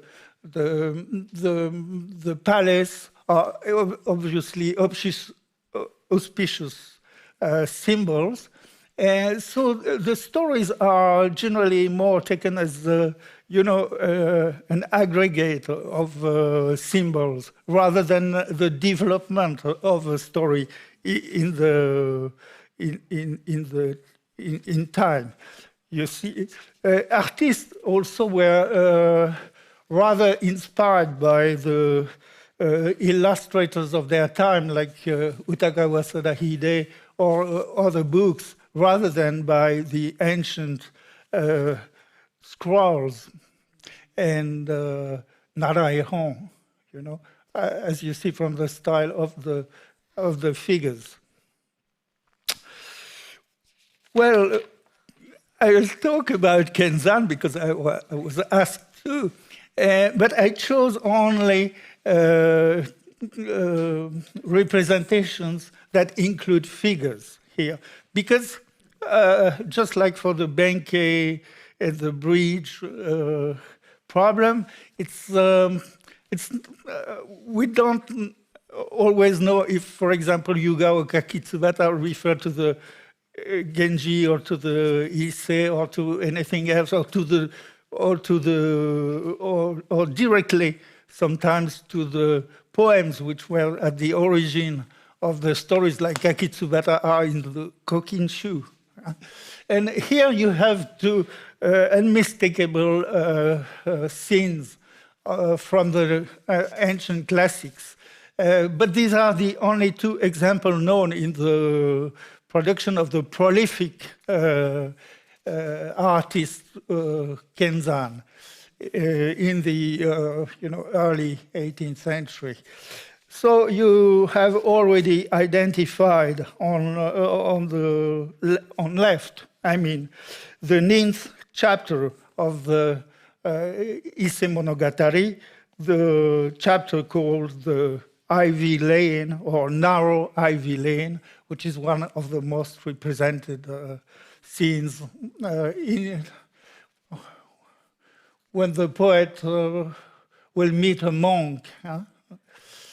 And on the upper right, you have depicted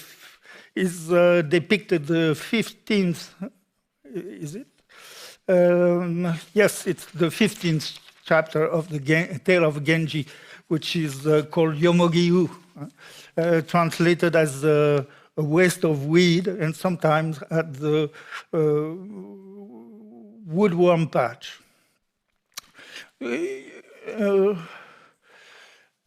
As you see from different examples ranging from the Muromachi period in the 15th, 16th century, or lower right, the Tosa school on left with the 1612 leaf album by Tosa Mitsuyoshi, or even drawing by Kano Tanyu dated 1673 on upper left, the composition is very often the same.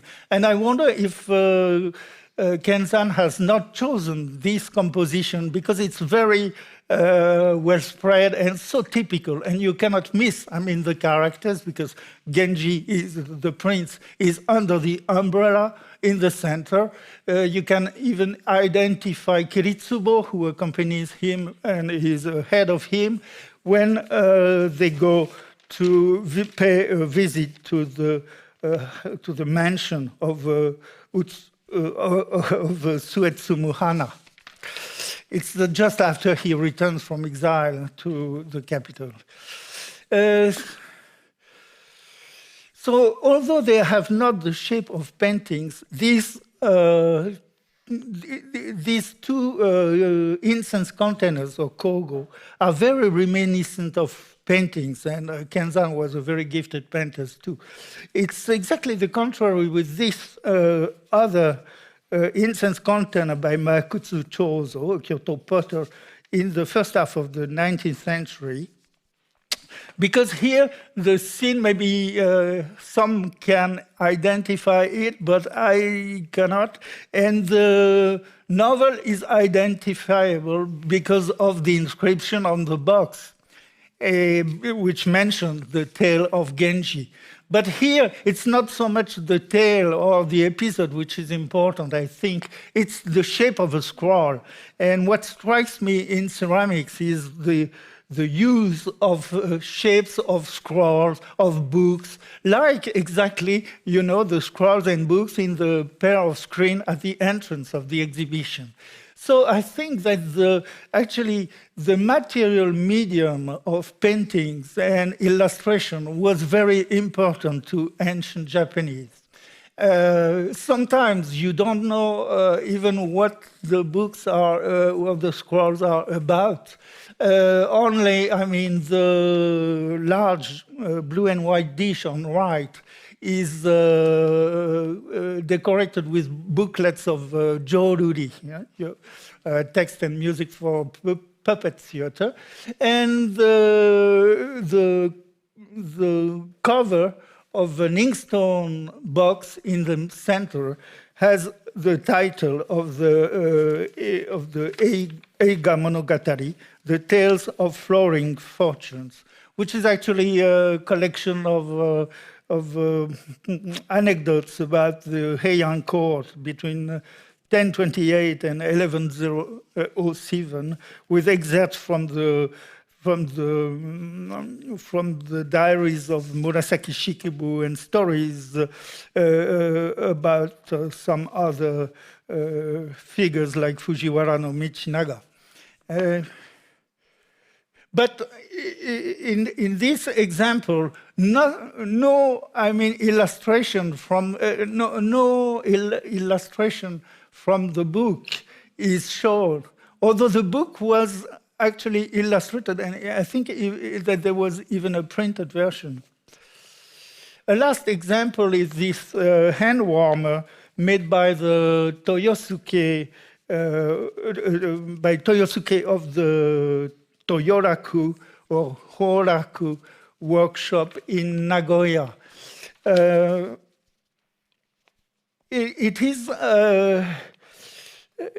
He lived between 1813 and 1858, so it's really the end of the Edo period. And what is interesting is that the potter used the dullness of the unglazed refractory, fire-resistant earth clay to create a decoration that imitates closely the aspect, the colors, and of a painting scroll or an album on the right. This is really a tour de force, to realize something which looks like a painting with ceramic. And it depicts the chapter number 3 of the novel, known as Utsusemi, when Genji is peeping at Utsusemi and her sister playing Go. You have a representation of this from the 15th, 16th century, fan-shaped leaf, which is part of a screen in the Dōji in Hiroshima. So if I have some time, I would like to finish with a modern potter. In 1958, the Kyoto potter Eiraku Zengoro, the 16th of the lineage, named Sokuzen, who died in 1998, made a series of 54 wares to illustrate each of the 54 chapters of the Tale of Genji. To illustrate the different chapters, he used different methods. They include different types of illustration of the story, ranging from evocation to representation, ID, through the way of metonymy, using a detail to mean a chapter. For example, on above on left, it's the chapter number 47, Agemaki, which means the threefold knots, and here threefold knots are represented. Another one to illustrate the Matsukaze chapter on the lower right has the shape of a painting. But I am interested in this flower vase, which illustrates the chapter of the novel number 53, called Tenarai, writing practice, and this is writing practice on right, and it's right. It's maybe the album leaf attributed to Tosa Mitsunobu, which is in the Harvard Museum of Art, has a bit of the same atmosphere as the pot but you would never guess or hint which scene is represented without the artist telling you that, according to him, it means, this chapter. However, what is interesting is to evoke an ancient, the atmosphere of an ancient scene. He chose to imitate an ancient style of wares, of shigaraki wares, not of the Heian period, but of the 16th century, maybe something like that. So he uses, an old ware to give the atmosphere of an ancient story. On the last tea leaf jar on the left, on the contrary, it's a very, fully detailed representation of the scene, which is actually like a combination of a real tea leaf made by potter Nomura Ninsei in the 17th century, and with a decoration of Mount Yoshino with cherry blossoms on upper right, and the very famous pair of screens by Tawaraya Sotatsu in the Seikado Bunko. And he mixes them, changing a bit the elements so that the Yoshino mounts become here the Osaka mount with autumn leaves instead of sakura.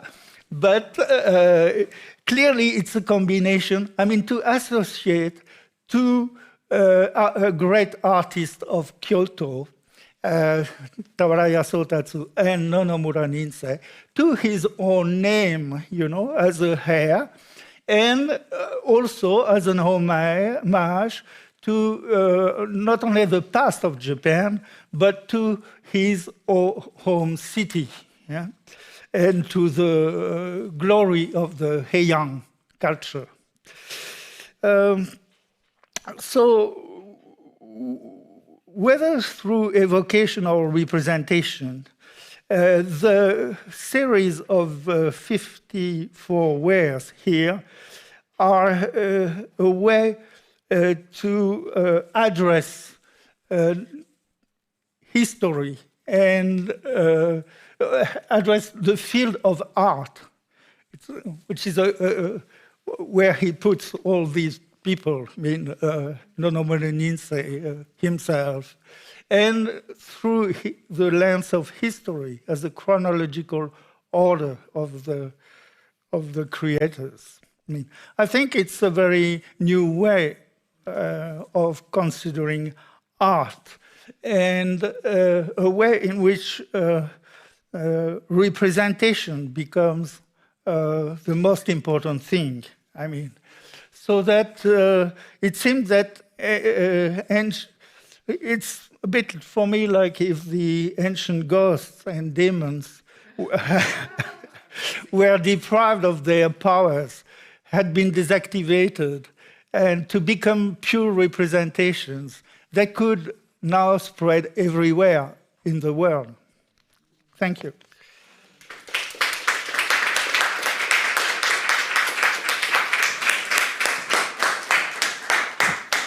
Stay here. Thank you very much, Michel, and thank you also to Monica. But since we are running behind schedule, may I ask Jaqueline Berndt just to come and do the closing remarks, and we will do the discussion of Michel's and Monica's presentations together with all the other presenters from today. So please give priority to the questions to Michel and Monica first before you ask other people.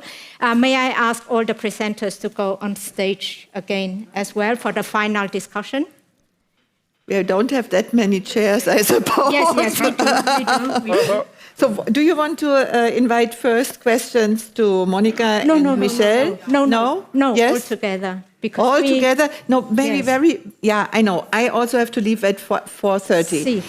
I promise you we will finish by 4:30. But maybe first two little precise, specific questions to the last two presenters, and then we go into the final general closing. Yeah? Yeah, so any questions to Michelle or Monica? No? Not from our curator colleagues? Yeah, please. Geh mal schon hoch. First, thank you very much for the wonderful presentation. I have a question about the image of the monsters, because today we have seen a lot of image of monsters.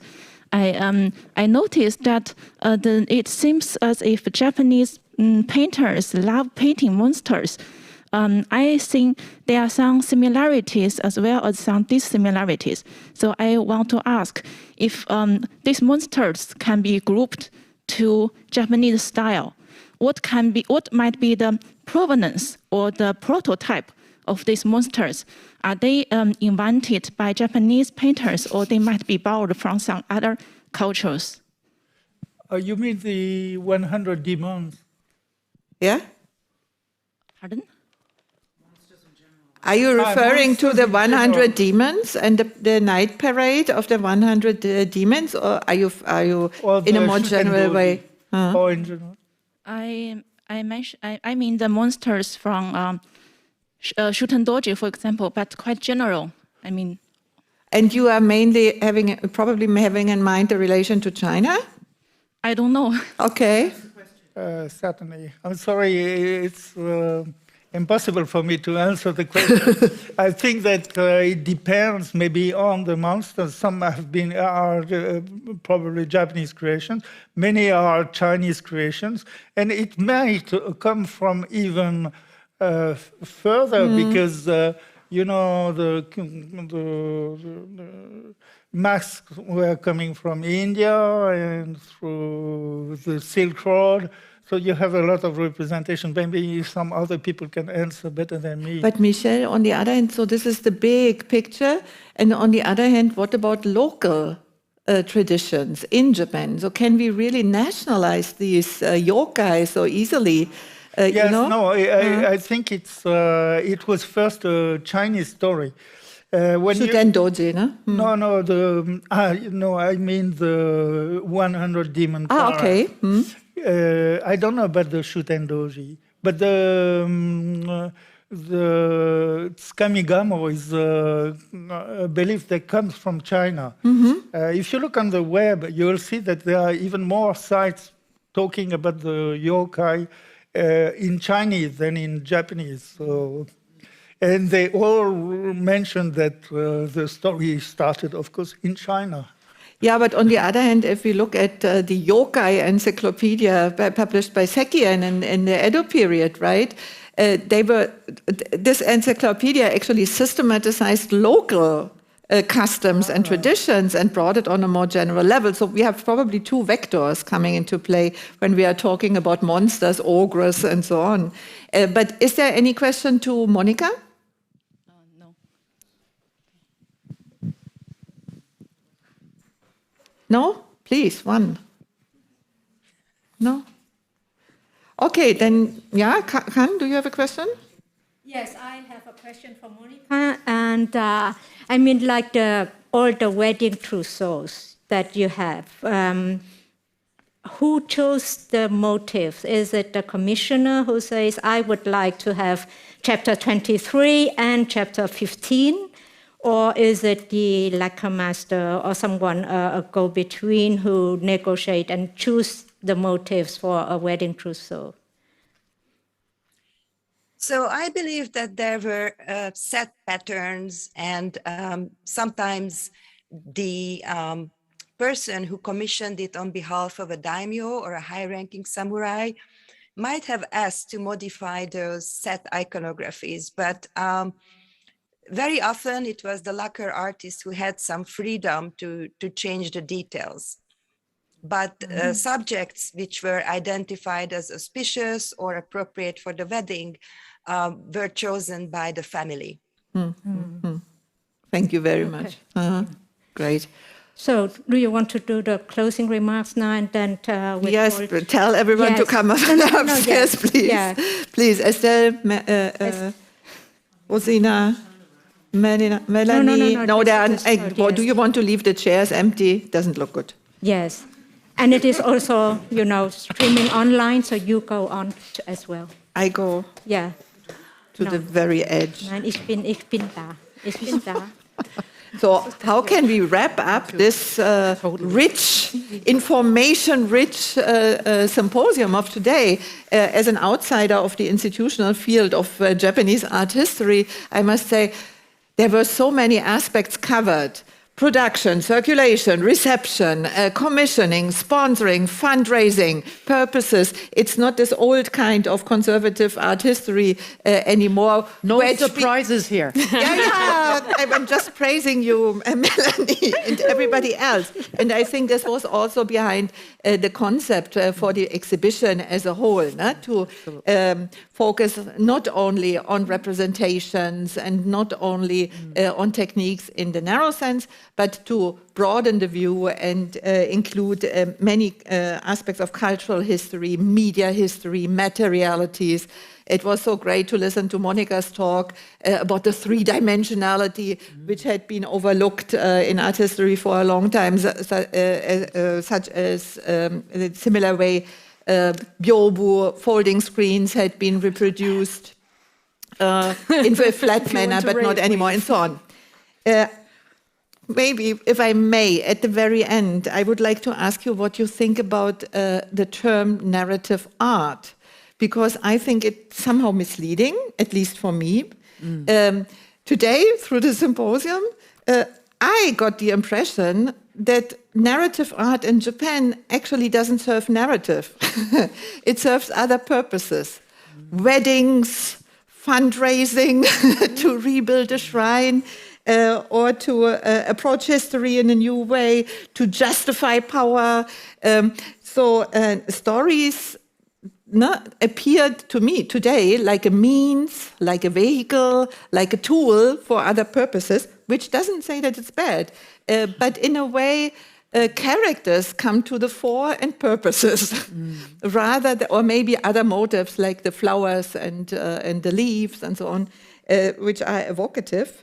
And in this way, Michelle, I loved your ceramics objects of scrolls and books, because these objects represent to me the irrelevance of representation and the role or the function or the life which these narrative art objects have assumed throughout the centuries, but already back then.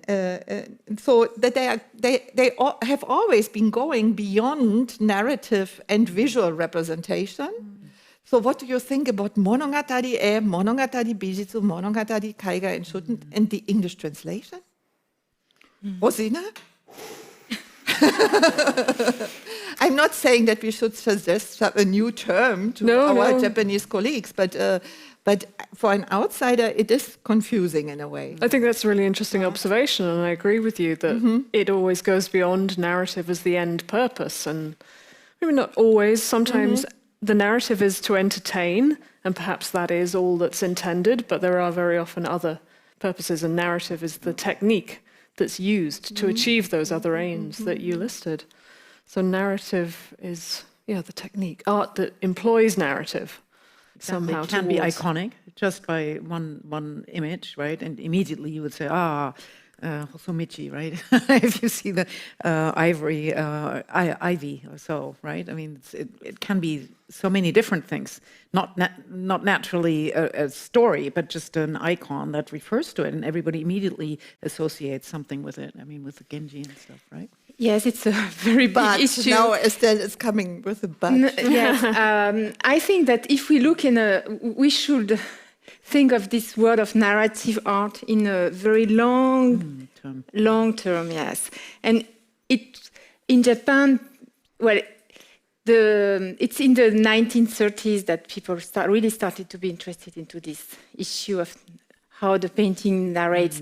It has to do with the encounter between movie and hand scrolls. And it started with 2-3 very specific hand scrolls, which are shikisaenge, basically the shikisaenge maki, which I think is a big starting point. And then it grew more and more, and we started to apply this. Maybe in the 1930s, they didn't use really narrative art, but this idea, I don't remember. But well, I would say that this idea that painting can convey a story is really started in this time, and because of this idea that the Japanese basically created movie, but in the 12th century there was this idea, and then after the war there was all this discussion between the art historian about the words. I didn't prepare anything, so it's hard for me to explain this now. But there was a setsuwa, should we say monogatari, monogatari ga setsuwa, setsuwa. And then, so it has a very long story, especially in the 20th century.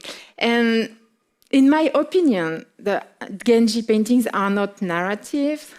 It's what in the sequential way? In the sequential way.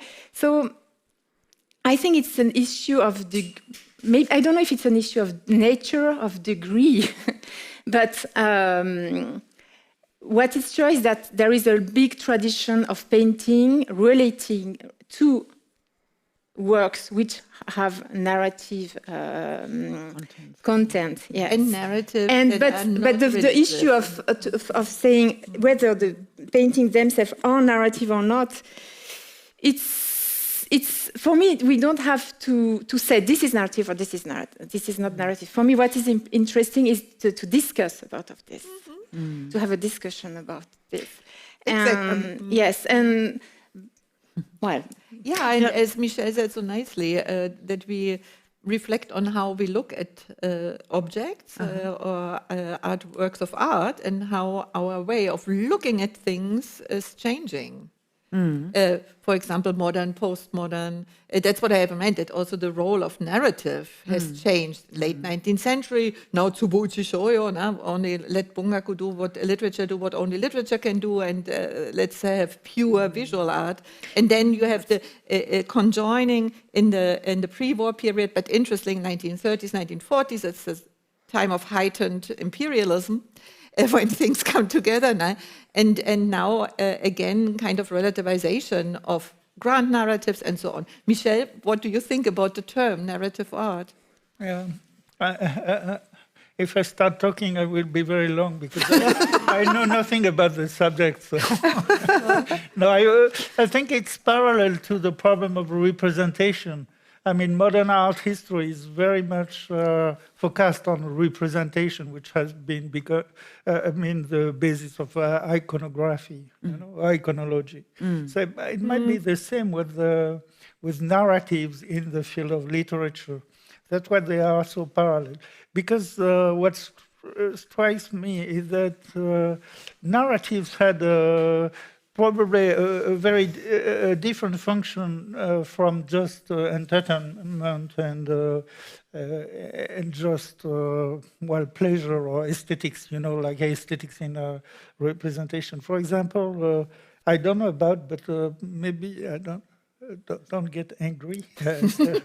But I was very interested by the idea that the whole Genji story is a kind of Jataka, or is a kind of anti-Buddha story. I mean, this is linked to religion. And so it's not just a story of... it's... The lecture of the Genji Monogatari could be a kind of lecture of a sutra. Okay. Okay, let's have another symposium. Pretty far. No, I'm going pretty far, but I don't know. I would also like to hear Monica and Mary giving us their input. Monica, maybe, because after Michelle, you were together on one panel. Thank you. I think that in decorative arts, especially in lacquer, it's very hard to define what is narrative, because sometimes the patterns which are selected from a larger composition can tell different stories as well, or can be associated with other poems or other iconographies as well. So for me, it's a very interesting game of memory. Like you see something and what's going to come to your mind.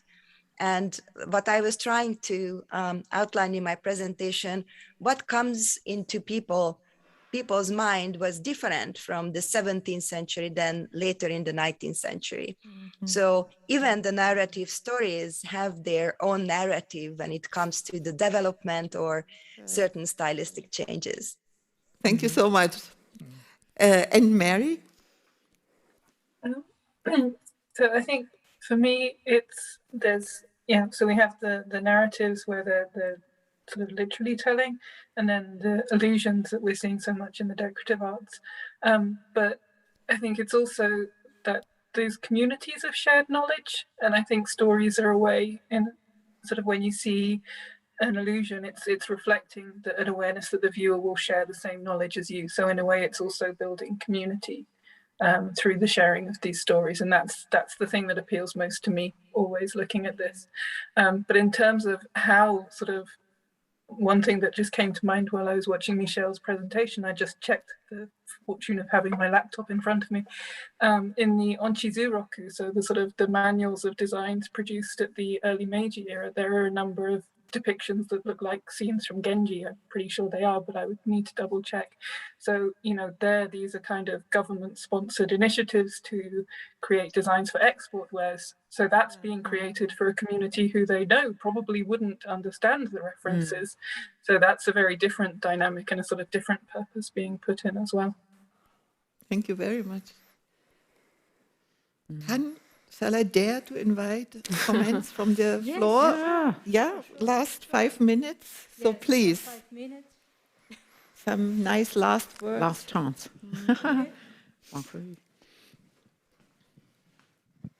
Just going back to your comments that a lot of the presentations kind of showing arts are not only just serving the purpose of storytelling, but other purpose. I would kind of maybe be a little bit provocative. Aren't like narratives always serve a kind of purposes, like social purposes? If you think about why the story is told in a different way in a specific period, and also, for example, if you look at a lot of NGA and like just the story of how the text was formed, already is telling a story of the social changes and like this, the different purposes.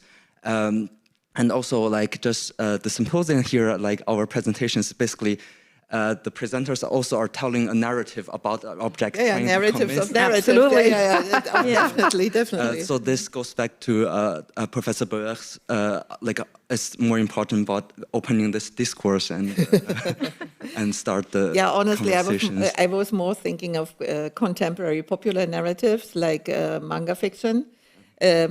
And we are going to do a symposium about that tomorrow. And I was supposed to bridge the 2 days. That's why I'm sitting here, otherwise I wouldn't be related. That was Khan's idea. Do you want to say a word? To tomorrow? Yes. Since we have these two exhibitions, they are very, very closely linked to each other. Our manga show is not your usual manga show, but it is conceived as a company, as a companion to the exhibition on the narrative art. And that's why tomorrow we are going to have a manga morning. It will be all in German. But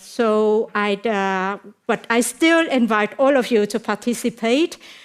We didn't pay attention to connect them on the website, so maybe many of you didn't get that there are these two events together.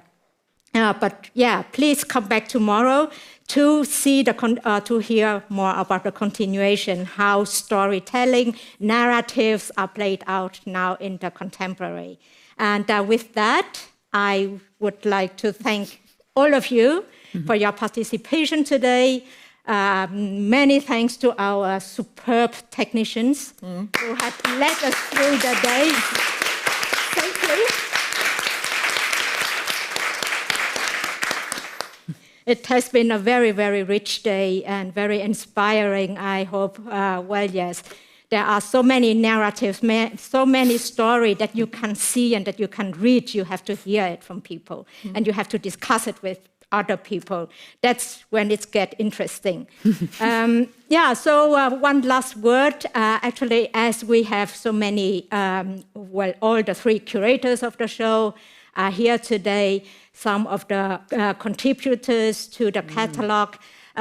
We have thought that maybe some of you who haven't have a catalog yet, and you would like your copy to be signed, this is your opportunity. You can buy the catalog upstairs, and we will be around.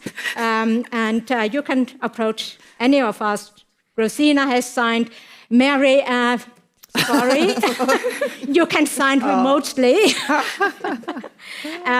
Yes, and after that, from what time do we have now? From 4:45 onwards, we have a light refreshment to reward you. It's not sake. I don't want you to turn all into Shuten Dōji tonight. Into ogres. Yes, into ogres. Shuten Dōji. But there will be some light refreshments served in the remise, in the atelier. That is the long, low building next to the cafe. So there will be opportunity for you to socialize and to talk more to all the presenters today. Okay. Thank you so much. Thank you very much. Thank you all for listening. Thank you.